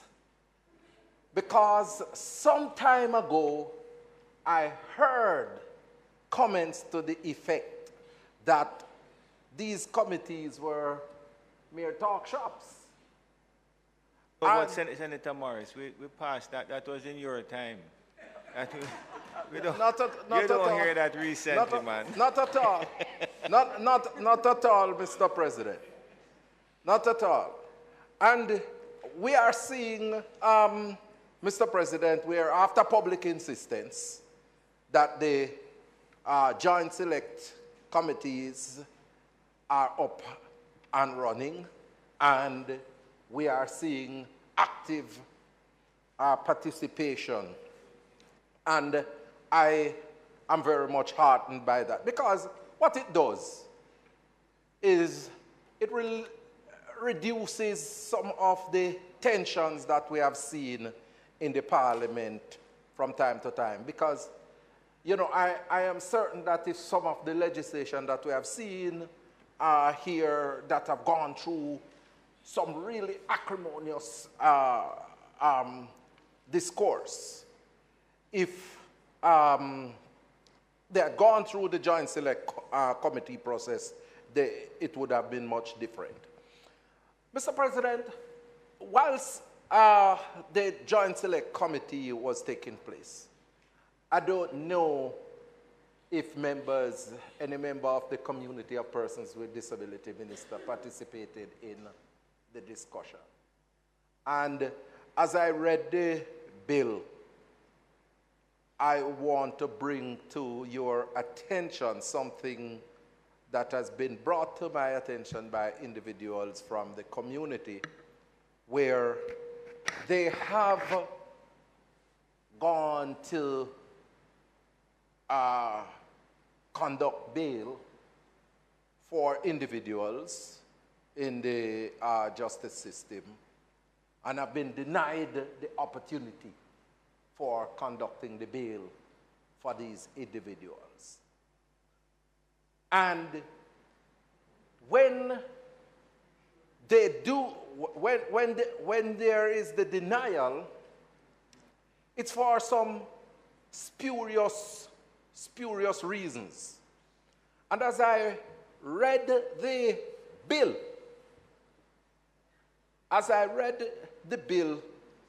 I realized that there is nothing there that prevents a person with a disability from conducting bail for an individual. But what I have seen in Section 15 is an opportunity for that officer who is the designated officer can use the criteria here to say, all right, this person who has a disability will not be able to supervise the bail of the defendant. And in that regard, can deny persons with disabilities from conducting bail. And it's a matter that I would want us to look at very carefully and make it pellucid, that this should not be done because it is discriminatory. And I want to point here, Mr. President, to Article 5 of the Convention on the Rights of Persons with Disabilities that deals with equality and non-discrimination. Let me just get this thing here for greater clarity. And Jamaica is a signatory, as we know, to the convention, and that's why I'm highlighting it. States parties recognize that all persons are equal before and under the law and are entitled without any discrimination to the equal protection and equal benefit of the law. 2, states parties should prohibit all discrimination on the basis of disability and guarantee to persons with disabilities equal and effective legal protection against discrimination on all grounds.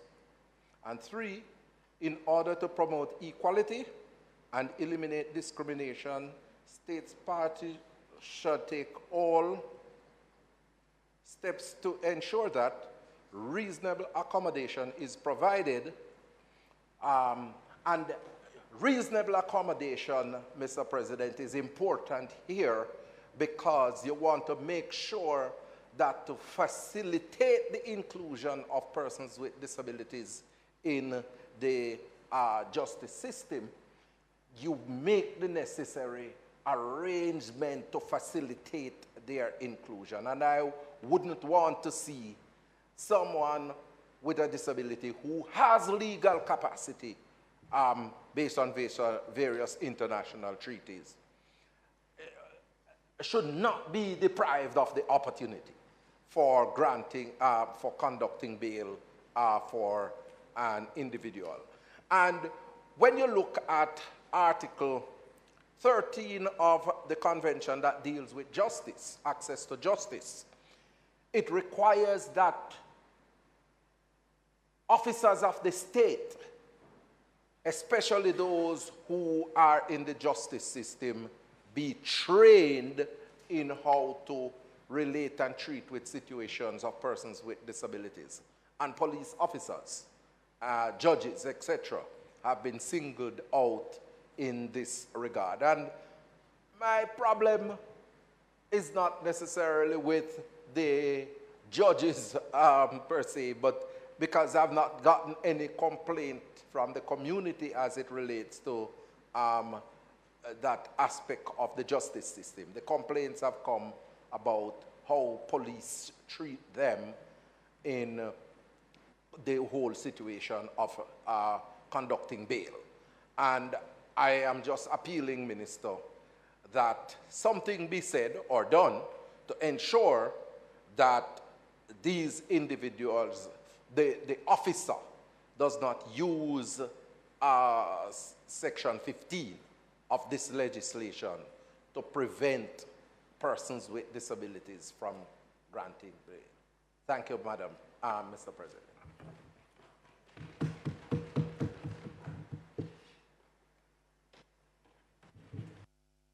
Thank you, Senator Dr. Morris. Minister?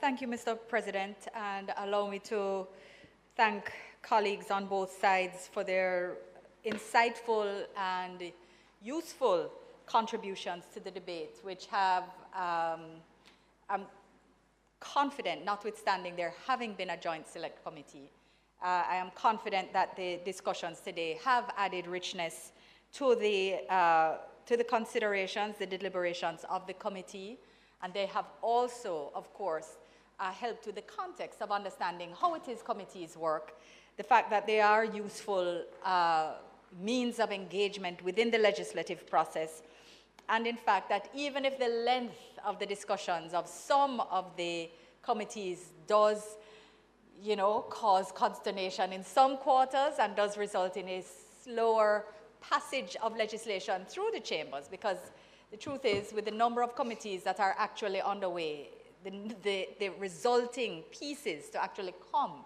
are reduced, and that has been, I think, a significant impact for me when I look at the legislative agenda, and a source of some frustration in that regard, but really minor when compared to the actual result of what comes out. As Senator Morris has said, in reducing some of the tensions at the point of debate, and also ensuring that improved results are derived by having both sides exchange in deep deliberative exchange and robust and frank debate. Because it does require vigor if you're going to get the results. Anybody can sit in a committee, but if you are not doing the work to prepare and doing the work to actually confront and meet arguments on both sides, whether you're in government or opposition, then you really do get a less than optimal result. So the bill that we have today, the Rolls-Royce bill, as it has now been dubbed, and I don't know if Senator Sinclair only raised that term after Senator Allen had left, because you both come from a place which has also been known as, I'm not going to say it because I'm from town, and I don't want any imputations. The president is trying to figure out what you can share with him after. But it really is the work of a lot of technical work, and I want to thank Ms. Wilkins and Ms. Grant from LRD and CPC, and the broader teams that they would have worked with as well, because it really has been extremely technical work coming from looking at what the difficulties were experienced when there were efforts before in 2010 to amend the bail framework. And, you know, were we locked into something where there really was no flexibility, that we would remain at the mercy of intimidatory, extortionate, and murderous criminals? Or was there a way, in fact, to find flexibility within the constitutional framework to balance the rights and freedoms, as Senator Scott Motley referred to? So we do feel confident that the transparency that is being brought by this bill does do very well in respect of the duty of the state to ensure wide security, the wider security of society, the right to life of the wider security, as well as, of course, the right to freedom and dignity as may be held by persons who are accused of criminality. So I noted on my timeline a while ago that, you know, my team had posted to say I'm now piloting this bill. And the first comment underneath was, I hope that this is going to stop the courts from letting out these murderers who have committed offenses before on the streets. And I said, well, it is hoped so. Because really, that is one of the things that society wants, that the people of Jamaica want. They want to feel that the system works for them. And it's only a justice system that works on both sides, that is human rights and defense, that you won't have vigilante justice, that you won't have some of these mystery killings that people don't know. You just hear somebody turns up dead, and then when you're here in the community, it is somebody did something to somebody's child or somebody's wife, and somebody took justice into their own hands, but nobody's going to talk about it. And that is where people don't feel like the system is working for them. So it's important for us to have a stronger system that works, that protects communities, that protects witnesses, that has people feel comfortable to come forward and say what they know, because the criminal against whom they will give evidence is not out on bail to cause confusion in the community. This is basic. This is not a difficult concept to understand. This is one of the main aims of this bill, and it is one of the things that the people of Jamaica demand of a justice system that works. I think the point that has been highlighted earlier as well, both by Senators Sinclair and Fitz-Henley, about the clarity of the requirement to bring people before the court, people who have been accused and detained, to bring them before the court in a set period of time, and to have a list that comes forward to require judges to look on a weekly basis on the persons that have not been able to take up bail, so that they don't get lost in the system. This is an administration that cares, that does not want people to be lost in the system. And it means that now the administrative work will be necessary, the discipline will be necessary to create the new systems by the people who will have to create the list. They will have to know who is in there. And that's why it's a disincentive to have more people than you can manage in there as well. So it's one of these sort of virtuous circles of responsibility that should help.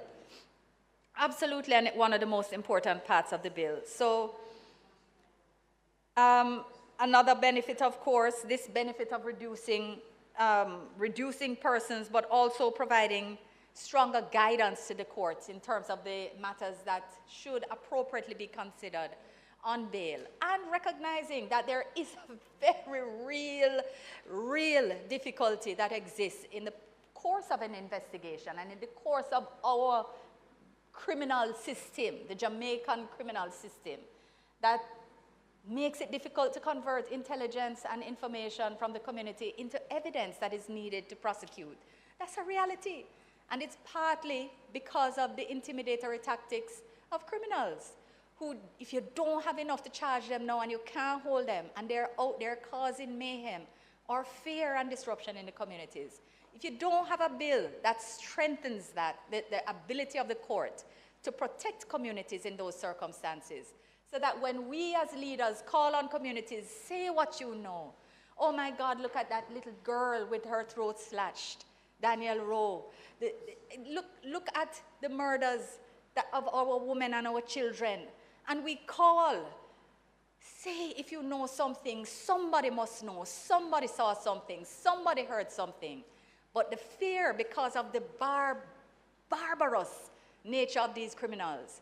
So if there is a way to keep those criminals, and Senator Sinclair was quite clear, Part 1 of the schedule sets out the serious crimes. These are not, you know, misdemeanors. The misdemeanors, there's actually no protection for people who are locked up for minor crimes. That if they are not charged within 48 hours, and it doesn't seem like any evidence is coming forth, then they must be released unconditionally. That's for minor things.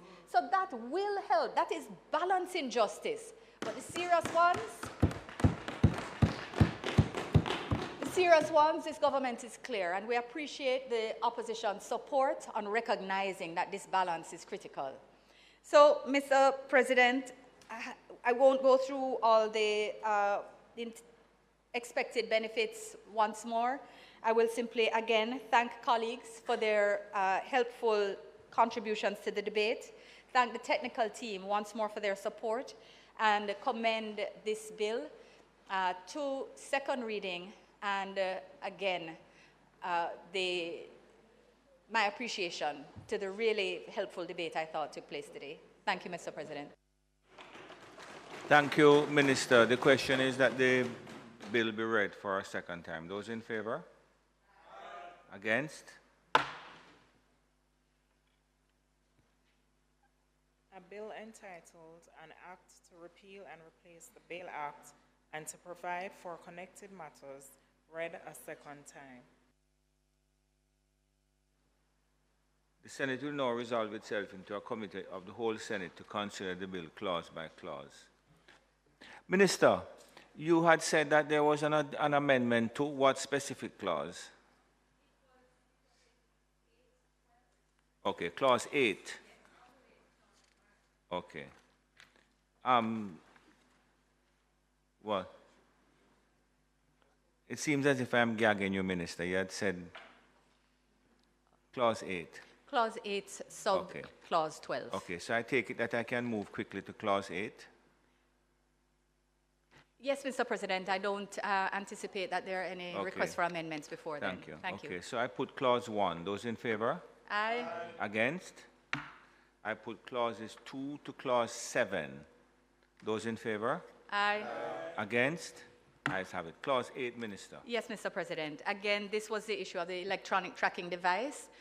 The provision, the clause, only provides for the offense being in the event of removal or causing the removal of the electronic tracking device. But we know these are signal-based, and the technology and the innovativeness of the criminal network is something that shouldn't be anticipated. My understanding from the team is that the issue of destruction or impairment was discussed in the Joint Select Committee, but somehow it didn't make it in, and therefore it's consistent with the policy to recommend that the subsection as it stands is deleted, and I have a proposed language here. The number? 812. 12. 812. So we would ask that sub 12 be deleted and the following be substituted. A defendant who, without lawful excuse... If you take your time, the clerk is going to write I will give the clerk. Pardon? I will give the clerk. Yes. Although it's an insertion because they restructured it.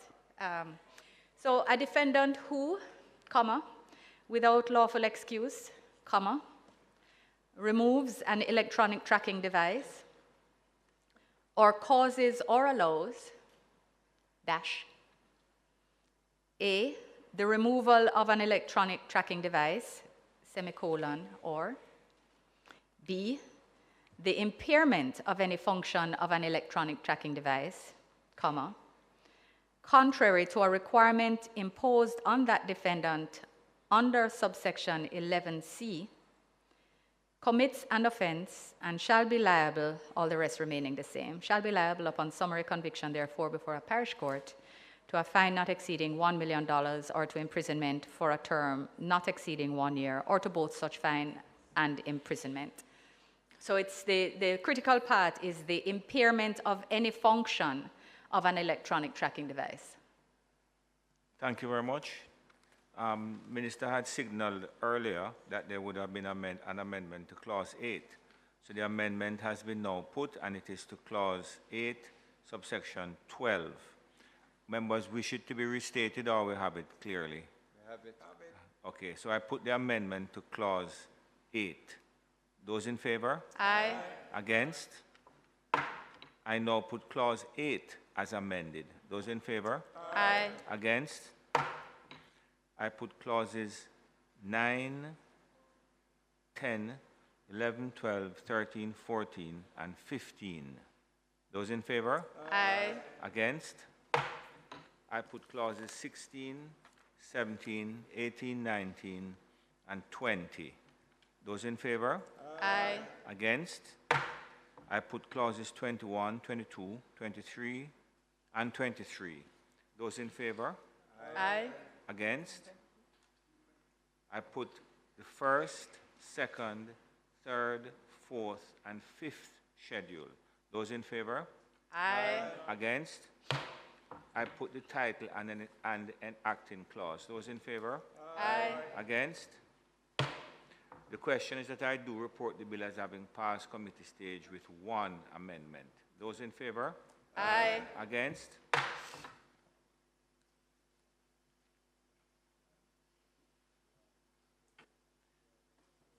I do report the bill as having passed committee stage with one amendment.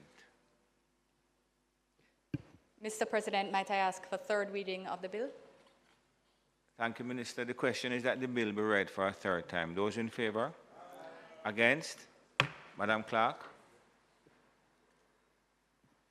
A bill entitled An Act to Repeal and Replace the Bail Act and to Provide for Connected Matters, read a third time and passed.